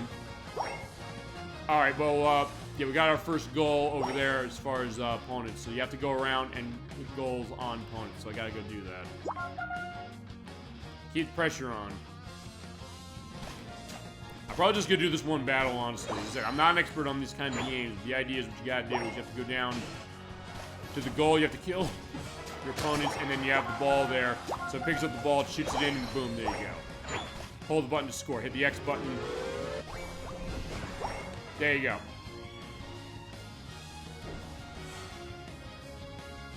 You also hit down on the D-pad to go back to base when you hold it down. Basically teleport around and keep cognizant of your opponents, and also make sure you get enough score on them before the time runs out, or highest score win. So you're in the lead. Uh-oh, Articuno's here. And you have legendary Pokemon coming around for the purpose of helping you or hurting you. But I know I am simplifying this for sure a lot. Well, if you have a Pokemon there, like, yeah, there's Dreadnought. He's like, hey, he's in the way. He's like, yeah, you have to defend your base. Kind of, in a way, a little bit of a defense game. Sort of. Ouch. By getting incapacitated. But if you kill other Pokemon, including legendaries like Zapdos there, you're able to get more skills. Basically, you build up your skills so you pretty much stop. Alright, you destroy goal zone. Yeah, that's the idea. You have to destroy their goal zones by scoring points on them. And you destroy all of them, you'll win. But if you get all yours destroyed, you're going to be screwed. So you got to do that too. Be careful on that one too. And they're like, yeah, you're coming out. Like, yeah, Blissey's coming out to hit. And it's a bit different from how Pokemon RPGs work, in the sense of those, you have stuff going on in your types. I mean, you sort of do here, but it's not exactly the same. Yeah, you're seeing Avalugg there. That Pokemon, though, when the big ones come out, they do have a lot more HP, so you have to be specific on that. Alright, let's use Skull. There you go. And it does have a cooldown period, so you have to be set on that, and also be sure, like, using your Unite move when you're in good case with your opponents. Saying, hey, we can kill that thing and get tons of stuff going on, and hold X to score. There you go, so 16 points. In some ways, it looks like it'd be kind of a button-mashing case of itself, but it's also something that there is a good amount of strategy that, admittingly, is not... yeah, you don't talk to me for the purpose of completely understanding every little minute detail of this game, or actually of a lot of mobile games. I figured we haven't shown one of these before, but Regigigas is on screen. And remember, he is a legendary Pokemon too, so you have to be careful when he's around. As you do more stuff, you're able to have more points. I'm running slow as we're in the final stretch.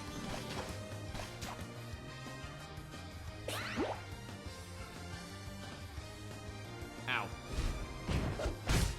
You also upgrade your moves as you go along, because I got Scald Plus, so now Scald's doing more damage.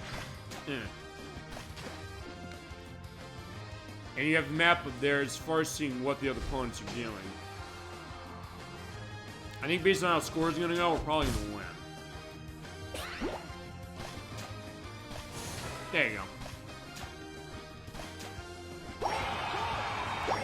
Alright, we destroyed another... Oh, they destroyed one of our gold things.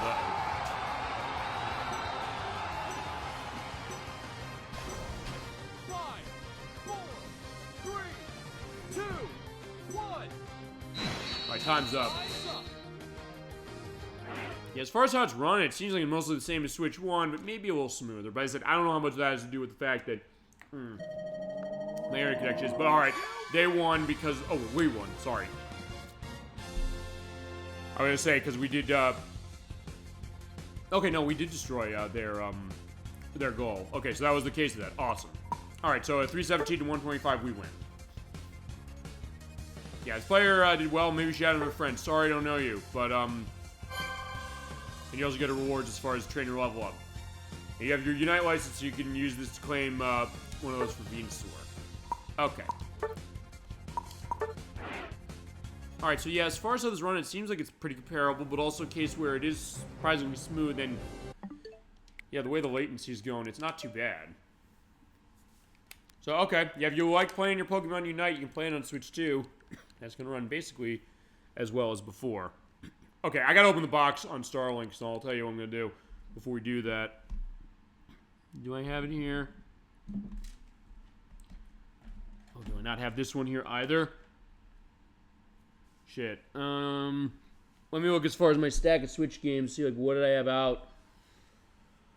for the purpose of making this easier to look at stuff. You know what? I did say I was going to show this. Let's show it, and then I'll deal with the other things that I need special boxes for. Those being Starlink and Streets of Rage 4. Those are the couple I need to have this specific for. And the only one I don't have a box, the only other one I don't need a box for, a card for, is Valkyria Chronicles. Let's take a look at Super Smash Bros. Ultimate. This is the current Smash Bros. Game, which came out in 2018 for Switch. It was developed by Team Sora. That, of course, is the company that is a mixture of Namco companies, or Namco people, and Masato Sakurai. What's that? Masato Sakurai? Fine, everybody knows him as Sakurai, who is, of course, the creator of Kirby. Masahiro Sakurai. Yeah, there you go. I just want to make sure I got that right. Of course, created Kirby, and he works at HAL as far as that. It worked at HAL, and still sort of working on him because he's making Kirby Air Riders on Switch 2 that's out in November.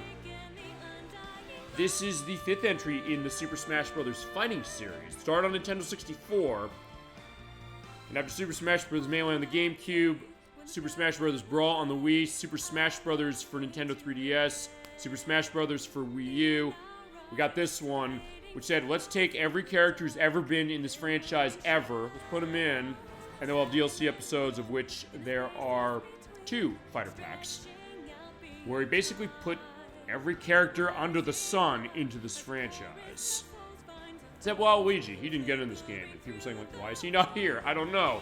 When you have characters from other games that are not Nintendo, or Sega, or Konami, as far as where you had Solid Snake, as we saw in the intro here, as well as Sonic the Hedgehog, who were in some of the past couple, or even Namco, like in the case of Pac-Man. But also in case where you have amiibo costumes, so you have Gilgamesh from the Tower Draga, technically in this game, using the Mii Fighter, and Bayonetta from that franchise. The case where you had DLC of characters from games like Tekken and Minecraft and Kingdom Hearts and Street Fighter and Splatoon. Although it's case of Splatoon within this. And Castlevania! Yeah, that's the other thing. You have Simon Belmont from Castlevania in this game. Yeah, most everybody's here, and Waluigi is here as far as not being a playable character. Of course, we have Ken and Ryo from Street Fighter as well, and they play the Street Fighter way, if you want them to. Or you have playing the Smash Bros. Way. It's worth pointing out, this is a game that people I know still play this game to this very day. They have logged over 1,000 hours in this game, and I am not joking. I'm particularly talking about Edwack and AJ42. They play this game like crazy every lunch period, and they still are finding new things to figure out about this and new strategies to have. I'm a bit more casual on this. I also do not have the second DLC for this one. It's worth pointing out. I also have Tackles as far as the Spirit Guide. So in this case, I'm going to be a little more basic as far as this I'm showing here. I'm going to show a Smash. Let's see. Let me just pick. Okay, I had something for a quick character unlock. Let's use the rules they use when it comes to their play. I have your collection of levels, which I don't know if I have every level unlocked, honestly. You have tons and tons of things from a bunch of different games. Let me pull out one that's from, I guess, a franchise as far as that. Also, you can choose your music as far as how they are. And you have tons and tons and tons and tons of music. And also, in case, I'll show this. Spiral Mountain, because yeah, Banjo-Kazooie here in this game as well. More love than Microsoft showing of them, but I'm also going to pick music. I'm going to run the Mr. Patch music from Banjo-Tooie, but you have cases, other pieces of music. You know, set it for each level as far as what you want. If you're a fan of, I don't know, Xenoblade, and you want to play specific pieces of music as you go along, there you go. You have Pac-Land, which was in Smash Bros. Wii U and 3DS. You can take stuff of that, including retro music from Namco games, including Tower Draga, that is here as well, or, wait, I forgot, Cloud, Final Fantasy VII is in the game. I only have let the battles begin and fight on as far as this, but there's other ones I think that are unlocked and maybe in the DLC as well. I'm going to run the Spiral Mountain as far as this, and actually the other one I do want to briefly give an indication of, if I can find where it is Shadow Moses from Metal Gear Solid, which maybe I'm going to be in the minority on saying this, but the only character that, the only music you play when you run there is you run Kill Dead Cell for Metal Gear Solid 2, which is amazing. We're going to go to Spiral Mountain. Alright, so we have our stock battle. Okay. So, these are not all the characters. These are all the characters that were in the first pass as far as the DLC, along with all the characters you unlock. You unlock tons of characters in this game, But then they add DLC for more characters. In particular, they added Piranha Plant from Mario, Joker from Persona, the hero from Dragon Quest, I should say, Banjo-Kazooie, Terry Bogard from Art of Fighting and Fatal Fury, Blythe from Fire Emblem. The Me is not DLC. Simon Belmont from Castlevania is... Bayonetta was DLC for the Wii U game, but in that case, she's just here. So if they were in the game before this one came out, they're in this game as well. And then they had a bunch of stuff as far as DLC things. When we show this game off, I don't know how we do. Feel free to give suggestions on how you think we should do it. I also don't know if we start with this one. But that being said, I probably should just have AJ42 and Edwack involved. I know AJ42 said, I don't know if I want to be on the show that much because I don't know if I have much to say. This game, he'll have a lot to say. I know he will. This is Super Puzzle Fighter 2 Turbo. But having said that, I'm going to be the one demonstrating this game to you. With my character choice, Mr. Game & Watch from, he was debuted in Super Smash Bros. Melee, and then when Super Smash Bros. Brawl came around, he was improved. And I'm going to run random. We are going to run the computers at 5 for this one. I got that set on the volume. Just want to make sure that's set. And then we're going to go and have a fight. And when I showed last time Brawlout was fine for the purpose of having a Super Smash Bros.-like experience on Switch before Smash Bros. Came out. When this came out, this was the game that everybody wanted to play. Even with people screaming online rollback netcode with Nickelodeon All-Star Brawl, yeah, who is playing that game nowadays? No one is. They're still playing this game. And the idea is that, hey, you can still play it locally. I mean, hey, there's an online option for them. Maybe it doesn't have that option for it specifically.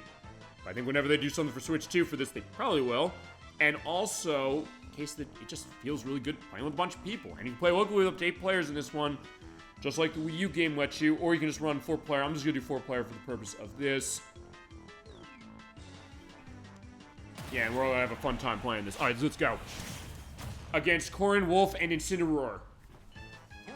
Now, what I'm looking for as far as what Switch 2 is doing in this game, not going to be much, because this game does have slowdown in places from 60 frames per second for visual effect, and also for, you know, making things more tense. As far as Game & Watch is concerned, his moves, I got B button. You have B button moves, because we've not shown Smash Brothers yet.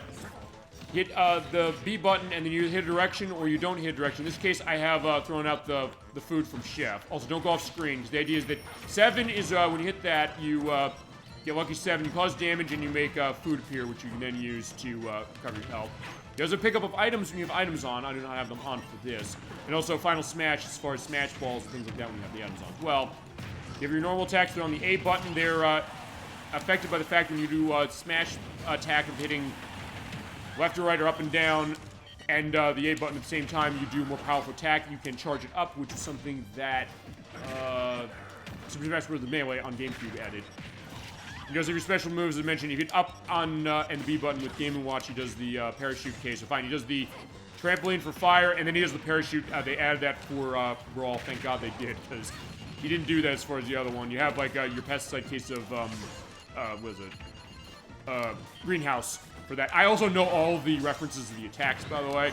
Here's your fire hit. It was the Native American view as far as fire attack. They patched that out. That's worth pointing. I got 9, by the way. If you get a 9, there's almost always a guaranteed KO, and I scream 9 at the top of my lungs whenever I deal with friends. Like, what the fuck is wrong with you? But yeah. You have to be careful that when you're fighting against Game & Watch, but also the other thing is that the other thing he has, as far as which I can't really make too much use of unless someone tries it on me, Oil Panic. Hit down and the B button. You can pick up projectiles, and you fill it up to 3, you can then drop out oil, which causes a lot of damage. So basically, that's coming from the game Judge, as far as Game & Watch. We've not played Game & Watch Gallery, any of them yet. We're gonna.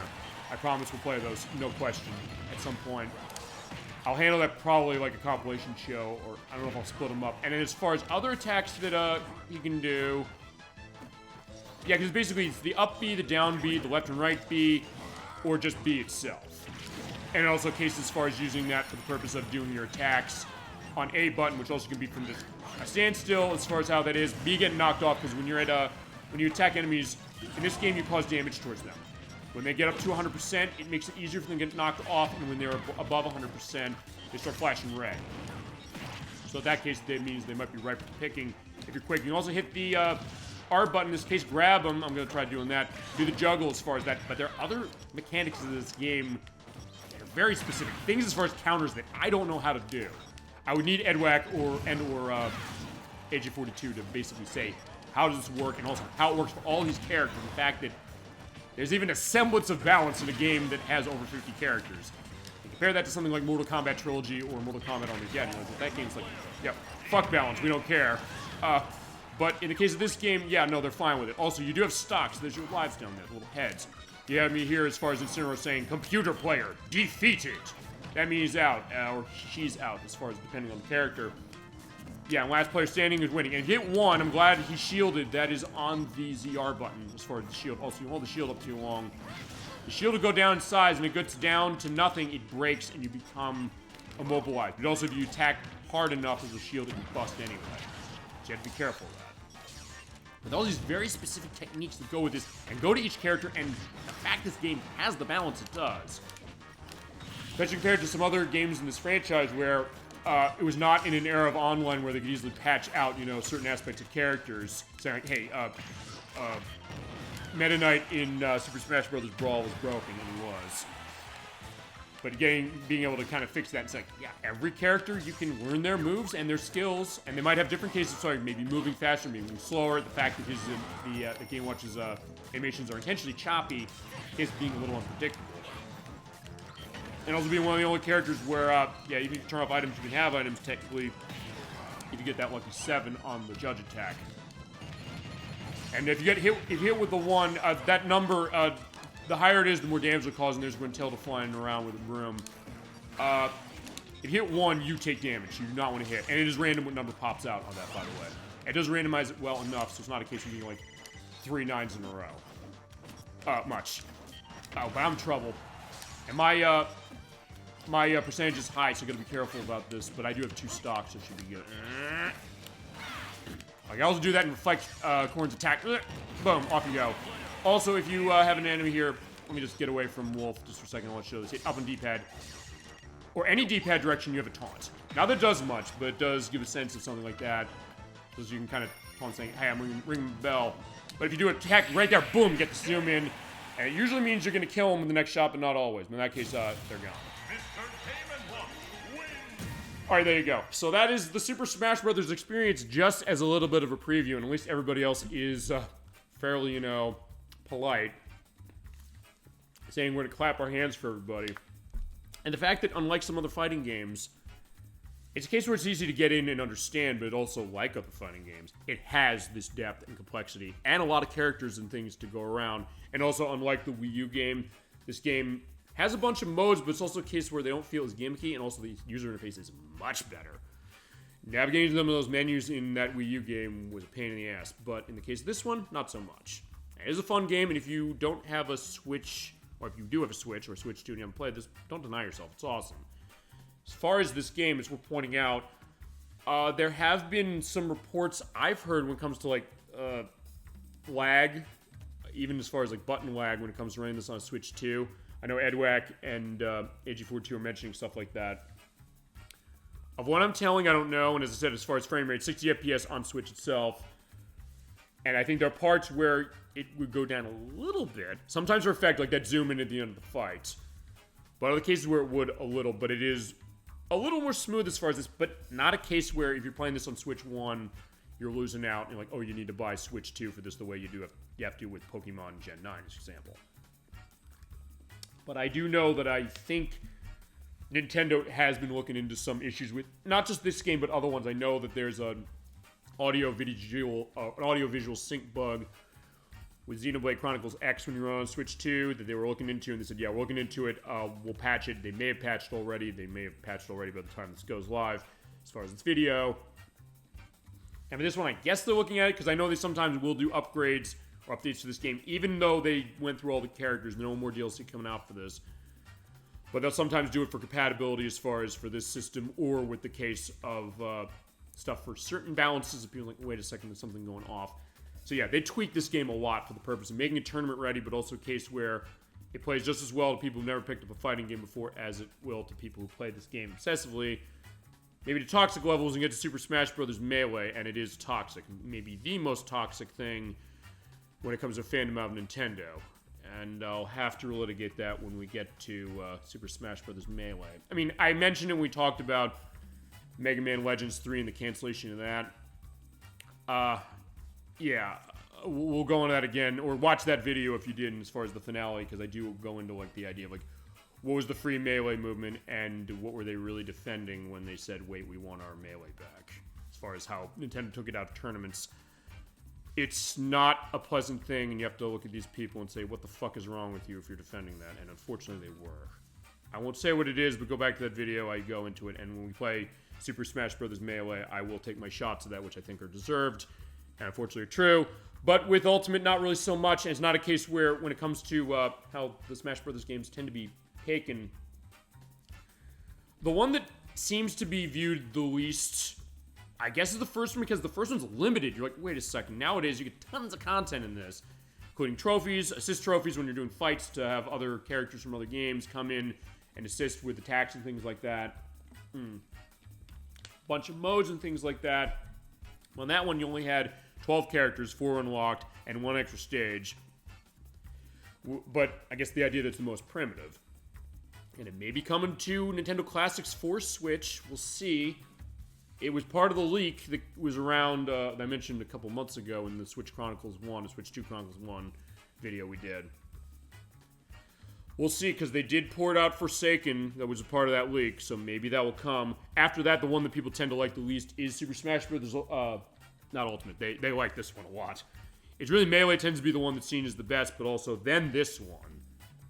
Then sort of with Wii U, but people tend not to talk about the Wii U or the 3DS version that much, as far as how they run. And those also have a mode called Smash Run, which is not similar to the City Trial from Kirby Air Ride or Kirby Air Riders, which will be out in a few weeks at the time of this upload.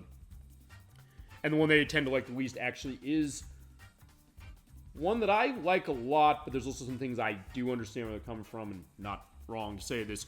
Super Smash Bros. Brawl, that's the Wii game. Because as I mentioned, it was on the Wii where there was no ability to patch it, so you have certain characters that are overpowered, like Meta Knight. And also the case that the game has its infamous tripping mechanic, which means that there are times when you're running around, you sometimes slip on your ass and fall down, and people's like, wait, why are you putting that in? None of the other games of the franchise had it, and I think maybe for a reason, but I don't think completely ruined that game, and I will tell you, some of my best memories of gaming come from my experience of playing Super Smash Bros. Brawl with my roommates in college. We bonded, as I mentioned. I'll tell the story before we move on to the next thing.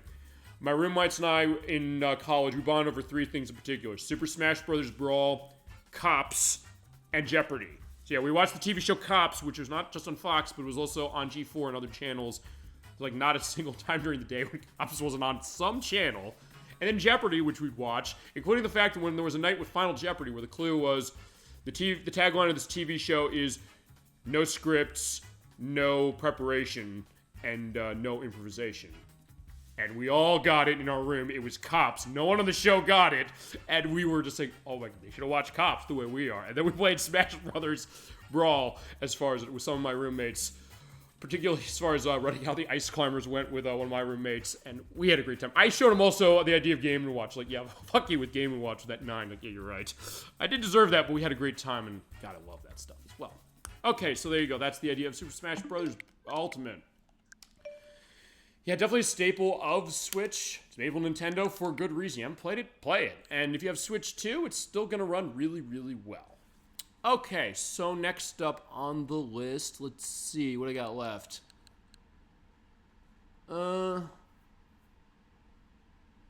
Okay, I got, because I kind of went out of order here, I got only 5 things. Okay, let's go on to, I'm curious about this one. This is Valkyria Chronicles. This came out on PlayStation 3 in 2009 from Sega and Overworks. These people made Skies of Arcadia, and they also made the Shinobi games on the PlayStation 2. I mentioned Skies of Arcadia a lot. We're going to do a preview of that next year for our, whatever our preview program name is going to be for our scoping case. Nikki's still working on it, at least as I record this. Maybe she'll have an answer. Anyway, they ported this game to PlayStation 4, Xbox One, and Switch years after. This is the Switch version for a while this was exclusive to PlayStation 3. It is kind of a strategy RPG, not dissimilar to something like, I don't know, Full Spectrum Warrior, or a little bit like Brothers in Arms from Ubisoft. But a little bit of an anime-ish flair in terms of the idea of like a World War II-like case, a little with this beautiful pencil drawing look of itself as well. And also seeing some of the inspiration maybe of something like Skies of Arcadia, which came out before that, but the case like they keep nodding to that. Including the fact that as part of your squad, you can have Vise and Ica from that game in this. The point where I wonder why have they not re-released that. I would guess it was because of the flashing light stuff on the Dreamcast version, and then I guess maybe the case of it's hard to emulate Dreamcast for Sega, or a lot of companies from what I understand. And also, I guess then, how do they do that compared to Skies of Arcadia Legends on the GameCube, which had extra content to it? And the case that even back in 2009, it was rumored that maybe that was going to get re-released. It has not. Maybe it will, because this, I guess, must have been popular, particularly in Japan, because they have a couple entries in this franchise. And like something like Kingdom Hearts, they were on a bunch of different systems. They weren't all on PlayStation 3, but I believe all of them have since been ported and are available in the US, as far as I know. It's a little bit of a heavy case as far as how the like the battles go, and there's definitely a learning curve to this one as well. But it really is interesting, and I am curious, I guess, what Switch 2 does to this one. Although it's not one where I'm thinking, well, this really needs to be boosted, because as I said, it's porting a PlayStation 3 game, and as far as Switch is concerned, and all the other consoles that got this, as far as later, I think it's okay. I don't think there's really anything going on. But the story and the voice acting in particular are also really good, which is also the reason you play. And that's kind of the case with a lot of Overworks games, honestly, as we'll see when we look at Skies of Arcadia next year. And when we do those PS2 Shinobi games. But I just want to take a look at this one a little, because this is an interesting one. It is, I think there's a physical version of this on Switch. I think Limited Run did it. I don't know if it's something you can easily get it. You can get this digitally on all the consoles. It's usually, I think, like $20, but I know I got it on a deal as far as the sale running. Yeah, so it's pretty interesting. You also do have your English, or your language, I should say, in English and Japanese, if you so desire. I'm going to run English for this. I'm going to look into the new game briefly. We're going to take a look at what this is looking like, and then we'll go on to the next thing. It's also like a book as far as on the Galen front by Irene Culler. It's at 1935. So yeah, it is a World War II period piece, sort of. It's an alternate take on World War II. In the east, the sun I mean, it's going to the Imperial Alliance, known as the Empire, so I guess it's a reflection of... Well, I guess I was going to say Japan, but this is the Japanese-developed game. So I guess it's China as far as where it's set, but I mean... I guess the thought of it, it's kind of, I guess, Europe against Asia a little bit as far as this. And also the scarcity of resources, which does go to aspects of World War II. And I guess we'll do that when we get to cases of games that are going more into World War II. Because we did preview Call of Duty, the first one, before. But other cases, we look at that. I would like to show Brothers in Arms in particular. Those games are really good. They're really interesting. Those are by Gearbox, who made Borderlands. And it is kind of a first-person shooter, but it's kind of a strategy game. You're all about taking cover. And it is kind of sort of doing a number crunch. This one definitely is doing the number crunch more than something like that is. But a case of saying, yeah, you gotta take cover, you have to hide, you have to put down suppressing fire, and reach out to your troops as far as assistance. Same with this one. I guess honestly with this one, as far as how it plays, it's kind of in between something like that, or I guess some of the Nipponichi strategy RPGs, and I guess a little bit of Fire Emblem, sort of, as far as a little bit of the milieu of itself, but also, I guess, with some of its difficulty. This game does not have infinite or permanent death, as far as I know, of what I played it. I played it a decent amount of this. And it's set up in chapters the way the book is. And you got episodes going on, so we're going to take a look at this. And then we're just going to show one episode before we move on. But you are seeing the look of this, and my god, this game is beautiful. 1935. Not just because of, like, the way the color's looking, but you're also seeing how, even on the outside of the border, it's very smart the way they're using that. It's not taking it with the full screen, but I think they're doing it on purpose, because they're saying, hey, let's make it like a book, saying, outside the margin, you're seeing some of those aspects, like the sign over there, and the trees on the left and the trees on the right. They're kind of in black and white, like a pencil drawing. And you can see, like, the pencil outlines as you're going on here, and almost like they're kind of doing, like, a scribble for the purpose of doing filling in of stuff.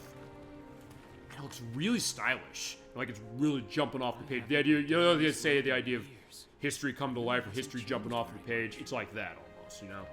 And it's really interesting how it looks. Just from how the design is, but then also, it is something that still runs pretty stably. So I don't think Switch 2 isn't going to necessarily be doing too much to this as far as that either. And that doesn't really need to. Starting early this year. You're heading upstream, huh? Alright, so, yeah, this guy with the backpack is noticing that, hey, there's the water here, as far as how the fish are, but... maybe too idealistic as far as that the thought. They're looking like, hey, you know, we're in war, my friend. Yeah, because we are going to the front lines, is the idea. But he's stopping and taking in the beauty of the area. Oh! And now we got a gun put on ourselves. Put your hands in the air. Slowly.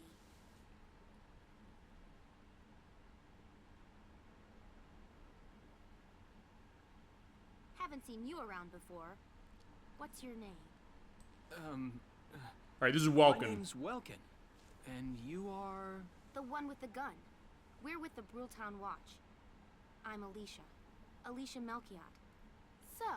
Alright, so yeah, she sees it writing in her book. She's thinking, hey, you know, we're like a Nazi spy or something like that. Fair idea, but he's like, no, no, no, that's not what I'm doing. It's taking art. But it's like, yeah, good luck with just that. sketching the fish, and, you know...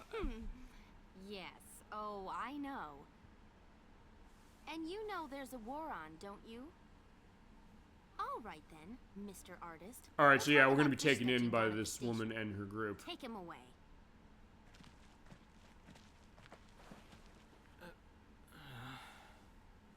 Thanks, fish. Though to be fair, it is also a little bit his fault for stopping as far as that. But then again, also the idea that you're seeing, if nothing else, the idea that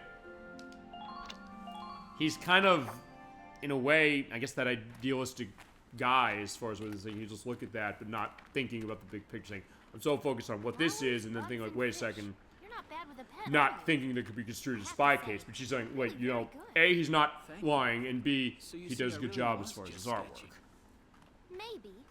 But he's like, wait a minute, maybe it is a secret code. If I have to crack this thing, it's like you're going to be funneling this information to Hitler. We're going to put a bullet in your head. Welks? Is that you? But wait a minute, we have Asara. I believe she's related to us, so she might be able to What have you help. gotten yourself into now, Welkin? And she's like, yeah, you are, Don't you live at the oh, old you're in the general's area house? at the old general's home. I'm General the daughter of Gunther General said. Gunther. You do know everyone's supposed to evacuate, right? Alright, so they're evacuating the I'm area, aware of that. but she My hasn't brother's left, and, gonna help me yeah, move to she's the her sister. capital, But that may be difficult. I mean, unless you're willing to let him go, that is. Okay. Huh? So thank God we have our sister here who didn't evacuate, who can at least speak on our behalf, and then she has a connection with the general. So in that case, we know that, alright, we're gonna be fine. But I was just doing my job, you know. Yeah, I she's saw not the wrong, notebook and you thought do were understand fine. that as far as... And the Again, storytelling in I'm this really game is sorry awesome, about and it's that. fully voice acted, Thanks. which Skies of Arcadia I can isn't. see how I might Nothing against look Skies a of little Arcadia for not suspicious. voicing it. But now, at this case, Lux today, has we're a going to real run the voice passion acting. for Whether you put in observing Japanese nature. or English, That's it's why really, he's really good. studying it at the university, right? Guilty as charged. I get so into it sometimes I forget where I am, or that somebody might be watching me. Uh-oh. But there's a Gunfire. shot. Everyone, keep your heads down. And I also love the way this game handles tone. This is something I know I've talked to people enough to shaders who were saying, I don't like the war milieu, generally speaking. In that case, yeah, those people getting shot to death. And that has something to do with it as well. Damn it! But the case that it's something where it can be, this game I think what it understands really well is the idea You can handle a of gun, contrast. Because the idea of, you know, this Yeah. sort of peaceful I mean, I idea a need it for little training at anyway. some periods. Well, they're probably And then just having a that small punctuated by gunfire and We should grenade be able fire to as take far them as how out. that is. I'm with you. And jump into battle. And it's the kind of thing that it does take you by a shock when something like that happens, but also in case that when that's over and you have that little bit of calm while the conflict's still going on, it really feels good. And you can save any time after a mission. Or in between missions, I should say. But when you're out of mission, you gotta be set. But I'm gonna be going into here so we can do a fight. Because you want to show how the fights work. Okay, here's the plan. Alright, so Alicia will give us the briefing. And you do have a lot of planning that you can do before a battle. To get us into what do we need to do. But for the purpose of what we got here. The Imperial Scouts go into Brule, and we gotta take care of them, and we have to take out all. There aren't many right now, but of course later on you're getting into a full conflict, including even driving your tank around. But in this case, we gotta cross the bridge, we have to take the enemies out, but you also have to be careful about how that runs. So our condition is we have to defeat all the enemies, but if Licia dies, if Welkin dies, or if we take too many turns to pass this, it's gonna be a fail. Let's get started. Just stay calm and get it done. Alright. But then again, we're just picking up a gun for the first time, so it's gonna be a little case. Yeah, the player phase. That's what I'm thinking the case of Fire Emblem, because it's very much like that. I see 3 of them. That's 3 too many. Stay sharp. Listen a second. There's something I should explain. Yeah, how this battle system works. Command points. You select the unit you move, and you press the A button, highlight them, and then it uses up your command points. You have to be very specific about of your soldiers who you're going to use, and also what actions and instructions you give them. You issue instructions to units up to 3 times. Okay. First, they give you this map here, so you can kind of look around from a map's point of view before you jump down and then say, okay, I have to look around. So right there is where the scout is, and over here are 2 more. And you also see marked on the map, you could see barricades like right here. In this case, you can highlight your squad members, which have our Town Watchman, we have Alicia, and we have Welkin. And you can move anybody as that, oh no, we can move him, so we have that. I was gonna say, no, we can't move anybody who doesn't have that indication, but yes, we can. You go in action mode when you select a character, and that uses up one of your CP points. And you're free to move around, but as you move, the bar depletes. So you can't just move around willy-nilly. You have to be very specific on where you're gonna move. So not dissimilar to something like, as we showed Phantom Brave, The Lost Hero, because that had something like that as well, was kind of distance-based. This is like on a bar a little bit. So you have to make sure that when you're moving, you know where you can go and how long you're gonna have before you have to stop dead in your tracks. Because if you're not behind cover, you're gonna get yourself shot.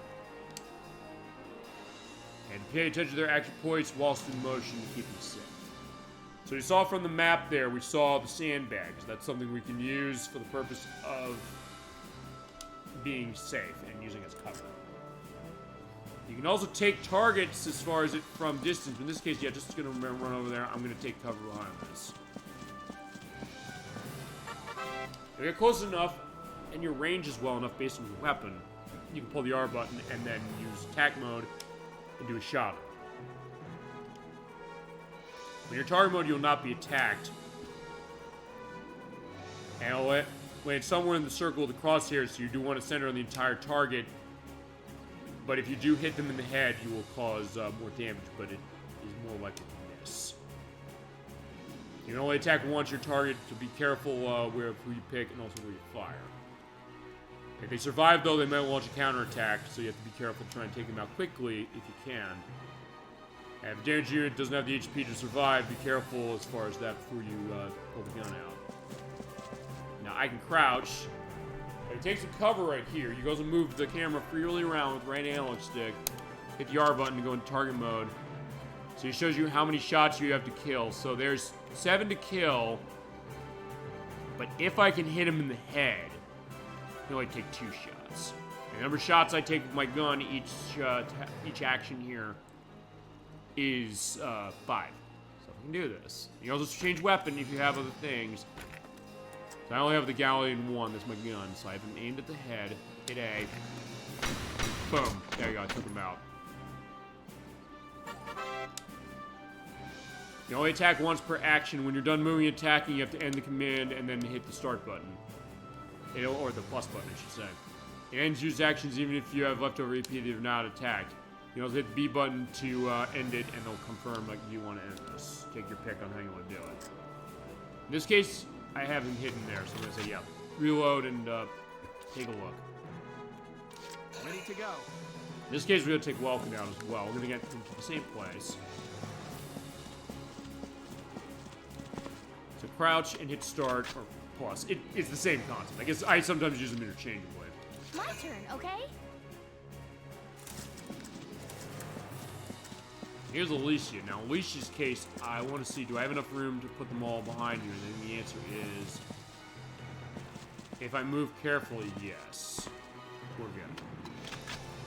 And when everybody has gets set and your command points are nothing, your phase ends and the enemies will. You have more cash experience if you take fewer phases to go through battle, but if you're too hasty, you can be in trouble. Balance is right. That's absolutely any one place. Do you want to end the current phase? Yes, because we have no more command points we can use. Gotta see what the enemies are going to do. Sometimes they might not do much in anything.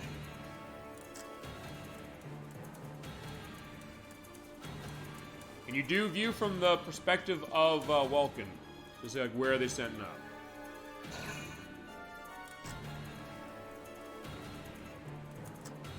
And they also will switch between other characters as far as seeing like where are they going, and also the town watchman saying, okay, Alicia, welcome to the town watchman, saying, oh, they're going over there.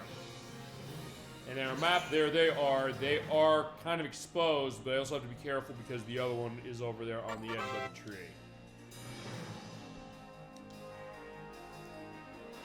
You can also use command points on the same unit, so if I want to leave the town watchman there, just focus on Welkin or Alicia and say, like, hey, you do a bunch of actions, I can do. So if I need to get somebody past enemy lines and get them to safety, saying, like, okay, I can't get far enough on one, me in a good case, I can run another one. But when you do that multiple times, they will start with fewer action points, so they'll be tired. Yeah, so you do have to get a sense, like, how do you want to handle this? But it's not hard to get into how this game is controlled. Here we go. So if nothing else, it's not insanely, insanely complicated. But yeah, if I'm going in distance close, they could shoot me.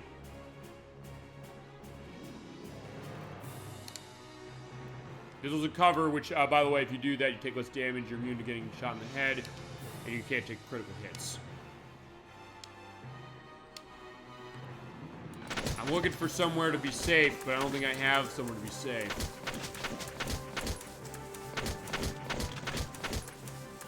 But since I'm being quick and I can get my ass down there.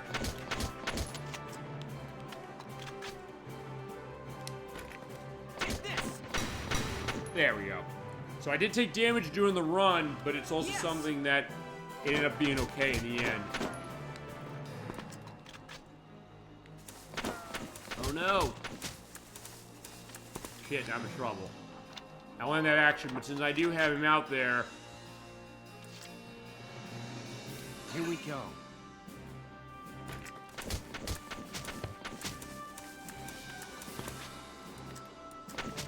I'm gonna try and hit him from this distance if I can. But I don't know if I can hit him from here. And also, because I'm at further distance, I'm in trouble. So he's not gonna die from just this.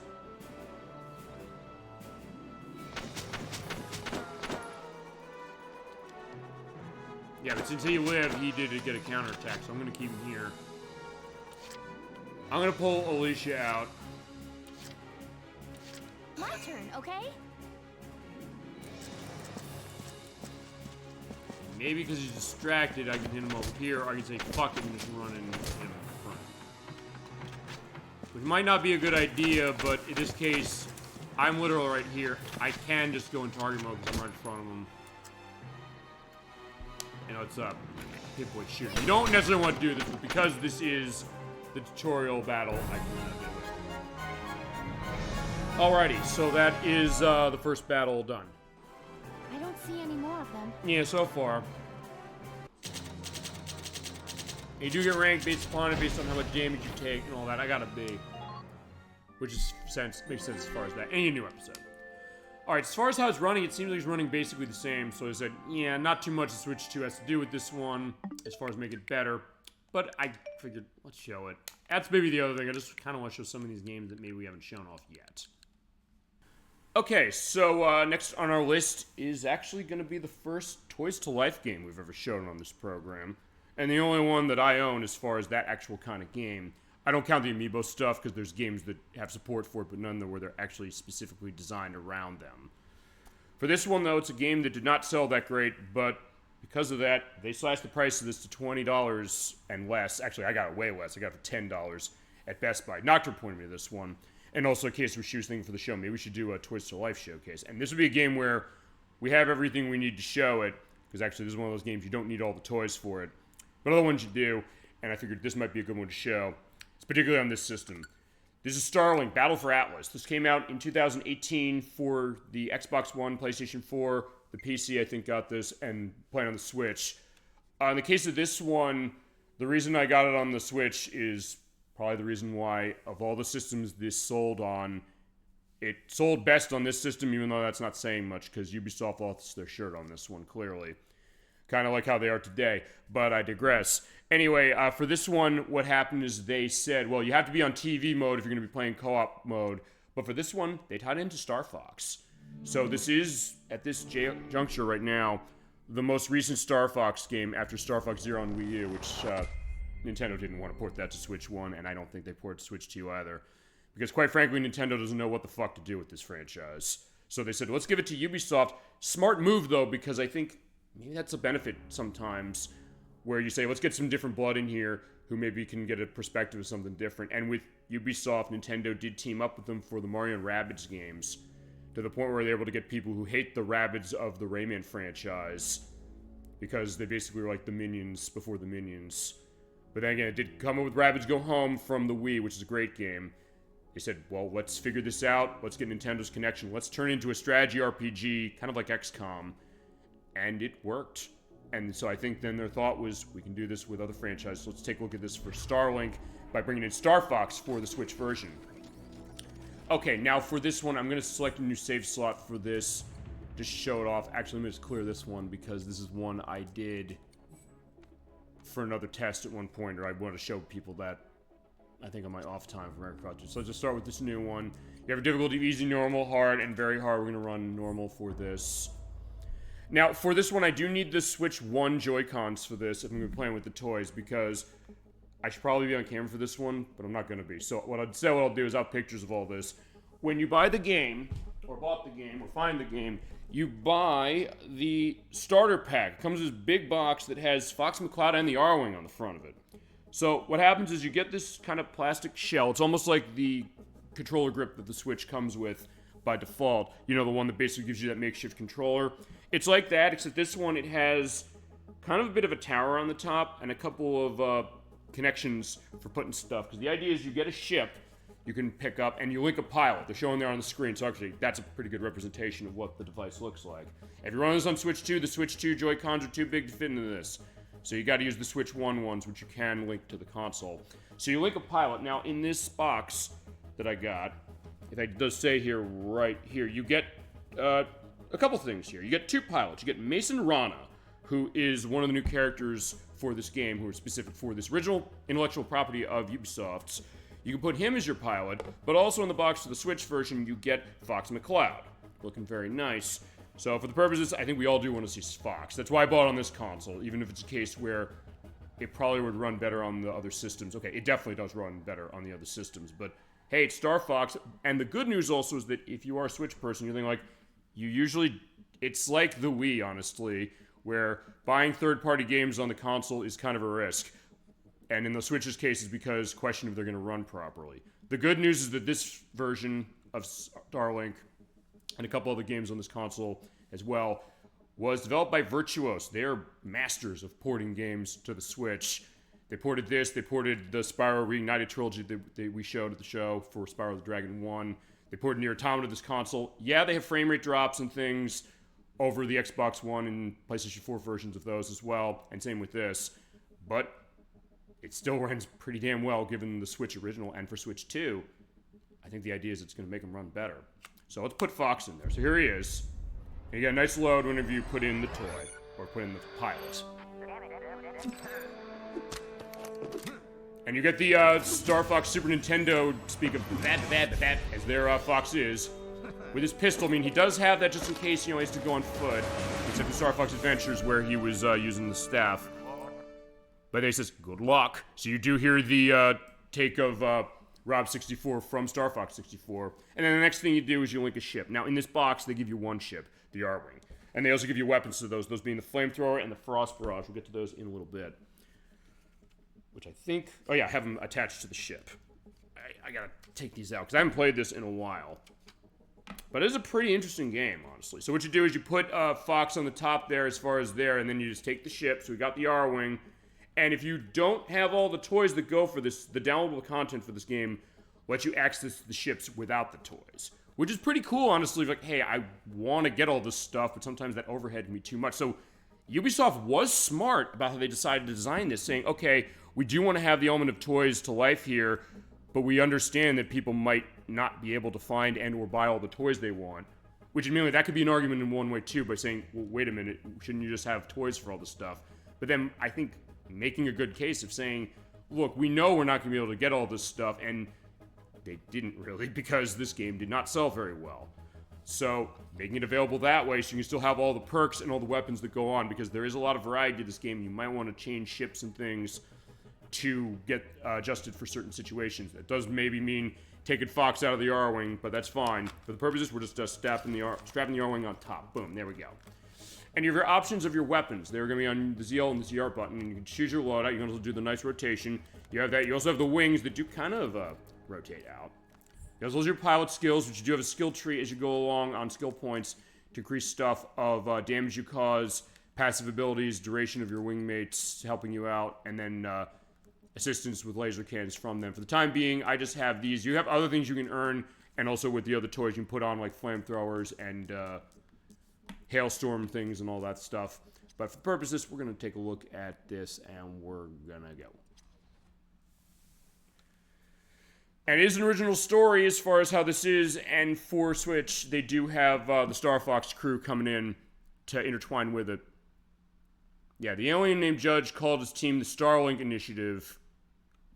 And it's also a case that I would say, we showed Immortals Phoenix Rising a little earlier. I think this is, like that one, and honestly, you can kind of put a lot of Ubisoft's games like this into this category.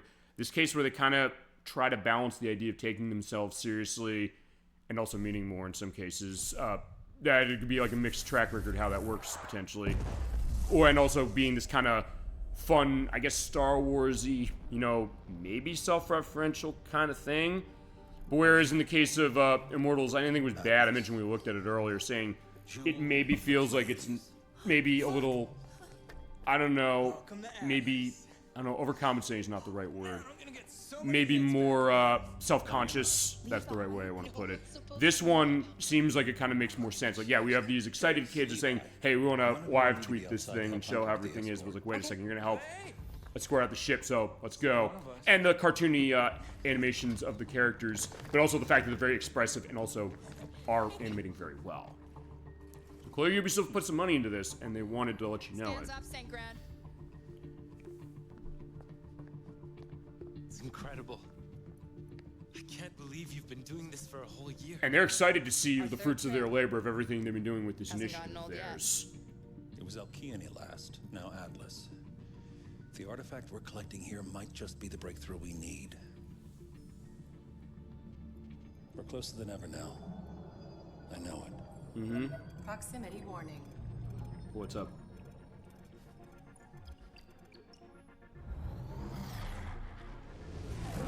Maybe we got incoming ships, is that the idea? Oh yeah, exactly. And it does play a lot like a movie in terms of how they do the cutting of the camera. So it definitely has a Star Trek or Star Wars perspective of itself. Which also, I guess, fits with the idea of Star Fox. We can get to that as they come in. Alright, so we have to steal some stuff as far as another group of aliens or something, and so we gotta get our way out. But yeah, be careful, we gotta still help her. Get to the Equinox, we're coming. Alright. I'm on the bridge. Judge, take Mason with you to the hangar. We need to buy time for me to jumpstart the engine. Right, and Mason, as I mentioned, is the other... Yeah, here he is. They've never used Starlink before. Go show them what it can do. Take my ship. You're ready. Okay. Okay. Yeah, he is the main character of this game, particularly playing on the other systems. But it's not, it's also a case where you have to play as him. You're going to get other pilots as well. And for Switch, all the Star Fox stuff is understandably exclusive. And who do you think they are? Microsoft, where they're letting every company and character of theirs out on other consoles? Or Sony, who's also maybe starting to do that too? Yeah, Nintendo's never gonna let their franchises go to anybody else, as far as other companies' consoles, I should say. I mean, the fact that they're even willing to let Ubisoft work with some of this stuff or have third parties come in and help them, that in of itself was probably something where for years they're saying, we don't want to do that. And going back to the days of the CDI, it keeps coming back to that, but it's true.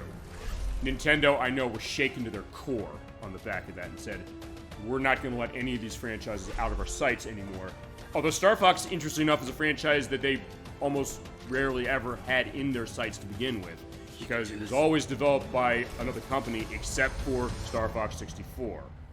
Because remember, Argonaut made the first one and the unreleased second one. Nintendo themselves made 64. Q Games did their version of the 3DS one for 64. Here is the Star Fox we're going to see.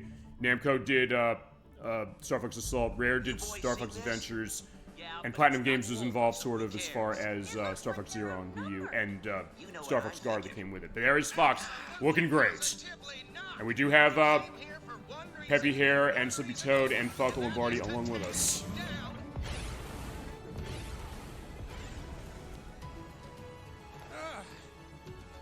I knew I should have retired back on Corneria. And this is the same voice cast, by the way, as Star Fox 64 3D and also of Star Fox Zero. And as far as the timeline of this one, I guess this takes place before Star Fox Assault from GameCube, because remember in that one, we haven't played it for the show yet, but when we get to that, he is, or Peppy is retired. Identify yourself. Who are you guys? We're the Star Fox crew, and we're gonna help. We thought you could use a hand with these punks. Where did these guys come from? Land called Corneria. You should come by. It's nice. At least when we don't have Andross's forces causing trouble over there. All headed to the same place. We may not have much. Yeah, you're seeing here, it is kind of a flight sim, almost like a Star Wars Rogue Squadron, so that's maybe another reason I really like it.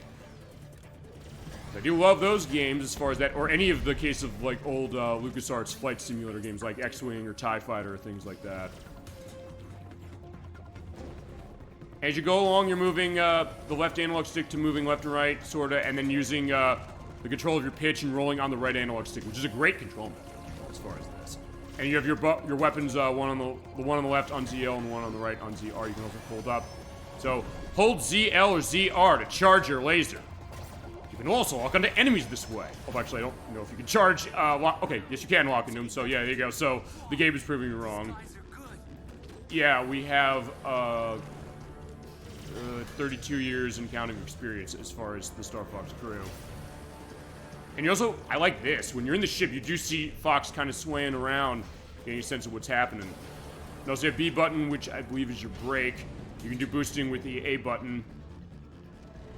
And destroy the Drakes. Basically follow where on the radar they are and shoot them down. But sometimes it'd be a little harder than you'd expect to try and track them down. So basically you just have to roll around. Which admittedly is a different concept for Star Fox, because honestly none of the Star Fox games really play like this. Because most of them are either the on-rails case, or even when all-range mode was introduced in 64 and the other games that have it, you're mostly not kind of rolling around the area. You're still kind of just stabilized the whole time. So the fact that they're giving you like these wide open areas to kind of go all-range in like this and all over the place, over every single axis imaginable, is a nice case. And maybe a thought of saying, look, let's not lie here. Maybe Nintendo doesn't know what to do with this franchise, or they definitely don't know what to do with it. I mean, even to the case where with Star Fox Zero, I don't think Star Fox Zero is a bad game, and I think it's actually really fun to do co-op. We have one person on the cockpit view doing the combat, and the other one flying around. But one where Nintendo is kind of focusing on motion controls at a time when they were like, well, we think they might be on the way out. It came out after they'd announced the Switch already, except they hadn't called it the Switch, they called it the NX.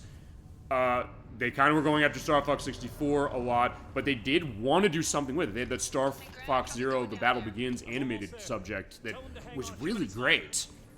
So clearly they want to do something with this. They realize that this is maybe not a big case like Zelda or Mario for them, but a case where they're thinking, well, people seem to like this franchise. They like this something kind of different. And then thinking, what do we do sometimes? And sometimes that's not an easy thing. It's easy for us to sit here and say, hey, you know, these franchises have been dormant for a while, including some big ones like this, or Mega Man, or things like that, saying, oh, they should be able to come up with a new game every so often. Then again, A, do they want to saturate it the way Mega Man was, which is maybe putting the idea that we haven't had tons of these around for a while.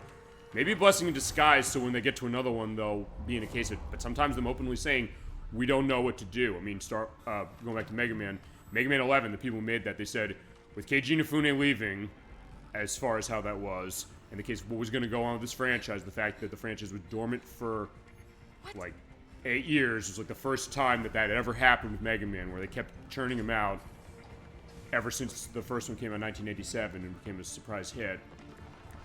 Them thinking, we were intimidated. How are we going to live up to people's expectations? How are we going to get something out to this? And same with Star Fox. I'm kind of, in that way, sympathetic to it, particularly with Star Fox Zero. Because there are things that game does really well, but also stuff where, as she's getting, you know, the foam set up to seal the ship, so at least she's going to be safe. Case of thinking, well, maybe their focuses were different. It was something that it was awkward to play, but also something that it is interesting. It's not irredeemable. I do want to show it at some point. But then them saying, well, all right, let's maybe go with other companies and show that case that we can have this partnership the same way they did with Star Fox to start with Argonaut. And that sometimes helped out with Zelda when a lot of the Zelda games from Game Boy Color and Game Boy Advance, they were by Capcom. And Keiji Inafune was involved in those, actually, as it turned out.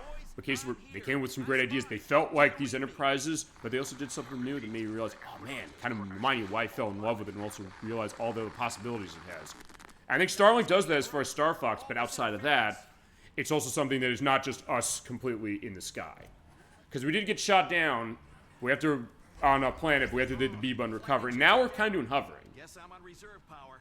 So on reserve power, just kind of going around. If you're going back to Star Wars again, if you ever played Star Wars The Clone Wars on the PS2, GameCube, and Xbox... Actually, wait. No, the PS2 I don't think got that one. I don't think. I'll let it down here below if they did, and I forgot that they got it. But in that case, you're doing a lot of, like, hover combat, a little bit. Or maybe a little bit like Star Wars Demolition on the Dreamcast and the PS1. Although that was more like a car combat case, because the people who made Vigilante 8, Luxoflux, who made that. But saying, alright, we're on a planet, an open planet. So we can go a bunch of areas, and we have to see what's going on. It's like, oh yeah, you want to dance? So you do have the case of Fox being a little cocky and knowing what he's doing, but also a case of saying, you know, I'm going to be willing to help people. Now, you have your option of weapons you can select, and if you have the toys, you can put the toys onto the sides of the wings for the R-Wing. You get 2 slots on the sides, one on the left and one on the right. You put the toy down, as we're pointing out that if you have built-in laser, shoots as long as no other weapons are equipped, pops up saying, hey, you know, remember that if you want to use the flamethrower. But in this case, I'm going to use it. So in this case, hit the ZL button because I put it on the left, and I can vaporize those things. But I do still have shooting on my laser with the right button, as far as the ZR button. So you can kind of mix and match the weapons to do what you want. The Equinox. Oh, what now? Alright, so yeah, now we got more things we're going to fight. Alright, so that's the other reason you want to change some of these things, because some enemies have like a elemental resistance, and I took off the flamethrower, hence why I went to this screen. But I have Frost Barrage, so let's run that.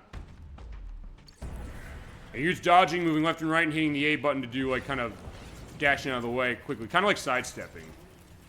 You just shoot them and do freezing, and depending on what you do with them, they might have an elemental weakness that you can use to destroy them. But your weapons do need your charge also when you do your stuff with the laser, so you have to be a little careful on that one.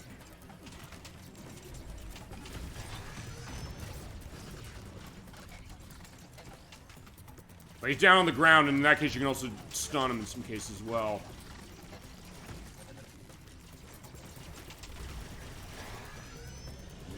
Alright, yeah, let's do a charge up. Boom. There you go. You asked for it. Yeah. Ox, you made it! You're the last one to report in, but I never doubted you for a second. Peppy! Everyone Well, yeah, I guess Fox tends to be, but there's Peppy telling us what's going on. Just filling me in. Sounds like those robot fellas took their captain. Yeah, so it looks. You're not gonna get away with that. Come on, let's go get him. Alright. Those Huh? freaks who took Why some not? land also stole our reactor. There's a backup, but until we get more fuel, we're not going anywhere. Gotta be something we can do here. Maybe there is. Check your map. Yeah, as you're seeing here, it is a little bit of an open area. So you can kind of go to certain places, hit the minus button, pull up your map. And it's an open world planet, kind of. Radius. You'll look around and you get your next viewpoint, or I guess specific point you need to go to for missions. Or find hidden things, like over here. Think someone's out Okay, there? it's saying go over here. That's where our next destination is going to be. Not much to it now, but once we explore more of this place, it'll definitely come in handy. Yeah, Okay, I'll go see what's up. I will, but I'm also going to mine stuff, so you could actually go around, hold the Y button down, and you can pick up supplies and use later. A bunch of killer robots. Killer robots? We've seen what? Or pick up heat brakes and a canisters, couple which of you can then use also cyclopses? as weapons. Now, hold on. You're telling me this is normal to you people? And I thought Corneria had problems. Bunch of pests, if you ask me. Well, we've taken out a lot of them in the last week. I think we can handle a few more. Yeah, Fox and the crew, they know what they're doing. And still, yeah, it is interesting the idea that you have this kind of open area. It is, I would say, in some ways, an enhancement of what the Landmaster stuff in Star Fox Assault was. It seemed like the controls in that were interesting how they went, but maybe seemed a little clunky, and also the on-foot stuff. But cases where they said, let's add an open world to it, kind of make it big and being able to explore and find some different things, including some local wildlife, or just get some supplies you can pick up as well. But sometimes you have to pull it back, and you have to use that bar there, keep it inside of the green area to pull off the item. Appetizing. It's not a plan. And it's worth pointing out the Switch 2 enhancement on this one. This is a locked 30 frames per second as far as the way it's run on this console. It was capped at 30 FPS on Switch 1. It could sometimes drop below that. Not bad, though. And again, Virtuoso, they know how to port to this console, or to Switch 1, as is. You find new locations and things, kind of explore all around.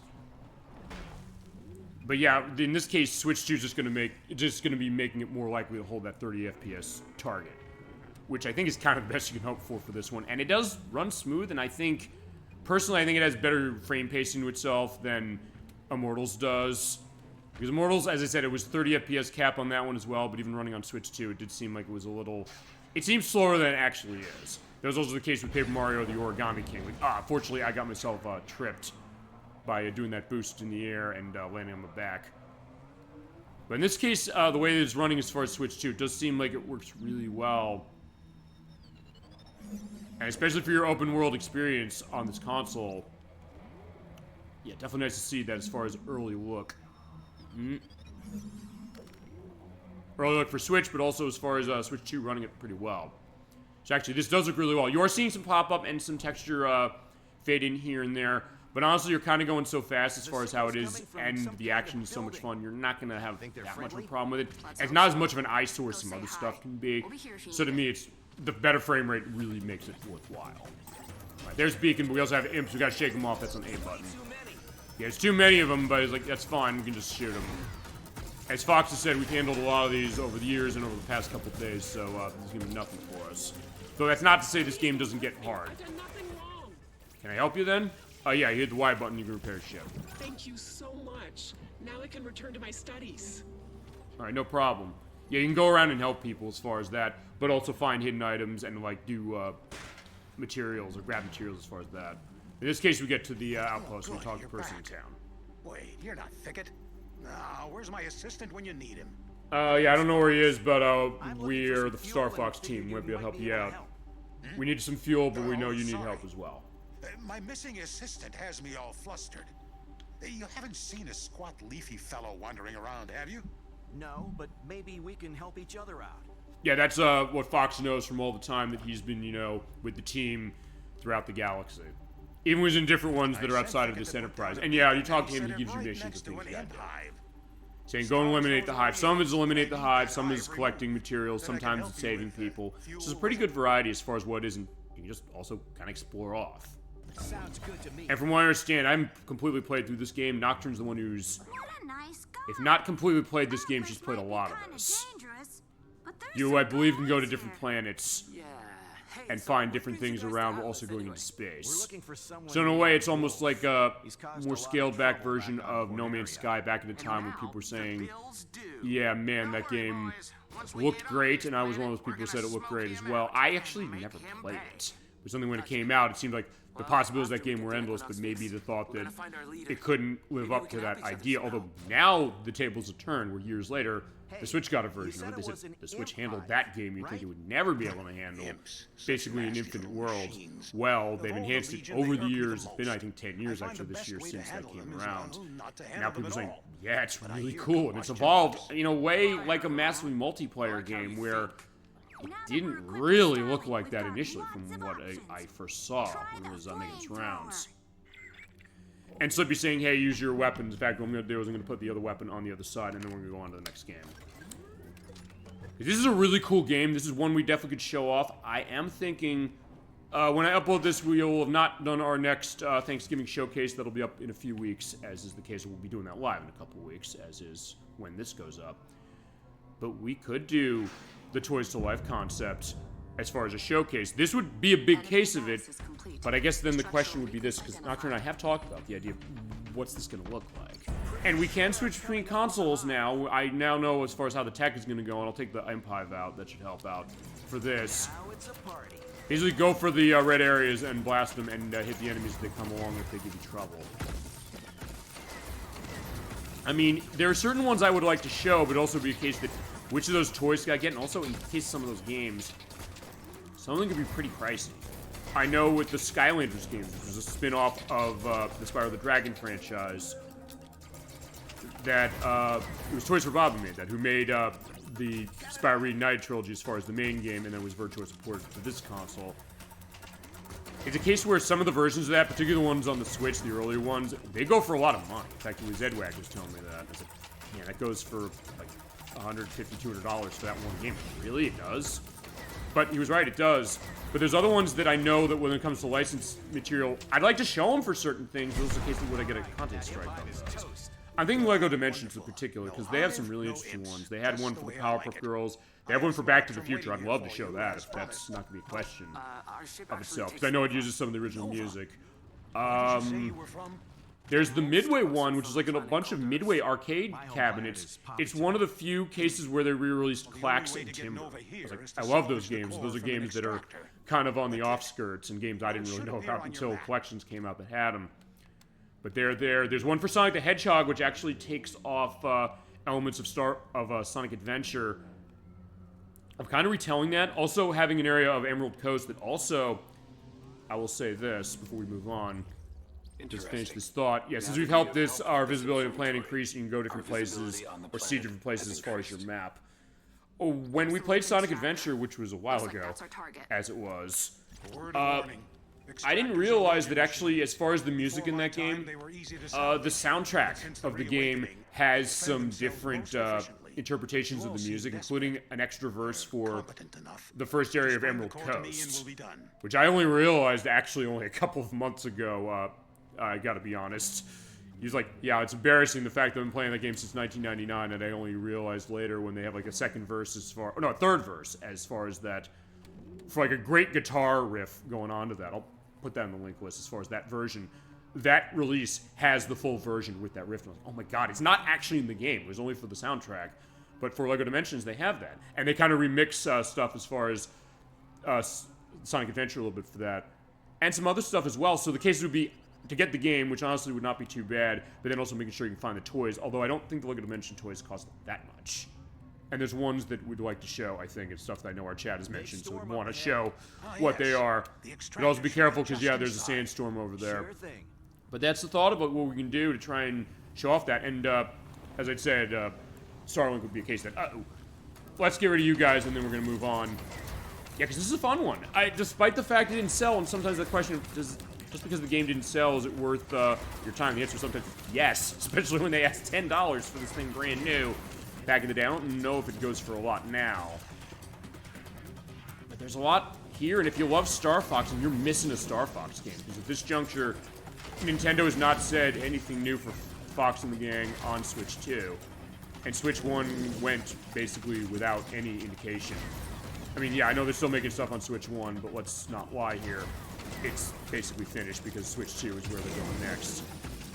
I'd love to... Okay, this... Alright, so fine, that's not totally true. This game was a Switch game. I was gonna say, I guess from official entries of the series, but even then, this in a weird way kind of does feel like an official entry in the series, and it goes to this element that Ubisoft, say what you will about them for a lot of things, but they know their connection with Nintendo, and they say, we want to make this perspective. You get the sense they have a lot of respect for them. They have an idea of saying, these franchises are pretty sacred things, but they also say, well, sometimes the case of Nintendo saying, when we're going to take a risk. I guess the risk is saying, letting another company have something of this, but them saying, we get that. We can expand out a franchise and do it in a way that feels like it, but also is something unique that maybe you never knew you wanted. And I would put the Mario & Rabbids games in that category, and I'd definitely put Starlink Battle for Atlas in this category. And this is a good game, and as far as what's underneath the sand, we're going to have to wait as far as that. Yeah, that is a cool one, and gotta thank Nocturne for introducing me to that, because she said, hey, they put this on sale for $10, you gotta go buy it. For that, I was like, yeah, you're right, and I miss Star Fox, and if you do too, and you're waiting for a new one, yeah, this is definitely a good one to take a look at. And I don't think it's gonna cost too much nowadays. If it does, I'll let it down saying, oh yeah, it's a lot, but... or I'll put down how much it costs, but it's a case, yeah, it's worth your money. And Switch 2 runs it really well. So nowadays, if you have Switch 2 and you didn't play on Switch 1, yeah, it's going to be a rock-solid 30 FPS for you. And it's cool stuff. Okay, next up, I've got... well, of what I have left here, I have 3 more games, but actually, at the time I'm recording this, I got my hands on 2 more that I want to show, and also kind of in a way... I feel morally obligated to give a little bit of a PSA on that one. We'll do that in a bit. But next game I want to look at, I'll look at Streets of Rage 4. This came out in 2020 for the PlayStation 4, Xbox One, PC, and Switch. It also got DLC called Mr. X's Revenge or something. Actually, you have to buy it, I believe, in the game. It's not actually showing in the eShop. I don't know if that's that way for the other versions, but... this is the latest entry in the Streets of Rage franchise. It took 26 years to get a new one of these after Streets of Rage 3 came out on the Sega Genesis in 1994. And just like with Starlink Battle for Atlas, it was a case where Sega for years was trying to get this franchise off the ground again. So they went to Lizard Cube, who made Shinobi Art of Vengeance, which came out a little while ago, which is also really good, a really great return to a classic Sega franchise. They did that with Streets of Rage, and that was also eventually where Sega... I guess they started to realize, yeah, they tried to get Streets of Rage going for its 4th game for years. I mean, Fighting Force was originally going to be a Streets of Rage game, but Sega was like, no, we don't want to do this. So then the rights were sold off as far as the enterprise of the engine, and then was released another game, that being Fighting Force, what it turned into. There was a 3D game they were going to do for the Dreamcast. That didn't happen. And I guess after that, and after this Sega Smashback Volume 1, which ported this game, or Streets of Rage 2, really badly, I guess Sega was in a perspective of saying, you know what, we don't know if we respect this franchise anymore. Maybe it has place, maybe it's worth burying forever.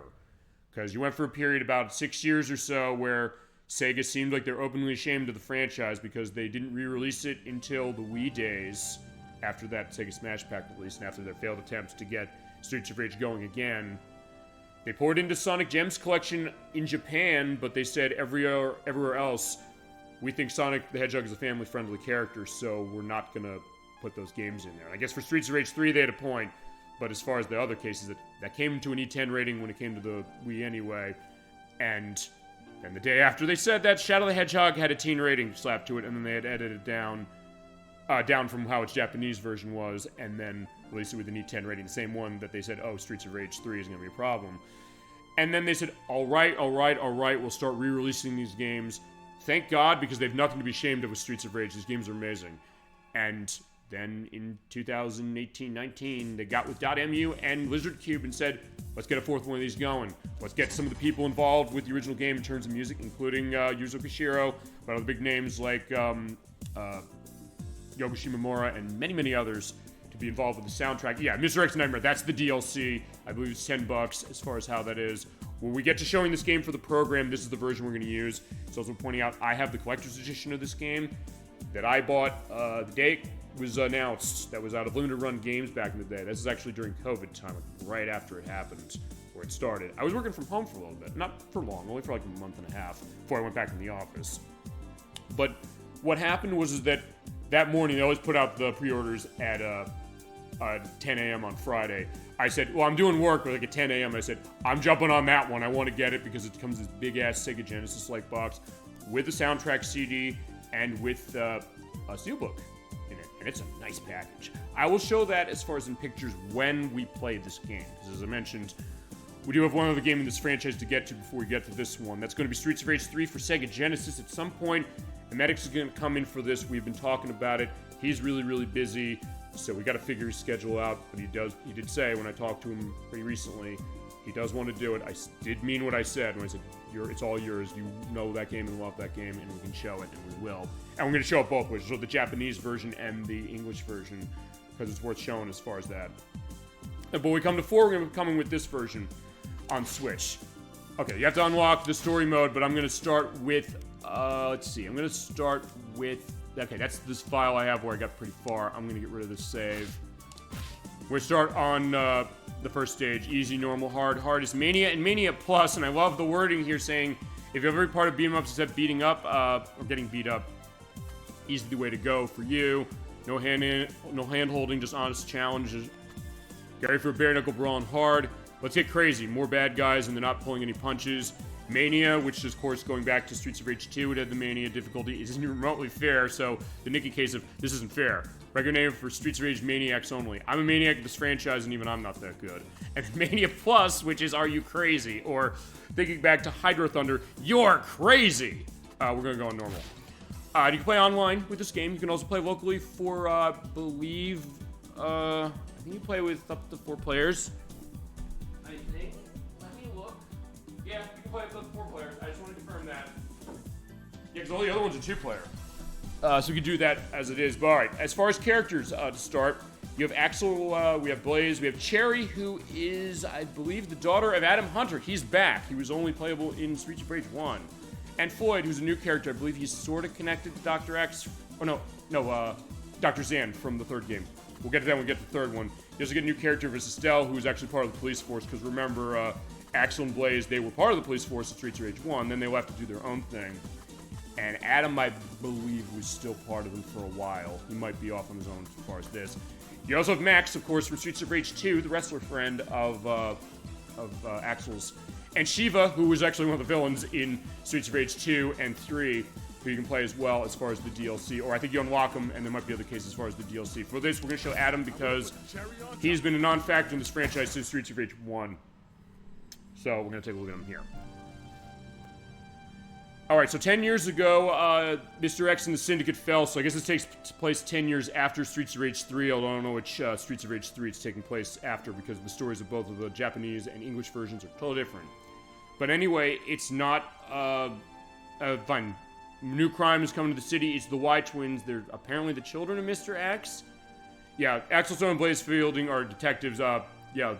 Okay, yeah. Floyd is the mentor, or was mentored by Dr. Zan. So yeah, we're going back to the Streets of Rage to see what's going on and clean up the streets. So yeah, get ready for more pugilistic joy with music that makes you want to get up and start dancing and play it at any party that you throw. Alright, stage 1, the streets. Fitting the name, but of course we're going to go a lot of places. And you're seeing all the areas we're going to go. I covered some famous areas that you always expect to see in a beat 'em up, other places you might not expect to go. Okay. So this one you have a dedicated pickup item button. That's on A, in this case. Your attack is on Y button. Jumping is on the B button. You also have a combo meter as you go along. So in that case, you can kind of keep that going as you don't take damage and keep your hits going. And you get bonus points for the purpose of that. You can also break stuff and pick up items like the apple, the dupe. And you have the enemy health bars there with the glacier, and of course the signals, named after their color, of course. So there's the Y signal for yellow. Yeah.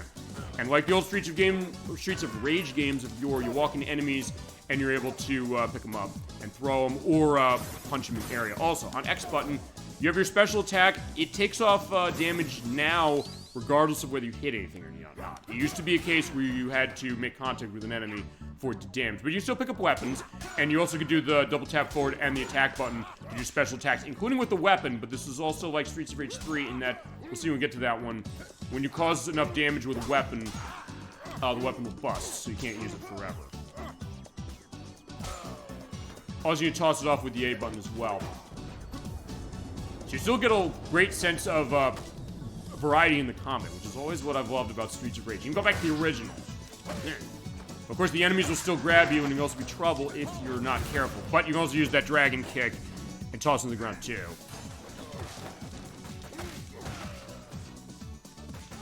And it also tells you as far as extra lives you get at 6,000 or 8,000 points as far as this. But if you're taking too much damage, eat the chicken. That's full health recovery.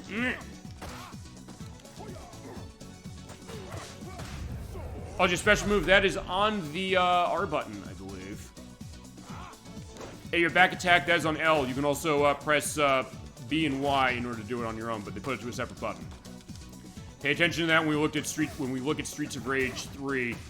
Not least of which, because we're going to be using a now delisted version of that has both the Japanese and English versions perfectly ported and emulated, and that allows you to put the attacks that require multiple button presses onto a single button. But we got the pipe. Of course, that is one of the strongest weapons you got.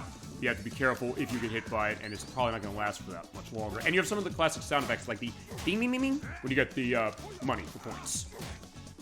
Because I guess the idea is we don't need the money, or we don't necessarily want it, but in case that we're just going to keep going and grab what we need. Alright, we got the weapon, and we're going along. And the great animation. It's this great hand-drawn style, almost like a not a Telltale game, I was going to say, Way Forward game. So maybe like the cartoony style of certain Telltale games, if you think about it. Yeah. They're still having so much fun as far as that. And also, if same rules of Streets of Rage apply when you get tossed as before. If you hit up in the jump button just as you're landing from getting thrown, you can recover without taking damage. Take advantage of that. So it does have that same high skill cap that the original games had, and the great variety that they had, and also the 3 ads, which we will show when we get there. Particularly because 3 ads just as a little bit of a preview, because I said I don't know when we get to that one. Alright, Max and I are working on it as far as figuring it out, but we will do it, don't worry. That one gives you special attacks based on weapon you're using. And this one kind of does that too, as you're seeing as well. But also you have the car running in there, so in this case you're going to be trying to knock him down or bust through the car. Also, one other thing I want to grab you, because, yeah, this does thankfully take the rules of Streets of Rage 1. When you're holding a weapon, you do not drop it to the ground. In Streets of Rage 2 and 3, you do. But, as I mentioned, because the weapons have damage to them, and you realize that when you get them flashing red, that's something you gotta take into account, including stars as well. That's something Streets of Rage 3 adds, which increases the power of your attack and gives you access to, actually, that does give you or the really special attack, the one on the R button, which we'll use when we get to the boss. I'm gonna go to the boss as far as this area, and then we can go on. The thing making the point as far as this, just to show it, and as I said, if I haven't said it completely yet, I will make it perfectly clear now. Maybe when it comes to some of these Switch 2 Chronicles items for this show, it's games that maybe didn't really need an enhancement. Because this game ran at 60 FPS smooth on the Switch as it was, and also on the Xbox One, where I played it on the Xbox One because it was on Game Pass, actually before I got my physical copy for Switch. So at that point I get to get a preview saying, okay, this is the game I spent my money on because they released it digitally first. So I said, how is it? And I played it. It's great, but honestly it doesn't look or run worse on the Switch. And same case on the Switch too, so it's gonna be pretty smooth no matter how you're playing it. And this guy, he keeps dropping pipes, so he's almost like, I don't remember the name of it. The guy you fought in front of the bar in 2. Why am I blanking on his name? His name is below, as far as how it is when we played it. But yeah, because he keeps tossing the knives out. But in this case, yeah, we got something else. But you have these guys who are, walking along with their hands in their pockets. So clearly they don't care, but you also have to be careful about the exposed power lines. If you get hit there, you're going to get shocked. Also, I believe the enemies can get shocked too. Yeah, they can. So you can lure them in there. It's like, yeah, hey, you want to come by? Sometimes they won't be stupid enough to walk in, or maybe he won't, because it looks like he has metal shoes. Actually, I want to put that to the test. Okay, never mind. The metal shoes will not protect him. I wasn't sure about that. Alright, but I got a star. Oh, yeah, I can use my other special attack as far as it. So it is a nice risk-reward saying, what do I want to do with my my attack as far as it with special attack? Saying, do I want to use it now and risk getting hurt because of the health, or do I want to hold it? And also, for that matter, you have the forward, and the attack button for that special attack, which you can also use for certain things as well. So yeah, a variety of the combat. That's why I love Streets of Rage so much, and why with all due respect to Final Fight, which I love Final Fight, I really do, but it's also something that when I say to people, or people ask me, what's a beat 'em up I should play?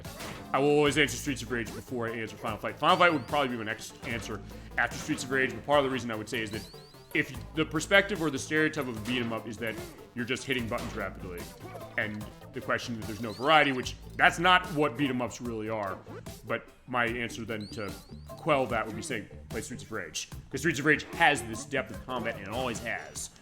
And then Final Fight, some of the better entries in the franchise, or the later entries of the franchise, I should say, enhanced that as well, because remember Final Fight 2 and 3 did have some more stuff, and Final Fight 3 in particular, it had Street Fighter 2 button combinations and combos. Right, we got our first boss here. This is Diva. Let's get her going. She does run electricity as far as it with the electrified snakes. You gotta be careful. Whoop. Ow. But you do see the great attention to detail and the great animation when you get shocked. Uh-oh. Ow. I hear this great dance music again. But she has her special attack too, and she'll basically do a shock of an entire area. So in that case, tell her, like, yeah, boom, off you go. But she'll send the enemies out. And I love that attention to detail, because they do have their hands in their pockets the whole time. And the idea is that they'll only use their legs. They'll like, yeah, you know what? I don't want to bring my hands out. I don't want to get my nice hands, you know, bruised doing a punch. Let me just use my feet. And it also means that every enemy does have a unique style to themselves, and of course they'll bring the knives out, for sure. Or sometimes they will. In this case, they definitely will. Really make it fun to fight everybody, and make every enemy type feel different. Even in cases where they are, understandably, palette swaps, like the signals. Because they have, like, yellow, green, and other colors as far as that. But then they have certain different moves that go with their styles. Like the green ones, at least I think it was the green ones earlier. Yeah, it was the green ones earlier. They'll do the slide across. And there goes my pipe. Alright, yeah, the stars do go to your special attack, so in that case, I don't have any more, but that's fine. I have the other special attack. You technically have 3 of them. You have one that hurts you, one that you need to have a pickup for, and then the other one that's the dash in. And there we go. So, digga digga digga doo, digga digga doo. There you go. So, Adam Hunter, he has still got it.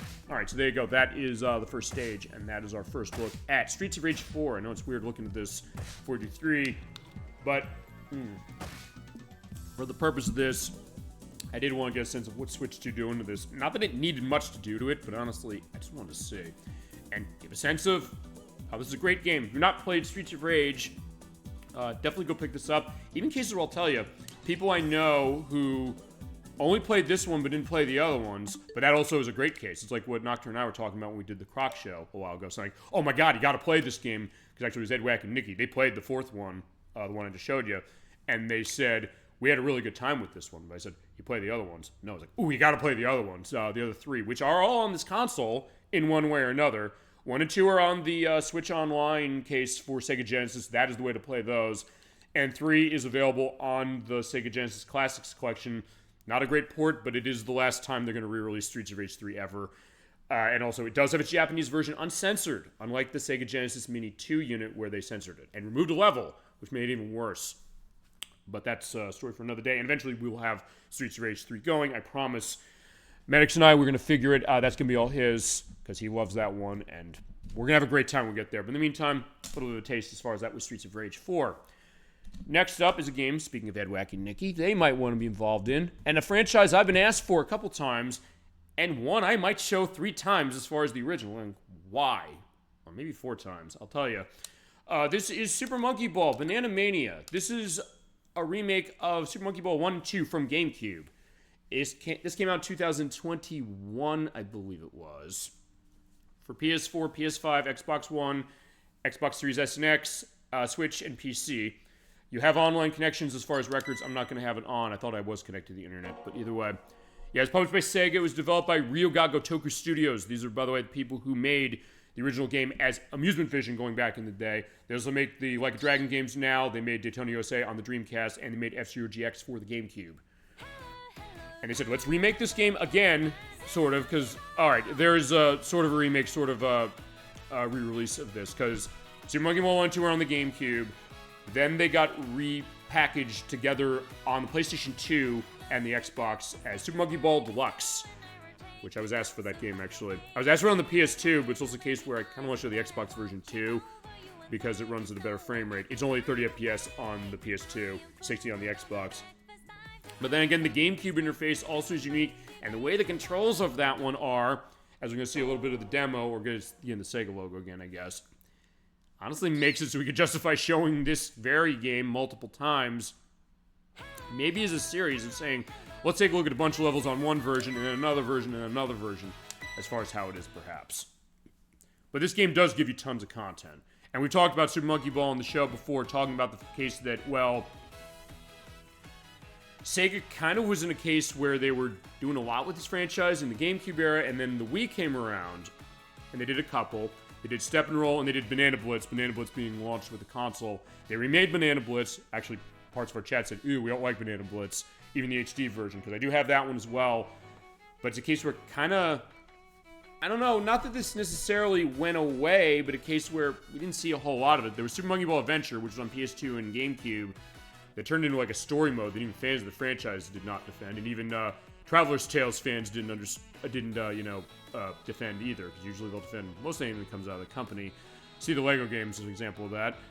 But anyway, they then said, well, let's keep going. They put Banana Blitz out. I bought it, and I guess they saw, hey, we can justify returning this franchise. They said, let's remake these two games on this, and let's put a new game out that was Super Monkey Ball. I'm trying to remember. It was the Switch game that came out. Super Monkey Ball. It's not Banana Mania, it's this one. It's not Bonanza, I'm thinking Donkey Kong Bonanza. It's something else. But I'll have the name down of what that other one was. Banana Rumble. No, okay, no, I won't. No, I won't because I remember the name of it. I just had to threaten myself with an edit and say, no, I gotta get that set.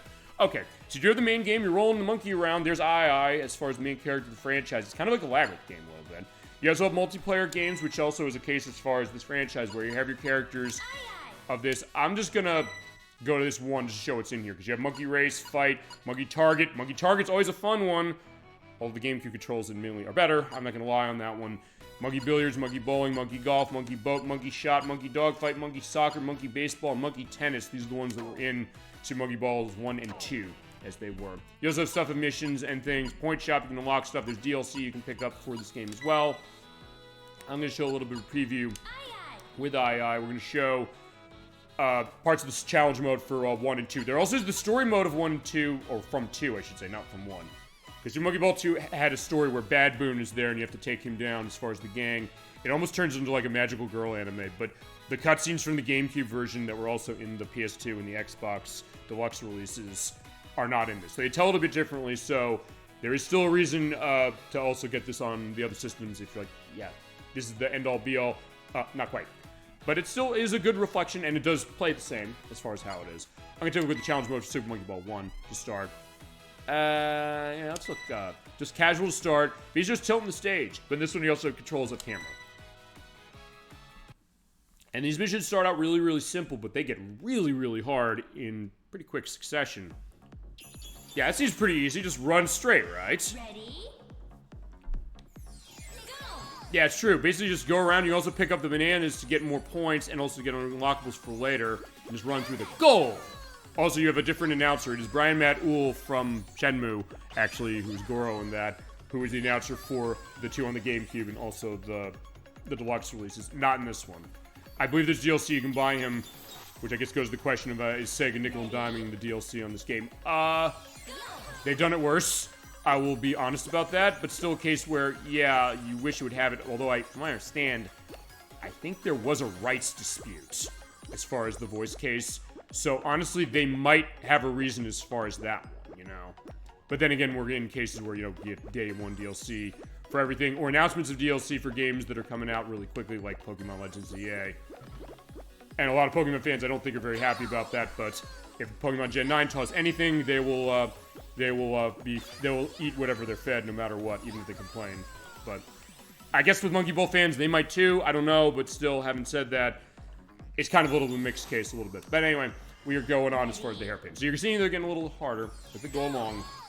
They pick up the bananas, which, by the way, on the GameCube version, they were corporately sponsored. They were sponsored by Dole. Not in any of the other releases. So if you want your Dole representation, you gotta buy on the GameCube. But it also goes to the arcade version of this, or the original arcade version, which is called Monkey Ball, not Super Monkey Ball. Ready? It was controlled with a joystick that was shaped like a banana. So at that point, that was the idea there. But then GameCube, they brought that out. Actually, it was a launch title for the GameCube, which was interesting to see. Crap, Fallout. I was trying to be fancy because what happens in this game is that basically you have to get to the end in a minute. I didn't mention that. And if you're really quick, you could make that gap and get through. I'll tell you one thing on this game. Well, two things. One, it's fascinating to watch people speedrun this game. For that very reason, because they'll use the physics, which are mainly different in this version, and there's some fans of this franchise who sometimes take umbrage with that. But the case where they'll do some amazing things. Like, what were they thinking to do this and then get to the end? But also, in between, you get challenge missions. So in this case, collect all the bananas and get tons of points. But actually, Nikki, going to her, when this game was around, Edwack bought it, and she was playing it quite a bit, but it's also the case that he was thinking, like, well, how good is she at games? To which I'm not arguing the idea of, like, is she or is she not? She's shown that skill of a lot of the games she's played on the show so far, and will soon with other stuff, including we do get to Crash Bandicoot Rapid Cortex, speaking of Traveler's Tales joints. But anyway, the case that with this game, we've always said this about her, and she said this on the show before, the case that she tends not to like to waste her time with a lot of things. She hates backtracking in games, usually speaking, unless it's a case where it's Metroid and you kind of can't get around that. It's like criticizing a tiger for being a tiger. You can't do that. It doesn't make sense. But point is that she said, well, for a game like this, I just want to run really, really fast. I just want to get to the end really, really quick. She understands the shortest distance between 2 points is a straight line, and she was basically gunning for the end on some of these things. And even Edwag is saying, like, oh no, you're gonna fall. Like, she not only didn't fall for some of these things, she did these amazing things that got to me. It's like, oh my god. And she was like whooping and hollering as far as getting to the end and going fast, like, boom, like that. And that's not even like one of the hardest ways to go, going down the slopes there. But honestly, the way she kind of plays this game is with that mentality of saying just going straight for what it is. It makes it really fascinating to watch, and this great sense as you watch this game, and the reason why we're definitely going to do this game for the show, and as I said, I think we should probably do it every case, because part of my chat, it's Paco's Rock Band requested the PS2 version of Deluxe. I'm not going to tell him no, no, I'm going to do the Xbox just because it runs better. I mean, I want to give you the best show possible. If you remember it on the PS2, I'm not going to say you don't get it on the PS2. I'll probably show the other one, though, still just as a compare and contrast, but still that idea.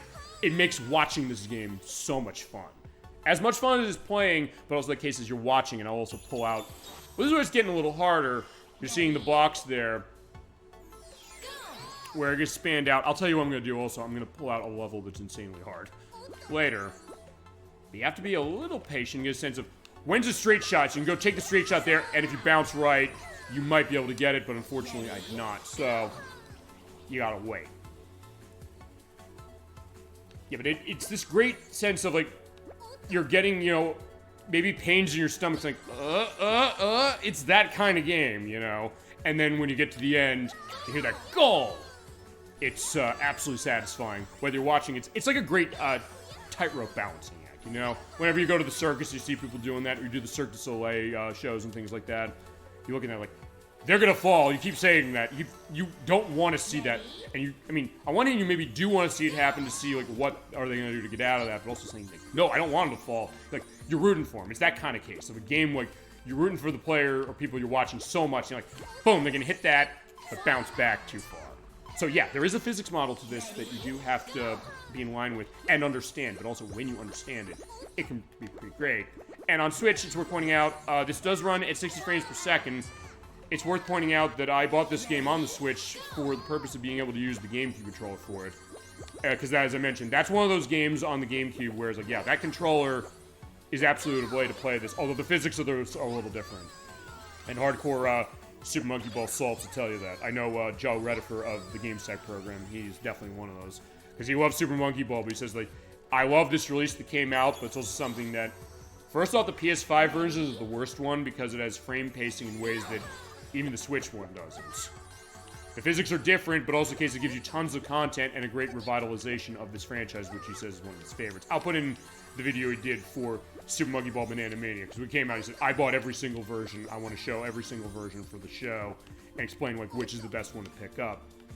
And I picked it up on the Switch because of the controller, and also because this is an era where Sega was saying, well, we can't make Sonic Colors run at 60 FPS and not kill people on the Switch 1, but we can run Super Monkey Ball and not kill people with flashing lights on the Switch. So I said, alright, fine, and also because I can use that GameCube adapter to play with the GameCube controller, that's the reason I picked it up on this. So it ran at 60 FPS on the Switch. Actually, in some ways, that might have been the best version for that very reason.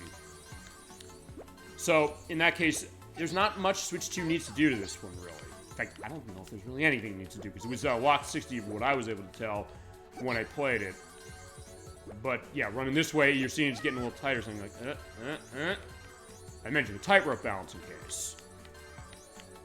But I guess maybe that's the other thing, is because Ryoga Gotoku Studios, who makes these games, we showed this when we looked at Daytona USA on the Dreamcast. They were pushing that console, I guess, to the limit to a certain extent, but also the case of frame rate was never faltering ever on that game. Even when you were online, it wasn't doing this, and you also get a challenge mission for this as well. Let's see if I can't... Yeah, okay, I can't go crazy as far as that, but if you're quick enough, you can. And the other thing I think I'm going to do is I will show an insanely hard level. And you know what? Maybe the Blur Bridge is going to be the insanely hard level. We'll see. But I think, as I mentioned, Ryoga Gotoku, they know how to do development for it. I mean, so I think that had something to do with why this game ran really well. I mean, let's put it this way. They're making Virtua Fighter 6. I know people are looking forward to it, but even they said, we're working on this.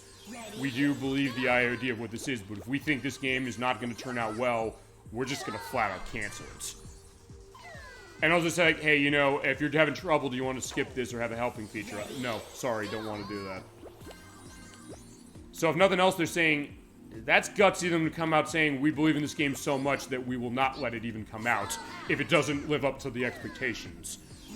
Which, yeah, that is making me afraid as anything, but it's also making me say that, look, they want this game to be great.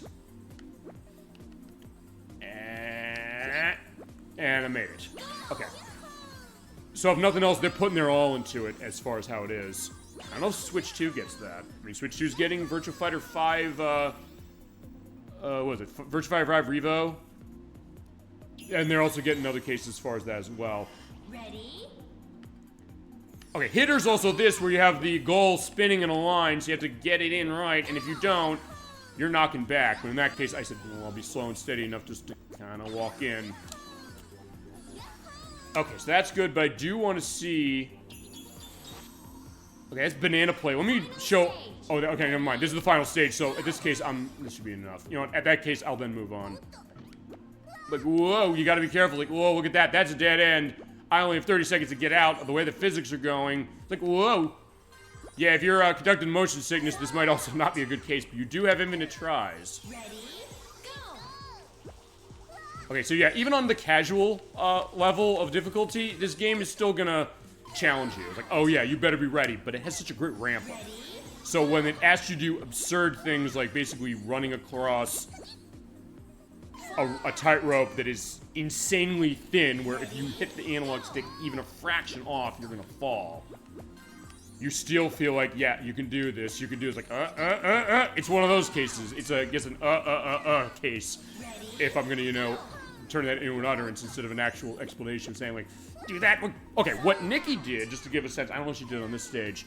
No. We're gonna get through this ourselves, I promise. Oh, hold on, did I turn it? I did turn the helper on? I thought I turned it off. Shit. Alright, fine. Helper, they give you double time limit, so, and you can use slow motion on R buttons. Alright, I get to show that inadvertently the case of what it is, but alright.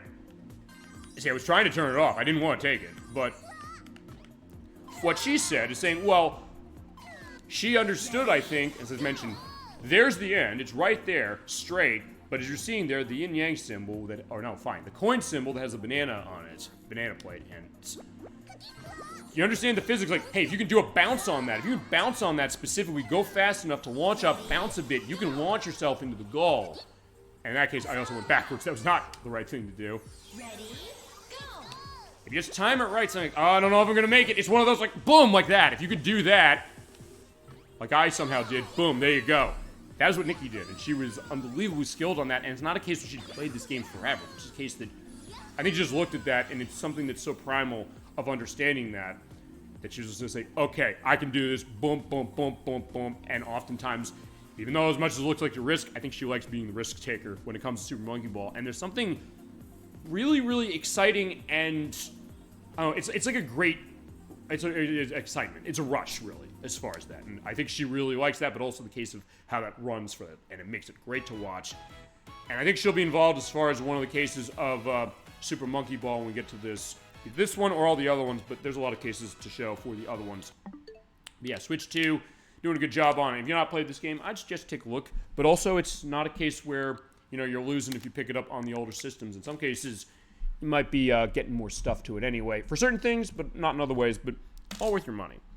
Okay, now I originally had only one game left that's on this list, but actually I'm going to put another game in, because actually this is something I got the other day. It just came out the other day. It's also a case where, full disclosure, I didn't have to buy this because I won this in a contest actually that the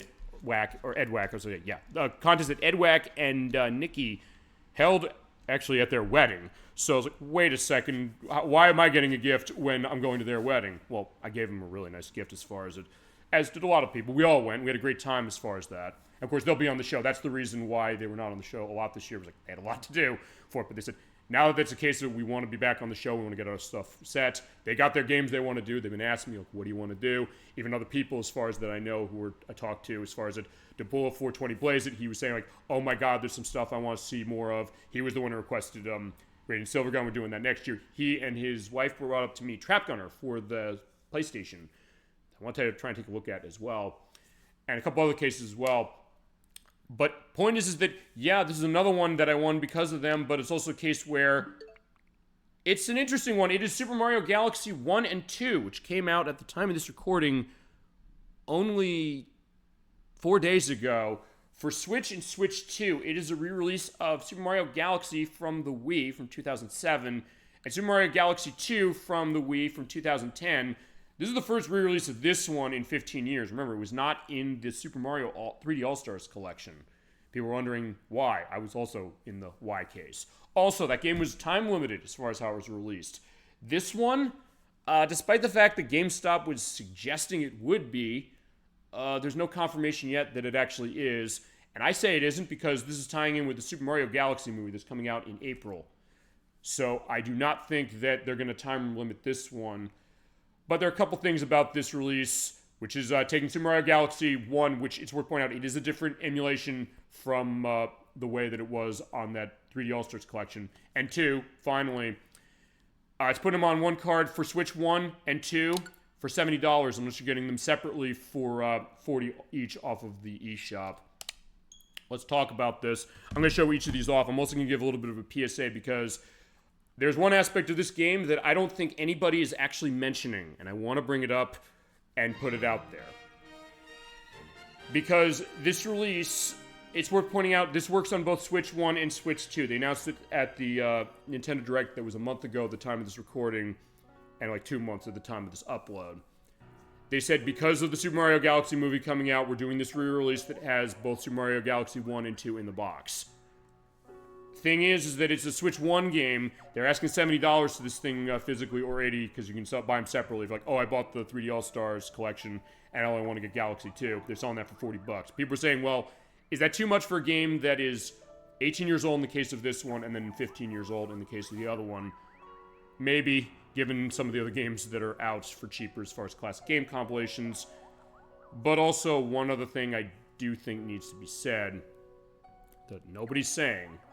And it's a case where it's funny to think that the Switch 2, as great a console as it is, and as interesting a console it is for the purpose of showing off of everything with the back compat, that Nintendo is able to effectively make their hardcore fan base accept going online to make their games playable, and also accept the fact that most of the game's physical library is not physical whatsoever.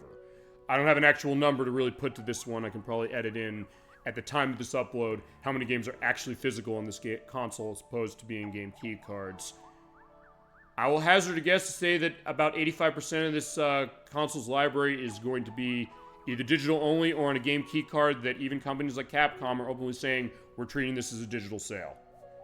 So, something to think about, because with Super Mario Galaxy 1 and 2, this falls in the former category because although you can put this card into your Switch 1 and play it no problem, completely out of the box.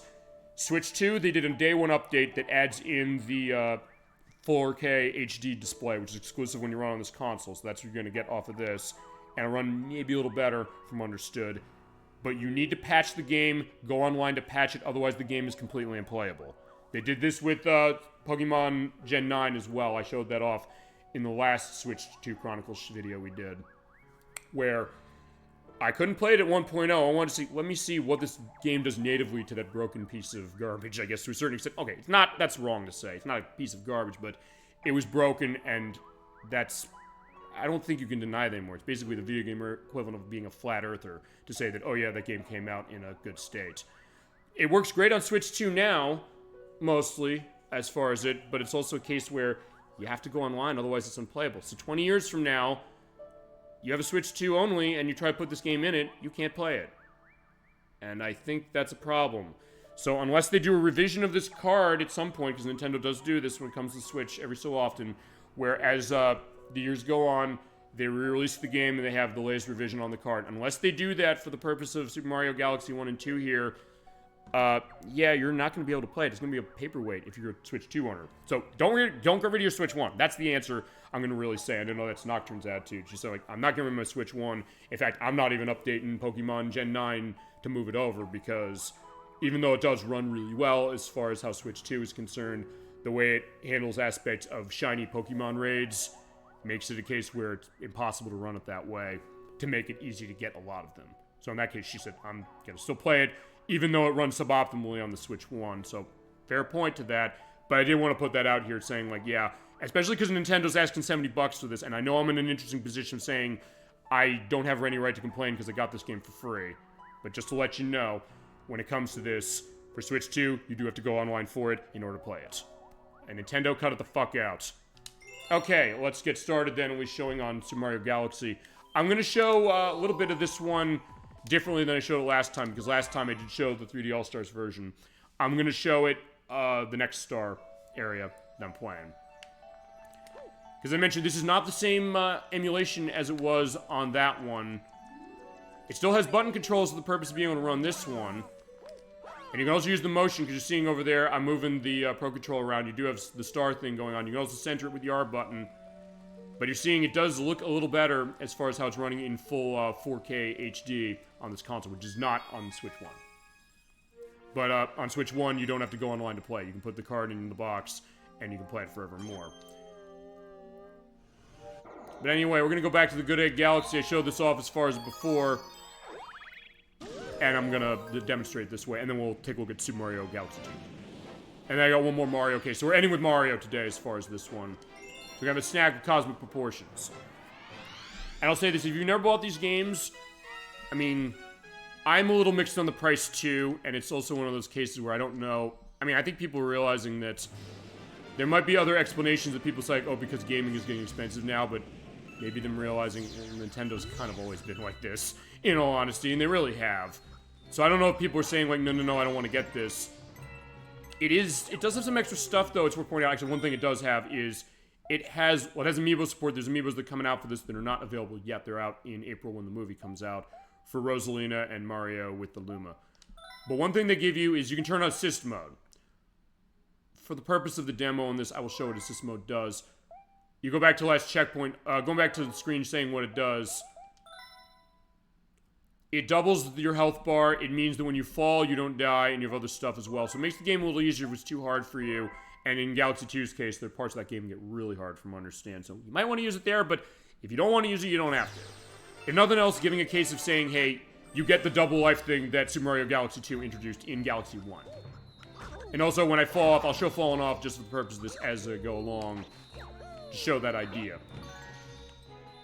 I mean, I guess it's the idea of accessibility. Like, hey, if kids have never played Super Mario Galaxy, I mean, I'm one of those people who admittingly is a case of saying, deliver the game as they gave it, but it's also something that they give you an option as far as the difficulty. So they might say, well, you know what, I've never played a game, who knows? This might also be a case where it's the first game somebody ever played. I'm not going to judge that. I think that's a great case. If Super Mario Galaxy is the first game you ever played, whether it was on the Wii or even in this new version, you're playing a great game. You're getting a great game to start on, you know? I mean, I played Super Mario Brothers as far as the first game I ever played on NES, but it's also the case that you can't really lose going nowhere with Mario as far as any of these cases. But then think like, well, first time you play it, you might not be sure, so saying, well, at least have some training wheels on the game, if nothing else, but then saying, okay, then take them off, in case we play the game enough. It's like, oh, I want to go further. I want to build my skills up, and then you become a master. That's how I was, but I think that's also how really anybody can be, you know? And with Super Mario Galaxy, you're seeing here as far as how beautiful it looks. It still looks great. It looks even better here with the 4K case.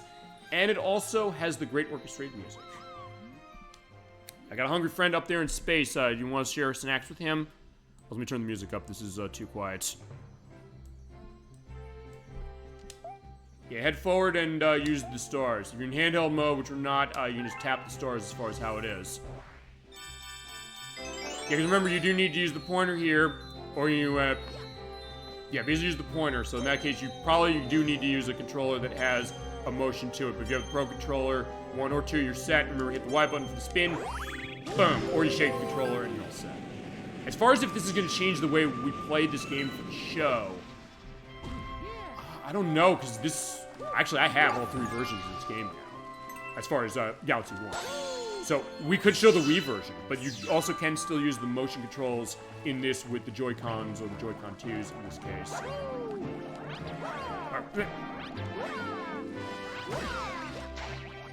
Alright, there's the Goomba, so that's something I gotta take care of. And pounding is on the L button when you jump in the air. I mean, we could use that as far as using the Joy-Con controls for this. Because this game does play well with the controller, but it also is a weird case of playing with the controller. Just think to yourself, this was designed so much around the motion controls, which are great. It's not one of those cases where going back, it's like, oh Jesus, they shouldn't have used motion controls. It's one of those, they really thought the design of this game from the ground up for that, and it worked so well, it just feels so natural. It's like, just game the controller to get those star bits up. And you can shoot them off hitting the ZR button, by the way. And also the circuitous nature of the planet, saying, yeah, we're going to space with Mario, boom, there he goes. And off you shoot. In this case, also being able to point that, disguising loading very smartly by saying, hey, we have to load this area, but just get a sense of, hey, Mario's flying through the stars, look how cool this is. And it's interactive as you go. This is why we're learning as the good at Galaxy, because, yeah, we do have this, but yeah, he wants some food. So, hi, what do you want, my friend? Got any star bits? If you feed me a bunch of them, I will transform. I need 100. Alright, I got 100, so basically aim... Oh, wait, I don't have 100. Well, I'll feed him all the ones I got. Yeah, so he's a glutton, but in that case, I always aim right there in his mouth and shoot right in. Alright, I'm almost full. Remember, you can find star bits around pretty easily. Also, if you kill enemies, as we're pointing out, if you knock down the Goombas and kick them, you do the spin, you knock them down with that and kick them, you get star bits off him. If you jump on him and pound him, you get a point. In that case, that's enough as far as what we need, because we do need star bits to take care of him to get to the next area. So, hello. Open up, my friend. There you go, I'm famished. Transform!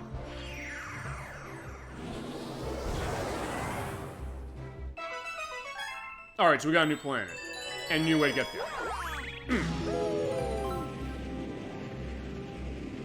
Actually, I don't know if we're going to be even able to show how, you know, the assist mode works in the sense of saying, hey, we get to show not dying from falling. I mean, we'll have to see as far as if that's how that happens. But also, I guess it feels weird, because the last Mario game I played extensively was, of course, Super Mario Sunshine for the show. And, okay, we did preview this, actually, on Part 4 of that game, as was, using the 3D All-Stars version. But a case where, in that one, you had the spin jump, like doing the rotation of the analog stick, or left analog stick, and then doing the jump. This one, you have the long jump back. You're doing running, hit the ZL button, and then hit the B button to jump. You also jump on A if you desire. But a case where, in that case, it feels maybe more... It's kind of more about running around, and you do still have wall kicks in right there. I'm gonna say, yeah, some places you do have it. And it works the same way that Mario Sunshine did, where he's kind of sliding off the wall. Alright. But the game does still look great and plays great. As I said, my thought is, as I said, I'm not comfortable with the idea of saying that I bought a game and it's going to be a paperweight if I don't go online with it. I mean, as much as I love Indiana Jones and the Great Circle, it makes me very, very concerned about the case of the fact that that's going to be on every system, and Switch 2 is going to be that way. And you know what? I'll also say this. Going to the game keycards thing, I think we need to talk about that a little more, because I've kind of maybe given a brief indication of that as has been going on. The fact that most games are going to be that way, and honestly, I have to say it, most games I think are going to have to be, because even a lot of companies, going back to Ubisoft actually for a second, they said, we did Star Wars Outlaws on this console, and they said in order to get this game running the way we did, we had to have a game keycard, and honestly, the Switch 2 might have kneecapped itself, technologically speaking, in record time, because of the fact they said, well, you know what, if we're going to put this fully on a physical card, we could not actually get this going correctly for some of the tricks we're doing on the graphics and the tech, because this game, or the console, the card cannot read fast enough for that.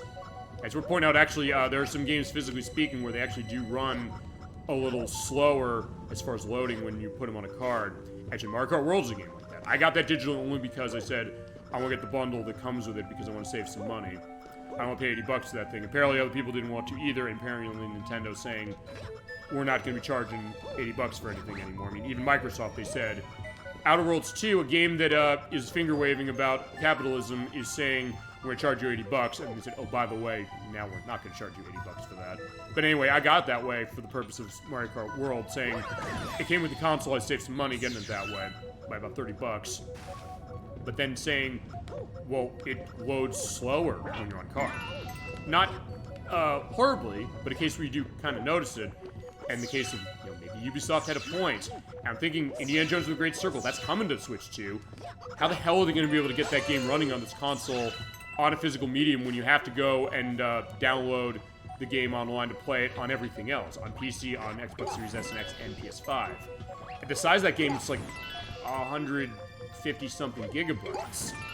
I don't know, can they put like multiple cards on the Switch too for that? Or will they want to? I don't know. They didn't want it for anything else as far as PS5 and Series S and X. Or Series X, I guess, as far as physically anyway. So, as I said, I don't know what that's going to look like. You know what? I also want to see... Oh, right. In this area, I'm just still on the way. Because only if there's a black hole, you're going to fall out. But I guess if nothing else, it's something that... Well, because game sizes are getting bigger, and on other consoles, you can't have it on the physical media anyway. I mean, that was the concern of what Remedy said when they said, well, we're not physicaling Alan Wake 2. They said, we're going to have to charge more because of the overhead for the physical cost.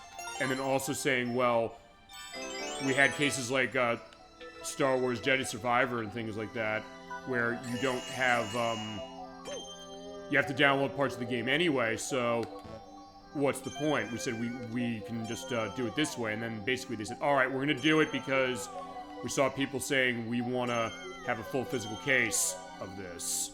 And in this case, I got to aim around to get the star. You hold on that. I can go over there and try and pull in to get the star over there. There we go. Got it.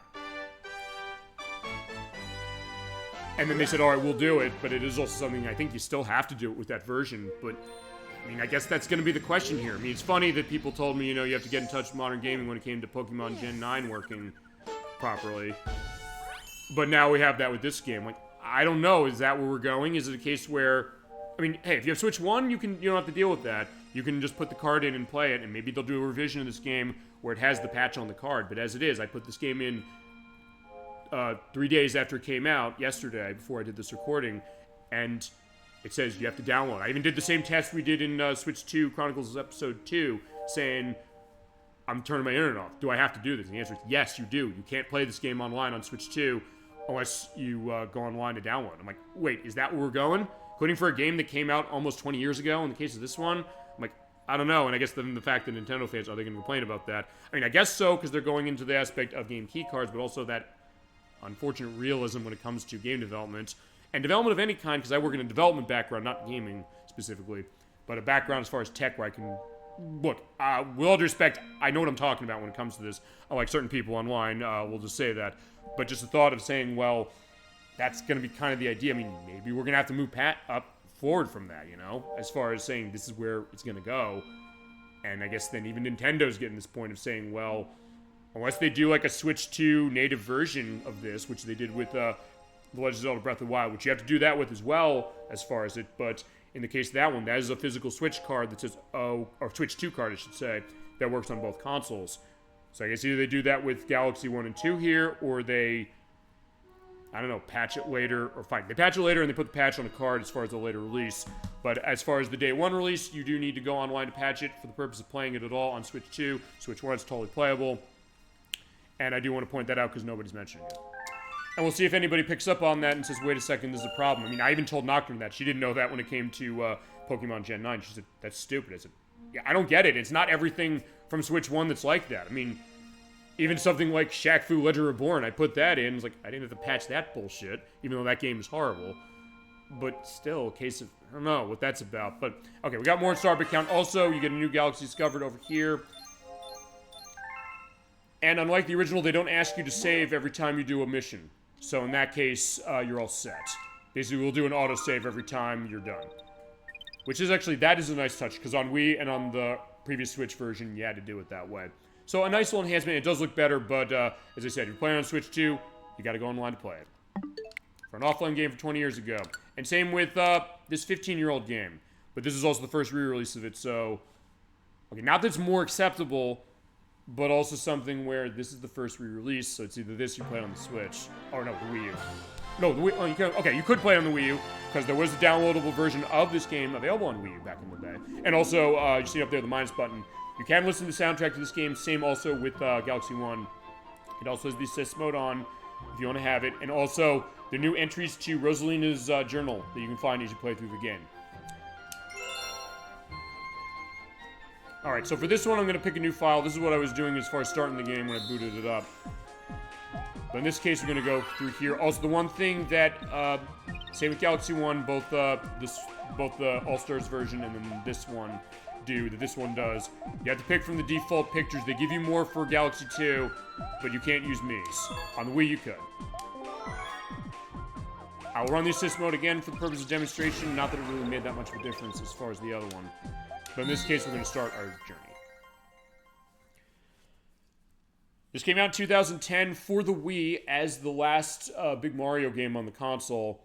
And also, in my case, maybe the period... I think, to me, this game kind of ended the period of Nintendo kind of coasting on the Wii and going towards casual gamers while leaving the hardcore gamers out in the dirt. But I don't know if they're helping casual gamers either, because then the idea that the Wii kind of imploded in and on itself way faster than every other console did of that era. And this is the first one where like, oh yeah, they're doing this. But also on the Wii, I'll tell you, I had problems with the motion control on this in ways I didn't with Galaxy 1. So that's one question, see how it goes with this. Alright, so storyline on this one is the Stardust Festival. We had that in the last game, as far as how it is. And we're getting another letter from Peach. Would you like to share some cake while we reach the shooting stars? Meet me at the castle. Peach. And that's Samantha Kelly as Peach. She was also Peach in Super Mario Galaxy 1. She is not Peach anymore. But she's voicing her here. And it's Charles Martinet who's voicing Mario in this and also in Galaxy. And also these re-releases, they keep the same voice. And going back to when I met Charles Martinet when I was at Too Many Games a few months ago, he was saying to other people, saying, well, they have archival footage of me from years ago, so they basically, whenever they do like a re-release, they can use it. So I don't know if he knew that this was coming as far as what it was back in end of June, although they only announced it like a few weeks before it came out. But like, one thing I love about this game is that as you walk along, I'm playing this part. And it's telling the story. It's playing old 2D Mario, but with the same pointing aspect of Galaxy 1, saying, the Star Festival just begun, the Toads are celebrating, I'm walking along and playing as they're telling the story. I love this. I think in some ways this might be one of the most underrated aspects of Galaxy 2. Which admittedly I've not played as much as Galaxy 1, but that being said, and this is also the only version of Galaxy 2 that I own, so we'd be using this for the show. But that being said, I love the idea that they're kind of telling the story. A unique way of doing tutorializing, too, saying, okay, well if you played the first game, you kind of know what to do, but also they're saying here, like, use stars to grab these. They're saying, well, let's go through this once more. And it is distance-based as you walk along where the story goes, saying, once upon a time, the Star Festival begun. Toads are celebrating, saying, hey, grab the star bits. The star bits rain from the sky, saying, oh yeah, point the Joy-Con or touch the screen for playing in portable mode, or use the Pro Controller of Switch 1 or 2s to do that as star bits rain down from the sky. You get this great orchestrated music again. It's wonderful. But also on the way, as they turn the page, I love the way they do that as well. Mario hit the A button. And when he hit the A button, this star creature that speaks in half of the PlayStation lines of buttons, or face buttons, started saying something, and Mario, not coming from playing PlayStation, didn't understand what they meant. The strange fellow seemed confused. He was looking where Astrobot was. Mario had to say, there's no Astrobot here. Maybe you're lost. But he suddenly said, yeah, fuck Astrobot. I'm taking a shine to Mario. I like his red cap. I like his style. I like the mustache. I like the blue overalls. He has a good sense of style, that's for sure.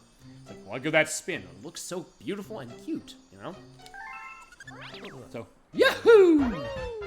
So they give you the spin ability right away. You don't have to wait for it like you did in Super Mario Galaxy 1. So, after that discussion, and after Mario took a character from a PlayStation game, brought over to his, or went ahead in time to do that, because Astrobot came out years later, then went back in time to 2001, we have this cap filled with warmth. I have new power surging through me. Is the spin attack. Right before you hit the Y button, and if you have the motion controls running for the motion elements of this, or actually with this one, basically shake the Pro Controller downwards to do it when the star is in your hat. When it comes out, you have a brief period where you can't do it. And now he is shedding his PlayStation button talk and saying, this thing fell from the sky. Shake this Wiimote, or fine, the Wiimote on the Wii, or the Joy-Con on this, or the Pro Controller to spin. You go to press the Y button. Can you break this? So yeah, wow, Mario. Like, hi, Mario! Break the ice! Or break the crystals. Our princess is in another castle! Another one? It's like, it's just this one. And Mario's saying, like, what other castle are you talking about? And what's this? One of the fellow's little friends? I want you to be able. Yeah, let's get him out here. Oh yeah. I'm free, but where am I? You are at the castle of Princess Peach. Hey, welcome. Also, Samantha Kelly voices the Toads in this game as well. Alright. That came down. Hi.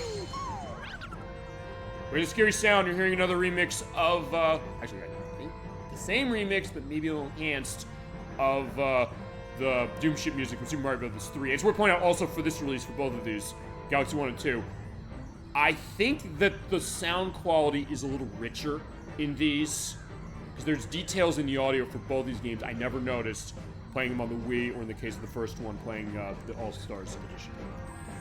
In this case, now we move in 3D and pulls the camera back. I love how they do that, saying, hey, there's Bowser. He's walking around going, huh. And seeing how this runs, it runs really well on this. It does have some stutters on Switch 1.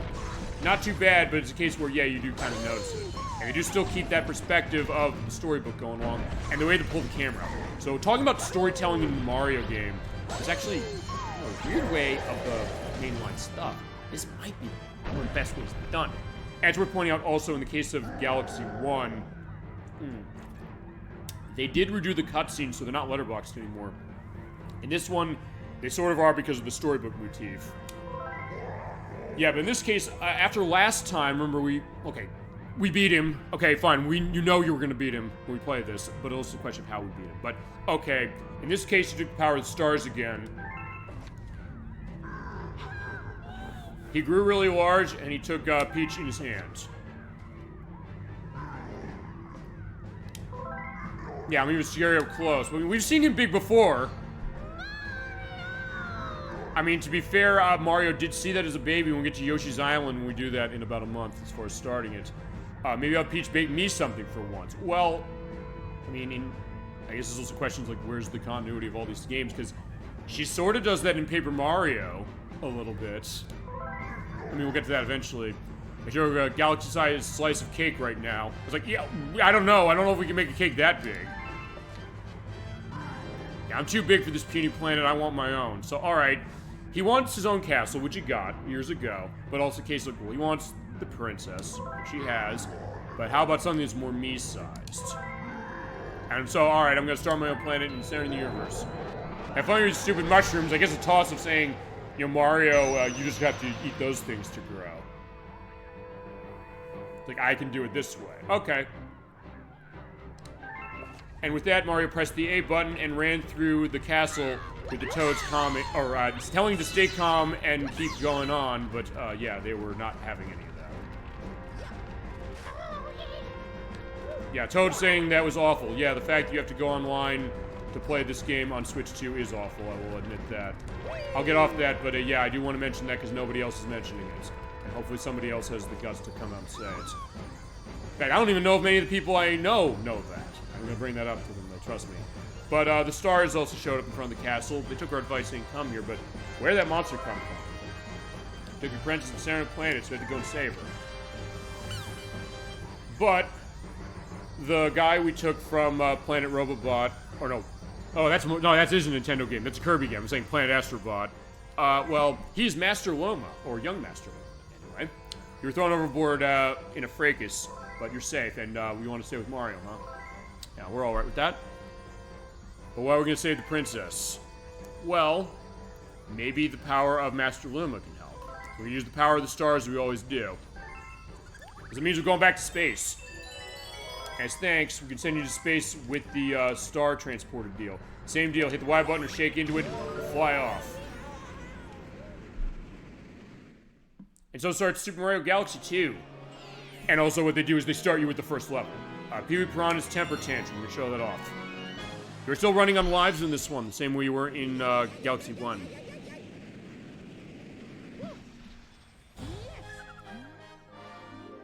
Alright, so here we go. So the power source is here, and you hear the great music once more. Okay.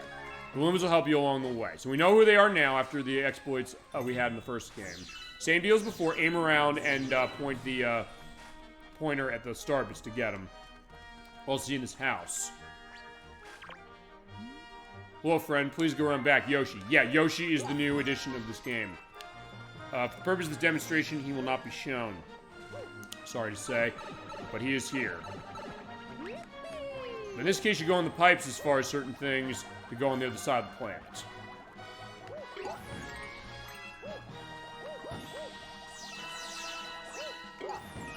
And same deal as before, you jump on the Goombas, they give you a coin, you can smack them around, and then you kick them as you walk along, they turn to star bits. Depending on the situation, you might want to do one or the other. Or hit that up and say, hey, what's that? Star bit. Yeah, you get tons of these things. Alright, so we go down here. Over here. Alright, so here's the top of Yoshi's house. Alright, so just like Super Mario World, he said, I'm helping some friends, sorry I missed you. So yeah, I like that attention to detail as well. Alright, but this star is saying, yeah, over here, what's up? The Yellow Lumens told me I'll help everybody, so I'll turn to a launch star. In that case, I said I wanted to shake across. Alright, there you go. Alright, so we're gonna follow them, we'll get that way. So this way.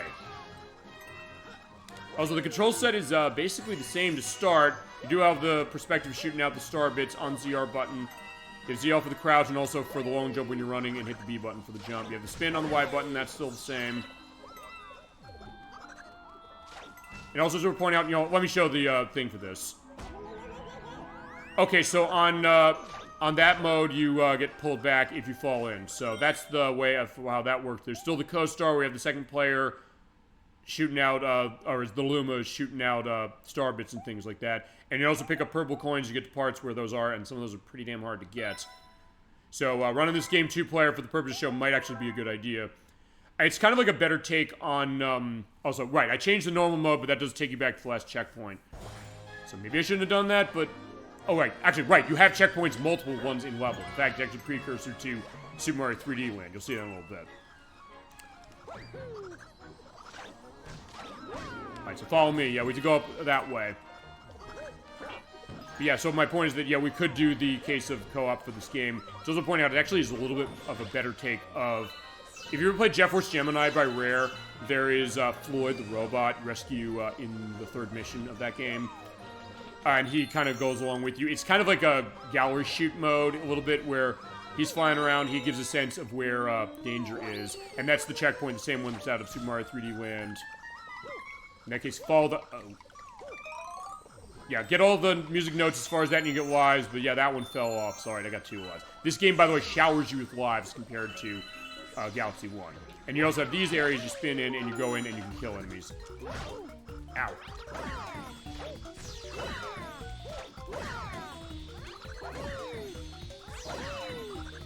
In this case, I'm just gonna knock them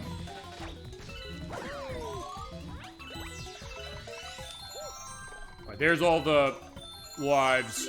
As you hit to that, oh, you're supposed to use that for invisibility? Okay, so fine, screw that. Okay, screw it for there, but I can use it here. So with this one, you run faster and jump higher.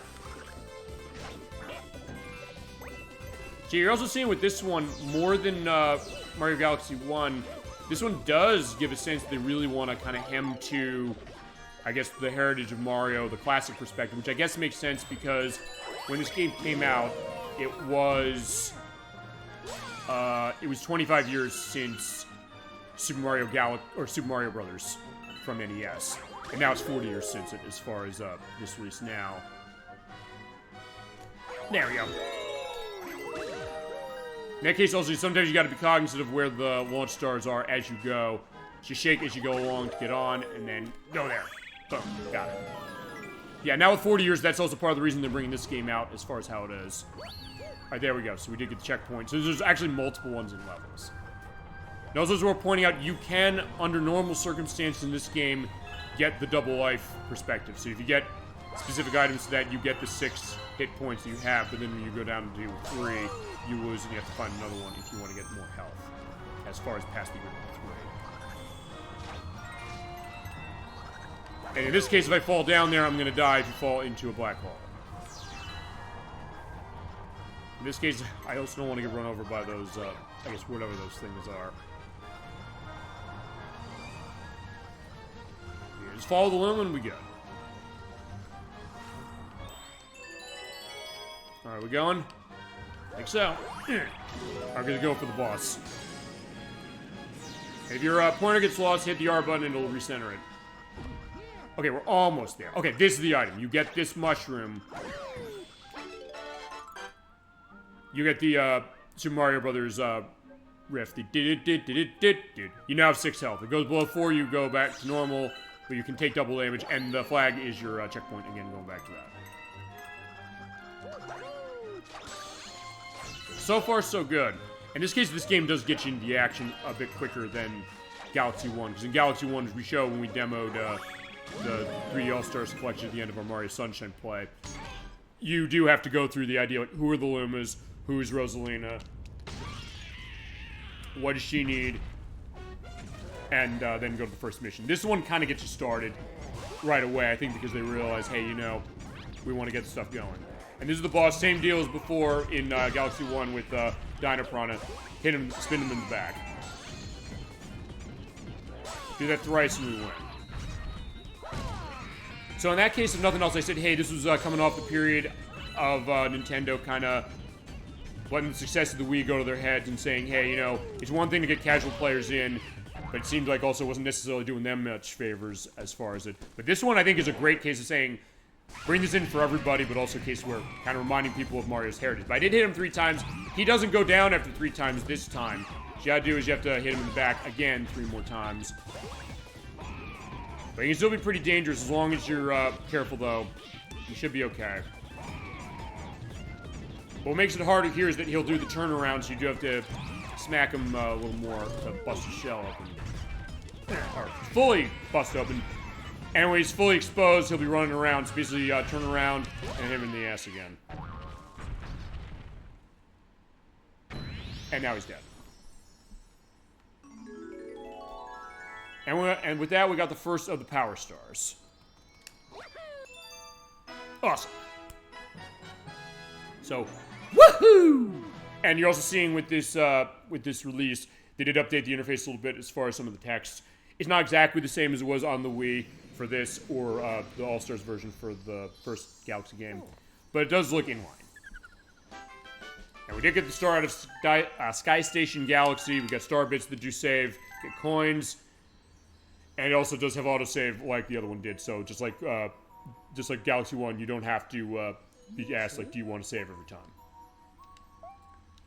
But alright, they know what's going on with Bowser going on. Thank you for bringing the Power Star back. This is Lubba. He's part of the Luma crew here. So this is a spaceship of theirs, actually, we found. They took this planet and they converted it into a ship. It's not too much, but it is our home. But it's not in flying shape. Since we ran into Bowser, he blew us off, and also they fell down to Earth where you are.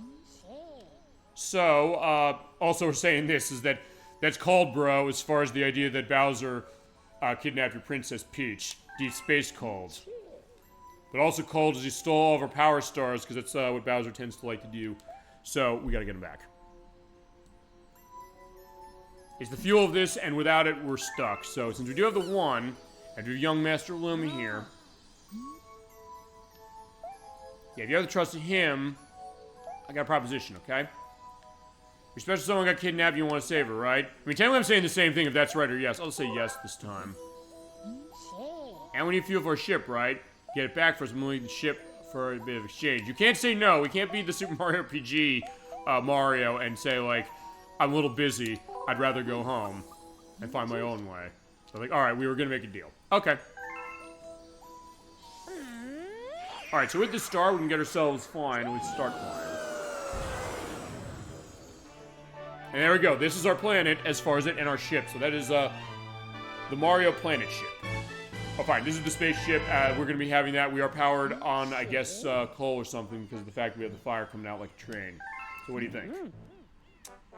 Nice spaceship, more like a face ship. Am I right? Yeah, I'll never lose in parking lot. What parking lot? I mean, technically, we're in space. The whole thing is a parking lot, I guess. We can park anywhere we want, and I don't think like space police are going to come around. Yeah, ship is your face on it. Decision's yours. So now we're the captain of this vessel, and we want to take you on a cruise. So we can go along, and okay, the captain, as far as Captain D-Track, okay, I didn't plan for this one, you know. They always say, it's like, you know, I'm the captain, and when I went on my flight about a month ago, for the purpose of going to another wedding of my family, it was a case where I remember I texted everybody as far as that Nintendo Direct where they announced this. I couldn't stop talking about Virtual Boy. I couldn't stop talking about Virtual Boy to one of the people on the flight as we're getting on the flight, as we're boarding. Not when we actually were on it. But also the case that I was texting everybody as far as that, and then later when I said I landed, it's like, yeah, the captain landed the plane. It's like, no, the other captain did, not me. My experience is not with flying planes, sorry. At least not in real life. In games, you ask me to fly and land a plane in pilot wings, I can do that, no problem. Anyway, they're giving you aspects as far as the signposts for that, but alright, that is the look at Galaxy 2. And here's the other, loom as well. Everyone needs a hand sometimes, so you can use Co-Star for that. You can stop enemies with D-pad button directions, and then shake the controller to spin them in the air. And also, for the purple coins, you collect them. I remember the Super... No, actually, no. They might have known with the Super Game Brothers play, but when Some Call Me Johnny did the review of Super Mario Galaxy 2, he said, when they got to the point of doing Galaxy 2, he called his brother Elliot in, and he said, like, let's take a look at the Co-Star mode, because they're pushing it more on this one. And he said, let's keep going. And then he says, like, are these purple things, are these purple things grape flavor? He's like, holy shit, you can grab purple coins. Is that good? Fuck yeah, that's good. It means I don't have to be nearly as precise collecting these things. This is a feature I can definitely get behind. Let's play? Yeah, let's play. So I think, actually no, they did do a let's play as far as it's saying, like, they're co-oping both of the Mario Galaxy games. I mean, we have not gotten to either one of them yet. We will, I guess we get to those after we do Super Mario 64. That's what Gemini 96 is going to do next year, to celebrate 30 years of that game. That's all his. As far as what version we're using, we're probably going to use the Nintendo 64 original. I'm also going to say to him, I think I'm going to institute we do the Nintendo 64 original only because of the video delay that goes with the Switch Online version. But if he really wants that one, I will play around with the tech and see, can I make it so it doesn't come off the video? I mean, I have to change the stuff anyway to get it running the way you're seeing now. But still, I could do that. But the point is we're doing that game next year. He's willing to do it. For reasons you'll understand when we get there, he has to be the one to play it. It's all his. And that is Galaxy 1 and 2. It's a good release. It's a little much as far as money. If you have these games already, I don't have one of these as far as Galaxy 2, but now I do.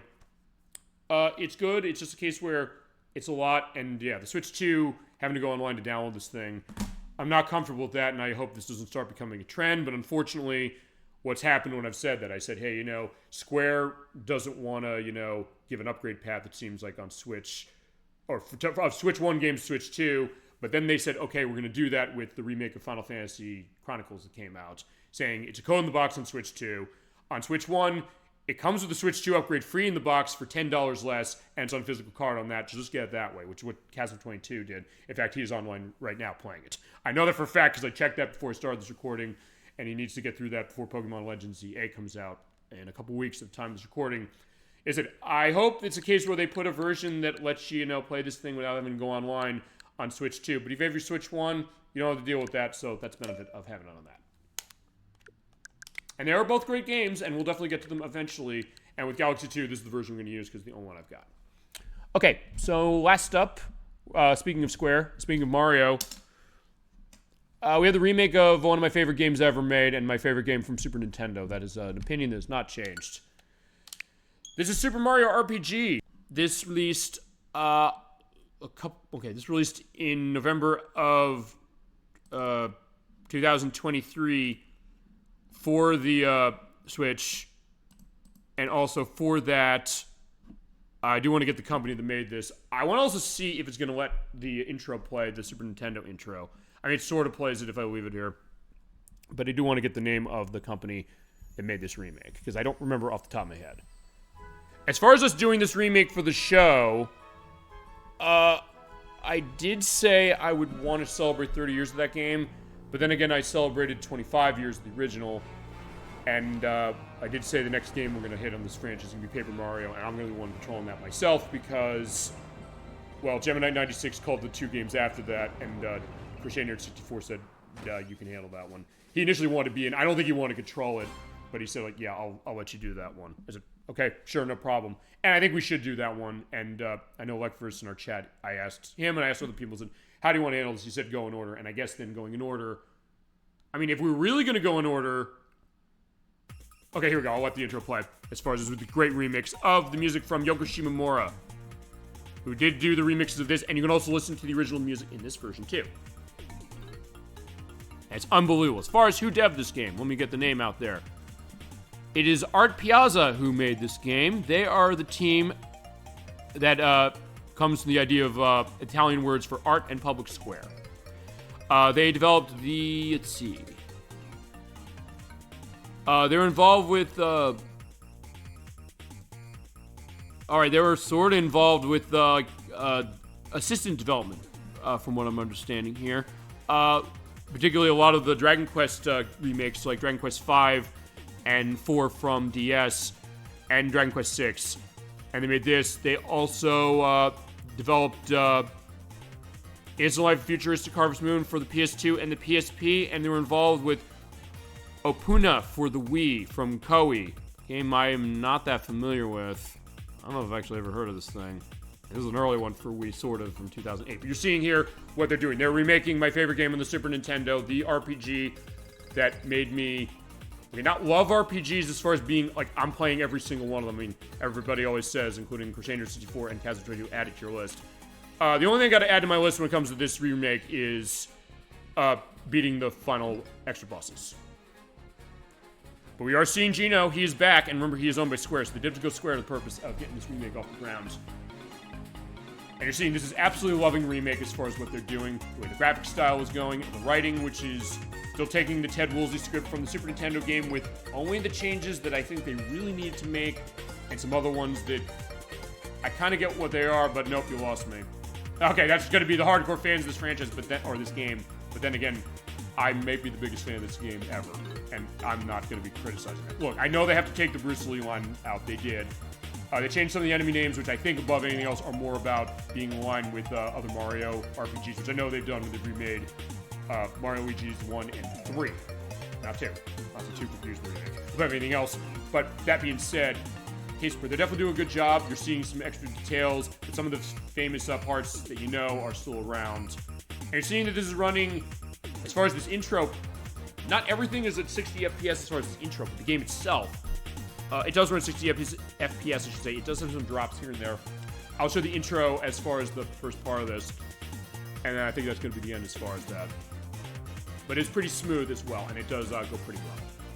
I can't believe it. It's Mario. Mario, I'm up here. As if you couldn't tell, I love this game so much, I can quote the damn thing even when they don't have the speech bubbles. And actually, they don't have all the same elements they're showing in the demo. And I guess this is pre-rendered footage, which is the reason why it chugs for the C over there. Like I said, there are some sites, they're different. Oh, they do show in this the case that, no, we're not going to take Peach home if you leave out a specific way at Marymore. But you're also seeing something new to this game. You're seeing team attacks. Also, you can switch out all of the characters during a battle, except Mario. But you can swap out the other 2 members of your party, so you're not just limited to only 3. And they're starring in this wonderful remake of Super Mario RPG. We will play this for the show, and there's new content to go to this for the purpose of that as well. Hence why I will also show it eventually, but I think we got to show, Super Mario first. Also, you do have autosave for this game. You also have other things you can unlock for this. You have a new difficulty mode. You can run it with a breezy mode if you want to go through the story quicker and have the battles being easier. But I think the game is pretty fair running normal, honestly. But if you never played a game before, same way with Super Mario Galaxy 1 and 2, it's there. And they did redesign this game for the purpose of being able to run it with a wireless controller. So the timing for the button presses, it does feel right. It's not like the Wii and Wii U ports of Super Mario RPG, where it feels like they're a little off when you're playing with pro controllers. As we're pointing out, we're never getting a re-release of the original again, so if you didn't get the Super Nintendo Classic Edition unit or this in Super Nintendo, this is what you're getting, but if you never played it, you're going to be in for a treat. That being said, I do think you also should play the Super Nintendo game anyway as well, because it's awesome. Is that for me, it's still the best game on the Super Nintendo for my money. As I said, it's a game that made me understand RPGs above anything else. And again, this intro, which has some flashing light elements to itself, but not as bad as on Super Nintendo, but not too bad. And some of the same sound effects as before, but also what you're seeing here is there was some slowdown here on Switch 1. It does not have it on Switch 2. Basically what this is doing is giving it a locked 60 FPS through basically the entire game, except that intro. But I think it's because they pre-rendered footage as far as how it was. And even the new sound effects they have there are kind of twisting them to sound a lot like the original game. Alright, and it has autosave as well. Okay, so we are in Bowser's Keep. Unlike the original game, you have full 360-degree movement on the left analog stick or on the D-pad. On the original game, it was 8-way. Also, if you hold the R button, you can do walking. You can also change that setting in the options menu. You can go in the options menu, by the way, in Bowser's Keep, where you could not in the original game. So if you go to settings, you can turn on your default movement to dashing, so you can have yourself running the whole game if you want, or you can have it walk and then you hold the button the way you used to, or you do it in reverse. Battle mode, you have the button set up where you're using the A button, the B button to do going backwards and forwards, or having it, you run the same button as the option you select the same way. Targeting as far as who to attack or heal in battle. You can also skip it. I would probably say don't skip it. You can also listen to the classic music, of course, done by Yoko Shimomura, who did the music for the original game, and Kingdom Hearts, and Parasite Eve, and Adventures of Magic Kingdom on the NES, amongst many, many others. Listening to the original Super Nintendo music, but also the modern music, but it's also pointing out, apparently, there's certain cases where they still use the Switch music. But you can also unlock the music to listen to in the journal. You also have a bestiary you can go into. So when we play this game for this remake, I'm going to be doing the Shadow Hearts thing that Crusader 64 does. We're filling up a bestiary. And it's not easy to do that because you have to run the Psychopath ability, which is now known as Thought Peak, by the way. You have to run that very specifically as far as running that on every enemy, including the bosses. And since you can switch the party members out at will during a battle, you don't have to be in a case where, oh, you only have the 2 and you're stuck with them when you go into battle anymore. You really have to be strategic to get every single one of those, and I have unlocked every one of those. Especially when you get to Smithy later, because you have to get every single form of him, and it's not easy to do that, although I believe the game will spot you a couple if you miss them for the purpose of that. Any of your items, they give you a much better item inventory in this one. So special items that they have set, they list your special weapons or special attacks when they come around. Equipment's still the same of weapon, armor, and accessory. Leveling's still going up to level 30. You also have ally buffs in this one, where you have a new thing called the action gauge. You do time button presses in this, you build up a meter, and also you get more bonuses for time button presses for attacks and things now that you used to. And you also get gauge moves, where when you have that, you can use it in a battle when you have the bar filled up, and it'll give you like a specific item. Let me tell you something, you can get rock candies as early as Bandit's Way, and when that happened to me, I was like, oh my god, you can get a rock candy here? And since I'm a huge fan of this game, I was totally going nuts on that. Okay, so we're going in this area. We're also seeing the Terrapins here. Also, unlike the Super Nintendo original, there's reason to fight them here, because you do get experience off of them, unlike in the original game, where here, that's the set. Also, you get the little exclamation point when you're in the fight. Yes, in this case, I am getting experience off them, so, unlike the original game, where it's just a little bit of a tutorial area saying hit the terrapins that way. Yeah, in this case, fight them all. Why not? Every little bit of experience is going to help. But of course, this battle is still mandatory, going back to that. So in that case, do the timing. If you do it right, you have a shockwave that sends attacks out to enemies, but also you get a little exclamation point over your head that will also say, hey, you know, dodge the time right. If you dodge it right, you take no damage, and it also makes it easier to understand what the timing of that is. In fact, easier than even the Super Nintendo game, but it also does work with the Super Nintendo game if you go back to that. It also tells you for certain magic attacks which ones you can block, which is amazing. All these little touches that are enhancing what the Super Nintendo game had, but also keeping everything that made it so great. It made people like me adore it. But not just me. A lot of people love the game, but that game spoke to me in a way that I don't know if a lot of games do. We still have the same case there. I was like, yeah. Peach is there, and we're already with the chandeliers. And you have the great remix. Oh my god, yeah, remember, the string case of Yoko Shimomura there. It's like, Mario, prepare yourself for the great beyond with the remix you have on it. It sounds awesome. Okay, so, same deal as before. You have to destroy the chandelier called Clink Link in the original, not in this one. But I'm still do the thing you're not supposed to do, which is you're supposed to hit Bowser, but because of the time button press thing, and if you time it right, you have a shield pop up, and you take no damage. So it gives you a better representation of how you're doing your dodges and also your timed hits. But also, because of the way the timed hits work in this game, I am actually causing damage to Clink Link no matter what I do. But he's called the chandelier, so I have to go into that. So he's still doing this. Okay, yeah, attack the chain. Like, no, not yet, Peach. We know how. Trust me, I've been playing this game for almost 30 years now. I know exactly what I'm doing. Even this remake, until we get to the optional boss battles, which, good lord, those are hard. Like, really hard. I'm not kidding. But the good news is that it's going to challenge people like me who played Super Mario RPG on Super Nintendo multiple times, and also this version as well. Alright, keep going, because I want to show, of course, the nice attention to detail, and I don't think I will get the chandelier collapsing by doing this. Because when you deliver 100 HP off of him, he will get invincible. Yeah, what a joke. Put some muscle into it. Okay, but now it's the opposite case where I'm doing a perfect timed hit on him. He's taking no damage, but I'm also hitting chandelier, as you hear. Or chandelier, I guess, is the name. And, yeah, I'm still causing damage. But also, you do have your magic. That's on the Y button. And same deal as before. They also will telegraph the timing for these, which I love. Not that I didn't like in the other one, but it really helps. If I show a warning. Which was that sound? No. Also, the text goes on its own. I don't have the A button anymore. It's a chain reaction. Hang in there, chandelier. But of course, I'm holding on to the skin of your teeth. Okay, so they also had new lines of dialogue as well. Whatever you do, don't let go. See, in that case, I like the fact they're adding even more, though. Coming Mario. But it also doesn't feel like a change that's, you know, out of keeping with what it would have been like in the original. Yeah, but Mario got a fight, but of course he's doing the roll across, but like going on, but this should finish you. Also, they do emphasize stuff in the dialogue a little differently in this one. But trust me, when we get to this game, we'll be pointing out every single difference that there is, and there's a lot. So it does behoove you to play this game, even if you played the game on Super Nintendo already. And this was totally worth the 60 bills, just like the original was when I bought that back in the day. You think I was just going to give her to? Of course not. And since this is going automatically, we're not going to be falling forever. Alright, this is it. I'm going to take you out. I know you're not. Yeah, foiled again.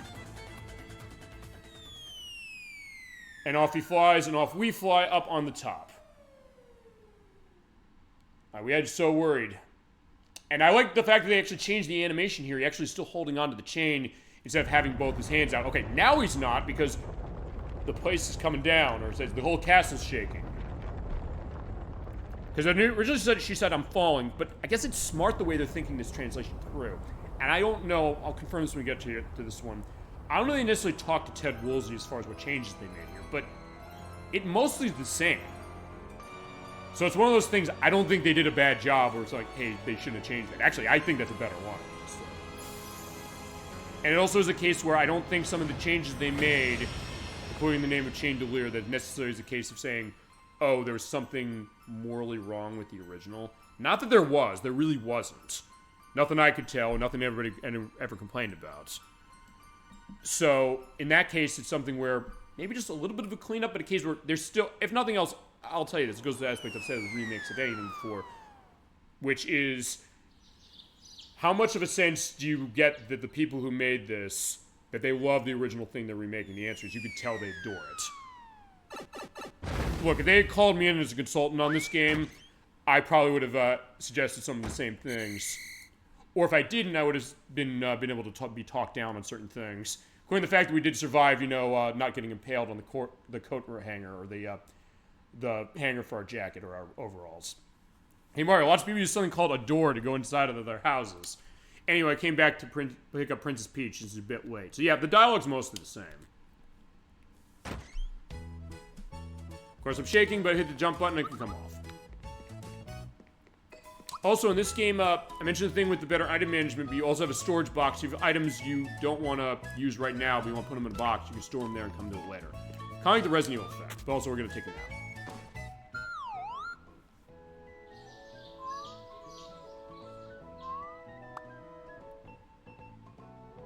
And you also get the music playing a little lower when you're getting to sleep. And they will tell you, by the way, if you're in a case that's like, oh, I don't know what to do, they'll tell you, oh, there's a jump point. Also, you're seeing the great attention to details as far as how the door is opening. So, you know, go in and out. It's shutting specifically. You're seeing the way that the door handle is shaking along. And also seeing a little more stuff going on as far as the Mario house with the barrel over there. And also the wrenches and everything. Because remember, Mario, he's all about having the wrenches and all his stuff ready to go when he has to go do the plumbing work. Hi, Toad. Thought the princess was with you. Where is she? Even a lot of the movements of the characters, they do stay very true to the Super Nintendo original. Was a silent treatment. You're not telling me something. It's Bowser again, isn't it? Oh no, here we go again. Mario, please bring her back like you always do. Except this one, they will tell you the information about the save block regardless of anything. They basically put it in the dialogue. So in the original game, it's sort of optional, but in this one, it's not. But also it's telling you this, which is that since this game has auto-saving, if you get a KO, you get waking up at the last place you saved. But on this version, you save automatically between areas.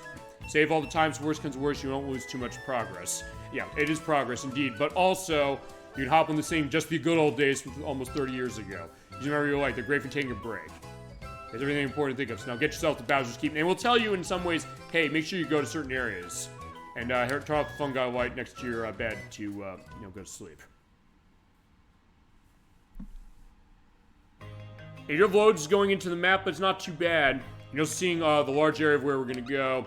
And they also give you a flag on the map to give you a sense of where am I going to go. And considering how the Star Hill thing is later in the game, this is a change I can definitely get behind. It's not a case where it's like, it was sometimes a little cryptic to remember that. So the fact that they put that in for this is actually really nice. And you're also hearing on the music, Yoga Shimomura does enhance and extend some of the music that you originally made for the original game. That's great stuff. Alright, we're going to Bowser's Keep again. Have you played the original game like we did, or however that is, you know it's coming here. But there's some changes here. And some sort of stutters, but not too bad. Alright, so there's Exor.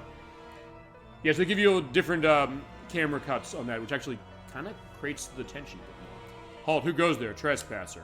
Castle belongs to us, the Smithy Gang. We have big plans in this first step in them. And we're nosy characters like you, and they don't emphasize you in this one. It's small stuff, but they do still emphasize certain ones, like, oh yeah, it's pretty cool that. We practically own this world, like, right there. So let's see you deal with this.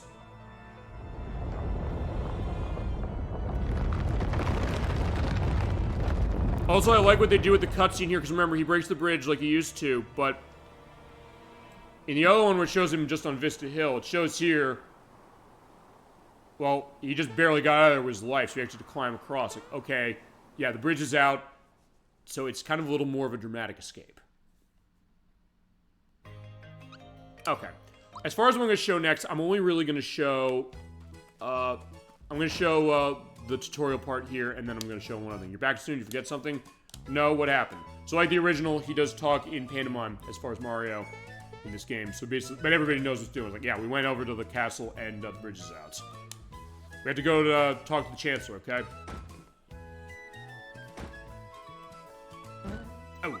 And you do have Rumble, by the way, when he bumps into you, as far as this. Yeah, bumping into reduce HP level. Where famous items will perk you up. Whenever you use an item, get some HP pat, hit the X button. Eat a mushroom, give you a boost when you're feeling tired. Also, he doesn't have the item tutorial anymore because, as I showed when we played it on Super Nintendo, if you don't take it, he will give you an extra mushroom. So basically, you waste the one he gives you. But remember, you can also go in the house and save, and well, save of course for free, and sleep for free. But I had to tell you something else. Now I remember. Can warn you, the mushroom way of swarming with monsters. Mario, you have to do something. Perhaps I can help. Do you know about action commands?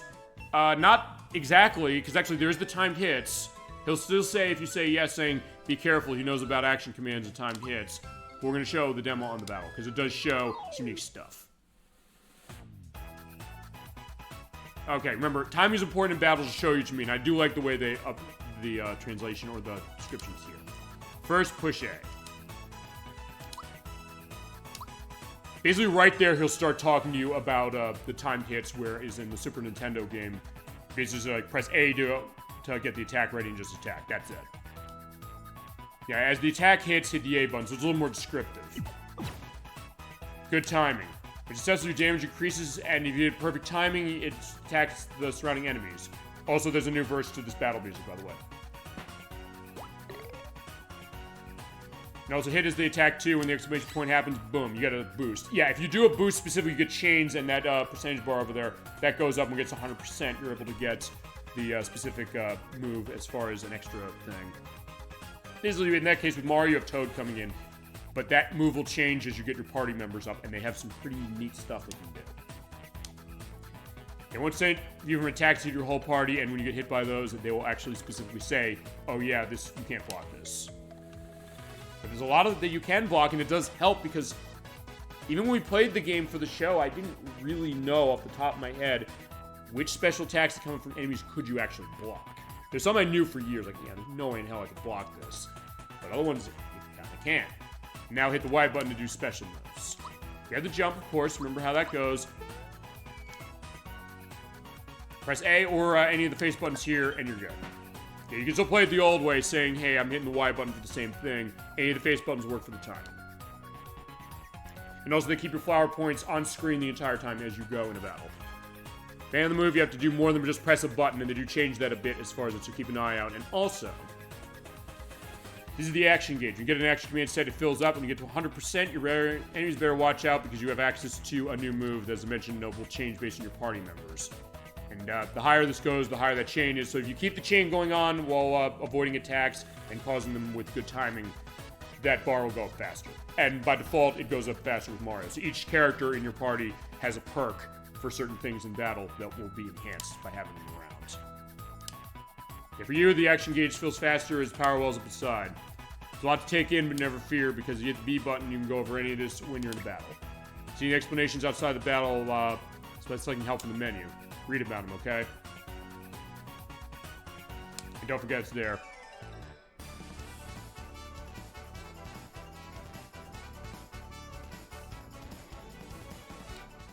And they also let you hear the battle theme fully before you hit the A button. And there you go. Now you'll be able to be set. But I had something I actually had to tell you. Yeah, we have to go talk to the Chancellor about Princess Peach. I'll see you over there. And here's mushrooms. Yeah, in this case, you also have your items just on X button. You basically just pull them out right away. And the start button is your menu. And it goes to stuff in journal, as far as monster lists and things like that. So in that case, you're seeing, oh yeah, Terrapin. It also tells you their weaknesses, which I love because it was something that was not easy to tell in the original game what their weaknesses are. Also, what items they can drop, what rare item drops they can give, how much experience they give, what their HP level is. Fine, there's Bowser. We don't know. It's like, yeah, that was unstoppable as long as he was standing on the chandelier, but too bad you underestimated the jump with Mario. And there is Chandelier there, holding them in with their mouth. If they open their mouth to speak, they drop it. They will not complain. And there's the Goomba. So that's the other reason to go in the Bestiary. They will tell you that, and stuff that actually I did not know, and stuff that can also be applied to the Super Nintendo original. So what I'm going to do, also you can go to the world map anytime from any point you're in the map, which is great. But I am going to go back to the title screen, because one thing I'm going to do before I end this, and then I'll have an ending. I'm going to go to the mole mines in my completed save file. You do get this as far as completing the game. The difference, though, is that it does register the fact you defeat Smithy with the star there. So even though it only shows that we have 6 star pieces, we technically did get the 7th. But by doing that, some of the bosses we fought in the original game are back. So I said at parts when we played the original game that we killed Punchinello, but no, we didn't. So I'm going to show you, I'm going to see how this goes with my item layout. Oh, by the way, they changed Caracol to Coca-Cola. That's all the same as far as that.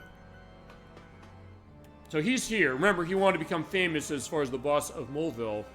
Ever since you beat me, I've been finding my technique. This time I'm sure to win. Fame and fortune, here I come. You think you beat me on my meetings? Alright, I'd like to see this. That was already famous in his own right, though. Wouldn't you agree? Yeah, it was Nora's terror 2 legs long before you came on. That's true. He does have 11 years of experience on Geno.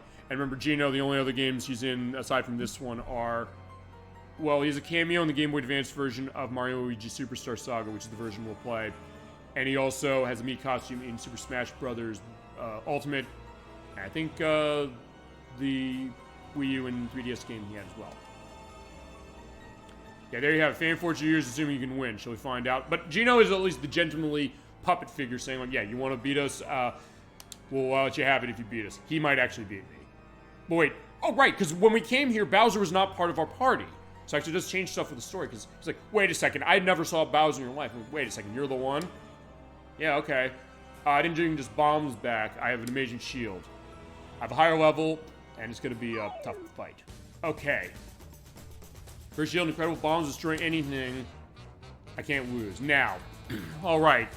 It's worth pointing out, I don't completely know how some of this is going to work. Also, I do have my party here.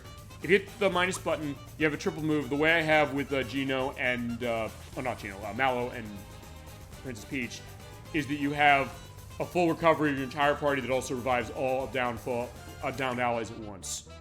You also switch that out, but for the purposes, I'm going to attack. I have the laser shell, but it only does 2 damage. Like, uh-oh, what's going on here? Now, with you, I could do Thought Peak. That is, of course, the, what they call Psychopath in this version. Everything else is set. The Snowman. As far as his elemental weaknesses... Also, the other thing is that I'm going to keep Mallow out. I'm going to actually just do defense. What happens is you get called bombs out. Alright, it shows right there. It shows you what can't you block. Jesus, but he hurts really bad. So with Peach, I do still have all my same stuff. I'm going to use Therapy on Mario. And it's still the same case. You get the timing going on. It says, thanks. Alright, now what you want to do with Punchinello, because his defense is jacked up. Oh shit, right, the bombs are one to kill, so you make sure you time them. Even if you have the laser shell accessory the way that Peach does, yeah, that's bad news. So, what you have to do is you have to get the bombs to turn around and hit them, but I'm not completely sure what makes that happen. Sometimes they'll turn around, but sometimes they won't, and I don't know why. And apparently you can block the Flamestone. I didn't know that until this release. But one thing I definitely going to do is... I'm going to do a comeback on Mario. Same deal as before. Hit the Y button when the star hits him, and you get a full health recovery. Otherwise, just a little bit. And also, I'm building up my magic defense. That can kind of help, but I do need to do something about this stuff. Alright. I'm going to try something here. I want to see about this. You do have the Ultra Fireball. They changed that from, like, the Fire Orb and all that. What I want to do is I want to turn that around. Oh, crap. Yeah, you're seeing there. It also is causing more damage than is possible on any of the enemy. Or on any of us. Because remember, you still have the 255 health limits. And the same level 30 limits. I might have come here at level 30. I'm not expecting to win this, just to give a sense. But it also shows you here, if you have your party here, you have your other perks as far as your triple moves when you have that 100%. And in the case of Mallow, he increases your magic attack when you get buffs going on with perfect time hits. His magic defense with Peach's case. Bowser, its defense up. And they have cases where the star power of that will hit enemies hard. That's a Veil, they'll protect your party from one attack. No, I want to try this way. You know what? Oh wait, I gotta have Mario up for this. You do have to have your entire party in line in order to do this. But I do have the Drill Claw. But even with the upgraded weapons, yeah, we're not gonna be a good case here. Oh crap! I was like, wait a sec. Fine, Mario, come back. We need you. Because the idea is you're supposed to turn them around, but I don't always know what does it. You know what? I'll tell you what I'm going to do. I'm going to do the Ultra Jump. Even though Punchinello is immune to that. They also give a chain as far as that, and they do give track in the menu of how many jumps you did for the purpose of doing, what was it? Oh, crap! Ouch.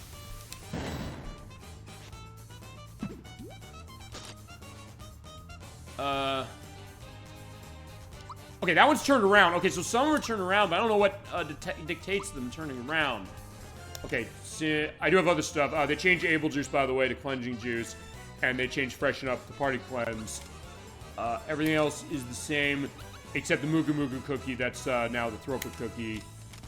Early time's still the same if I want to start that battle over. So actually, this does have a use now, really. Because, like, yeah, this battle's not going well, but since one of them is turned around, I'm going to do something about that.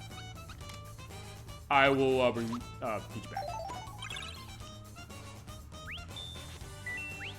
Also, yeah, got a freebie. It is still, I don't think I said when we played this what the dictation on that one is. It is actually, if you get the pick-me-up off or the item off in time with the music some way, you get a freebie. It's very specific, and I actually did not know how to do that for years. And something that's not easy to indicate that. You know what? Let's try the story spike. Let's see what goes on.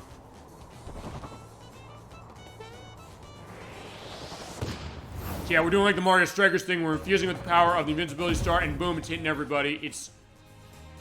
But also, you're seeing the bombs. They can take 600 HP, whereas it does jack shit to Punchinello.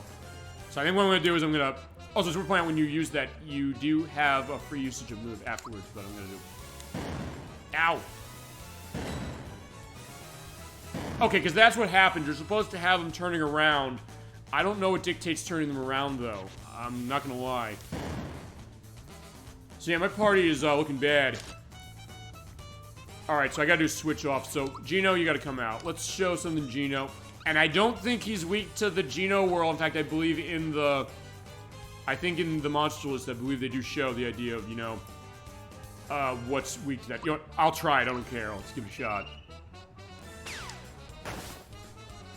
I think I got it, but I don't think it did it. Okay, there's one turnaround. There's another turnaround. Let's try the Star Gun. Also, they changed the timing for the Star Gun a little bit. It's worth pointing out.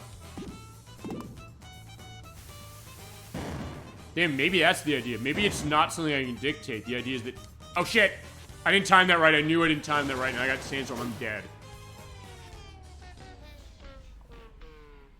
Alright, so yeah, I'm not beating that one. Not that I expected to. And they'll give you a little hints as far as things when you get a game over. And as Toad mentioned earlier, you do get yourself tossed back to where you last saved. Or you can go to the menu and say, oh yeah, I want to go here, or your autosave. I'm going to go back to this because what I'm going to do is I'm going to go in the menu briefly. I do want to check one thing in the journal. Because I want to see if it tells you, can you Geno whirl the enemy? I thought there's cases where it did. They also give you new entries in here. So yeah, I had to go through a lot of stuff going through this for the purpose of getting all this information, including of the new boss battles, because one thing is that we have Bolome. We see him a third time in this version, where if you go back to Bolome Temple, he has a sore throat, and he's like, oh yeah, I want to fight you again. And you can also get his thought peek if you take it.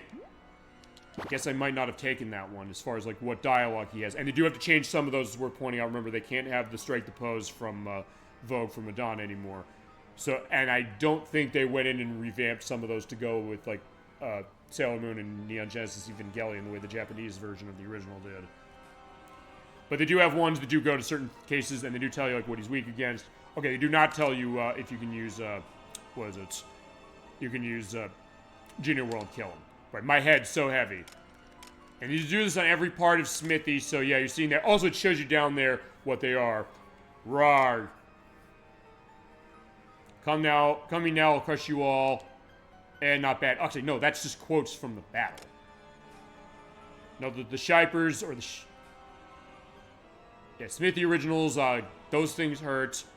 There's the icon guide showing what they're weak to, as far as if you can do jump, fierce, lightning, ice, muting, sleeping, poisoning, and fear, which is good to know because sometimes it's hard to tell in the original what can you get a sense of. But also, you can go through every single aspect of the game and get a sense of, including both the versions of Domino and Cloaker when they have fusing going on. And I believe this is one of the ones where they do spot you, as far as saying, oh, you picked to do another one, you are going to be fine. Yeah, because there's Domino fused to Mad Adder, as far as that, who's the more magic-focused snake, and then Earthlink. Actually, wait a second. Oh, right, they changed the name. It's not Earthlink, it's Bad Adder. They changed his name in this one. This is the one where he's more physically elemented. Because remember, this depends on who you fight first, who you beat first, as far as Domino or Cloaker. Domino's the easier one to go, because he has less health. But Cloaker's the case where you can hit harder. But if you're okay with avoiding magic stuff, you can kill Cloaker first. I usually will kill Domino first, honestly, as far as how it is. And it does give you incentive to find every single enemy in the game. They also give you a play report, as far as how much time you played, the hidden treasure boxes you found, the moves you've used the most. Of course, I've used Thought Peak the most, who's most active Mallow because of that. Records as far as battles, saying how much damage you dealt at once by doing the Geno World thing, which does still work on Exor. You can still at one shot him with that in this version. How many consecutive jumps you've done for the super jump rewards, consecutive action command successes you've done, records on mini games like in Midas River, the Gooba Thumping, the Minecart, the Paratroopa jumping thing, the Beetle Race, and all that stuff. The casino records, they changed the casino as far as Great Guys Casino. You do not have the blackjack anymore. It's worth pointing out. Let me go into also the sound player and the scrapbook. Oh, fine. We'll do again the sentence here. You get the scrapbook of all these events you had going on in the game, and you have them written by specific characters, including Mallow saying, "Oh yeah, you know, he's tough, kind of great guy as far as Mario getting back my stolen coin." Yeah, clearly he forgot what we did when we played it on the Super Nintendo, where I showed him crying, and he can still do that. You can still have the same dialogue of saying, you know what, no, I'm not going to help you. I don't know if that changes this, though. No, it doesn't, because I put this in, so it's still going to be the same. Kids are saying, oh yeah, here you go. Good thing Mario's here. I can get back to the Mushroom King and finish the job I did. Clay Morton, so they do change the name of Mac the Knife. Licensing reasons, that's why they had to change that. So, I understand that. They do have elements of when you find Link and Samus here, saying, heroic-looking guy who's sleeping in the Rose Town Inn, based on his adventures, but I'd definitely like to link up with him and chat over a tadpole cola. Yoshi, of course, and Boshi, as is. Minecar's rule. Dinah and Might, of course. You also see them when you are doing the minecart ride when you leave, as far as during the minigame, which you did not on Super Nintendo. The suite, as far as how it is, I don't know, they don't have the perspective saying, oh yeah, we had to work our debt off, which you can still do here, as is. So anything you do on the Super Nintendo game, you can still do here. Yeah, the cake is attacking us, going back to that. They do give you a picture in the book now when you get the picture, and you do have the kid who's looking over there saying, I wish it was skiing season, and his mother over there saying, look in front. And even the other guy who, I know he says he doesn't like his picture being taken, but he still looks pretty good there. But they do say, like, yeah, we're getting married that way. Remember, why do it look so glum? It's not a funeral, you know. And then remember, Peach joining our town. The Elder, of course, how it is, saying, like, well, important Elder self-importantly told us a shooting star fell into the sea, so maybe Mallow kind of got a sense. We went to Star Hill. This is Gino taking his perspective on that. Jonathan Jones. As far as that, Spiridovich, they changed Yuridovich's name in this game for the purpose of that. There is Samus, of course. It's a cool person sleeping in bed in the castle. I want to see what her thick pajamas felt like, but she stirred just before I could touch them, and I ran away. Okay, so there you go. Of course, the stuff of Monster Mama, Valentina, and Dodo. The Axum Rangers, of course. It's taking the Royal Bus, us fighting Jinx over there, and Jagger. Going inside the Peril Dimension to find Exor. Helix, when we find him, as far as that, saying, emerged victorious against the powerful Helix. It was a difficult fight, speaking of a dark mage, but I didn't find him to be such a bad fellow. And other stuff as well. And then sound player. In this case, you can listen to the music of any in the game, including the classic music. So you get the old way of Bowser's Keep on Super Nintendo, but also the new way, and also a bunch of other stuff. It's been sealed, I guess. I don't know why. Oh, right. I think what you have to do is, okay, that's the masterpiece that we did with Todovsky. I want to listen to this one because they do still tie your last line in, but for the soundtrack version, the sound test version, what do they do?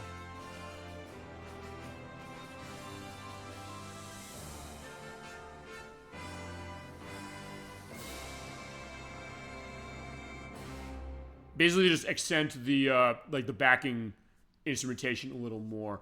Yeah, because I'm trying to think about this. I thought that's like the fights for Helix. Maybe I have to do it again because I know there's a second battle with him. If you thought it was hard before, actually I've not even seen the battle with him in this. It's probably insane. It makes the Punchinello fight look like nothing.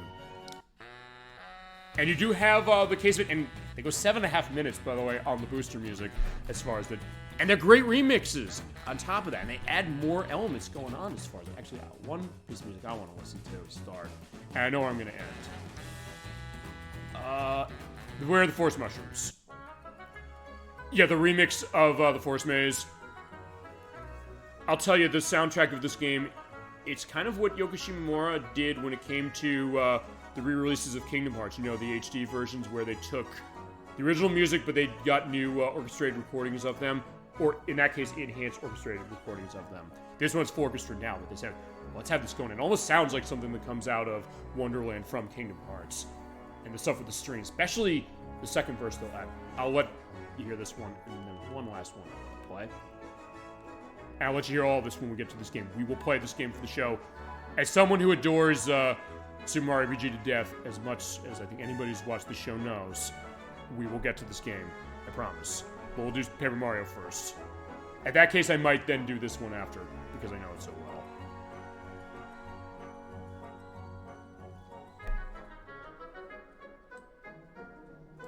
Yeah, right here.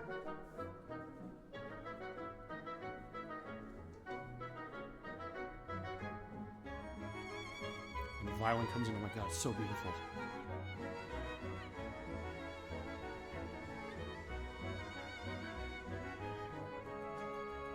Or it's like Emetics said when I told him this game was coming out. And I loved the idea of that so much, I said, let me edit footage in from our play of this to basically have him listen to the trailer, the audio was going in the background on his phone as I had that added to the recording, and also to the edit of our finale of Parasite Eve, where I said, yeah, he was saying, I hear those strings, like, please tell me it's Yoko Shimomura still doing music. It is, I hear those strings, you can tell. But it's beautiful, oh my god, it still is. After all this time, and especially remixing this music so wonderfully. I said, that's what I mean as far as, you know, a loving recreation of this game. Alright. But the last thing I'm going to play, and it's a case where, honestly, this might be bringing a tear to my eye, the modern version of the finale here, before we get to the parade. Which, actually, as we're pointing out, the parade music, they initially started with the motifs of the Super Nintendo game, and then it goes into the new orchestrated version. So beautiful.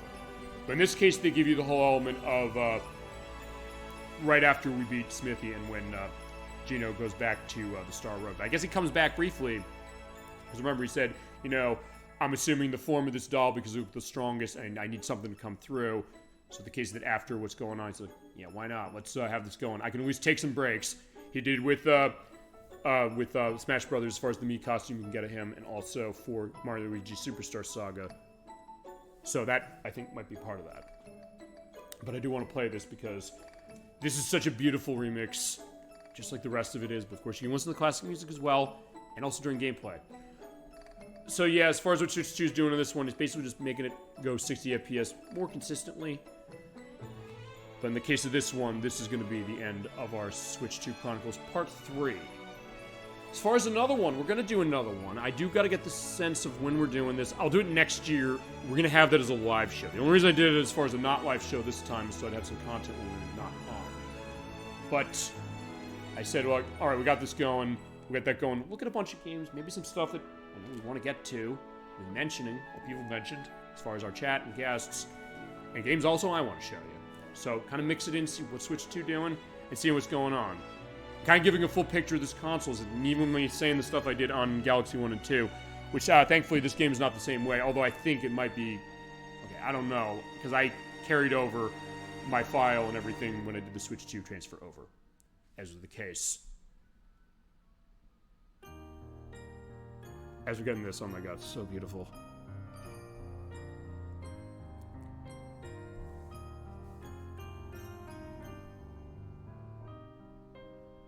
Especially with the real instruments. It sounded amazing on the Super Nintendo. As I said when we played that game, I said this is something bringing a tear to my eye just because of how beautiful the music goes, how it's going with everything we saw. as far as the way the story was going through, the idea of what was going on with Mallow, him being reunited with his parents, Raz and Rainy, who are also in this game, and the idea that they're going to be expecting a child, as far as that. Even the case of Bowser getting his castle back. You are seeing Frogfucius here. They do change his name a little bit as far as this one. I don't remember Toadblots. But Todosky as well. Especially when the violin comes in. It's beautiful. The real instruments really accentuates and emphasizes the emotional pull that you think, well, would this game really have? But it does. Especially really for anybody, I guess, for this or really any game that they love. As I said, I love this game so much. I loved it on Super Nintendo, and I love this new version too. And I figured this is going to be the one for me to end as far as our Switch 2 Chronicles video. As far as what we got coming up, as I said, we'll have a live one with some stuff that I know the viewers really wanted to see. We'll do that as a live show next year at some juncture. I don't know when we're going to do it, but I'm definitely going to do it. I had such a great time looking some of the stuff over and then giving a full picture of this and downloading some stuff, a little bit of an extra as far as the Galaxy 1 and 2 case. As I said, I don't know if this game is a case where Switch 2 will not run it, natively without patching it.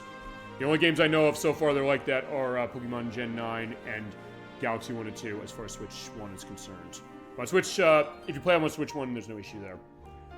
But even so, it's still a case where I had a great time doing this, great time looking through, great time going into it, and yeah, I had to end with this game. How could I not? But thank you so much for watching, everybody. I had such a great time doing this. Stay tuned for when we get to part 4 next year. And I think with that, as far as when this is going to go up, I guess we'll be doing the next second chance as far as next week for Shadow the Hedgehog. We'll have that going as far as it. But until then, and next time we'll come back as far as the Switch 2 Chronicles look. Thank you so much for watching. Keep being awesome. Have a wonderful night. Take care, everybody.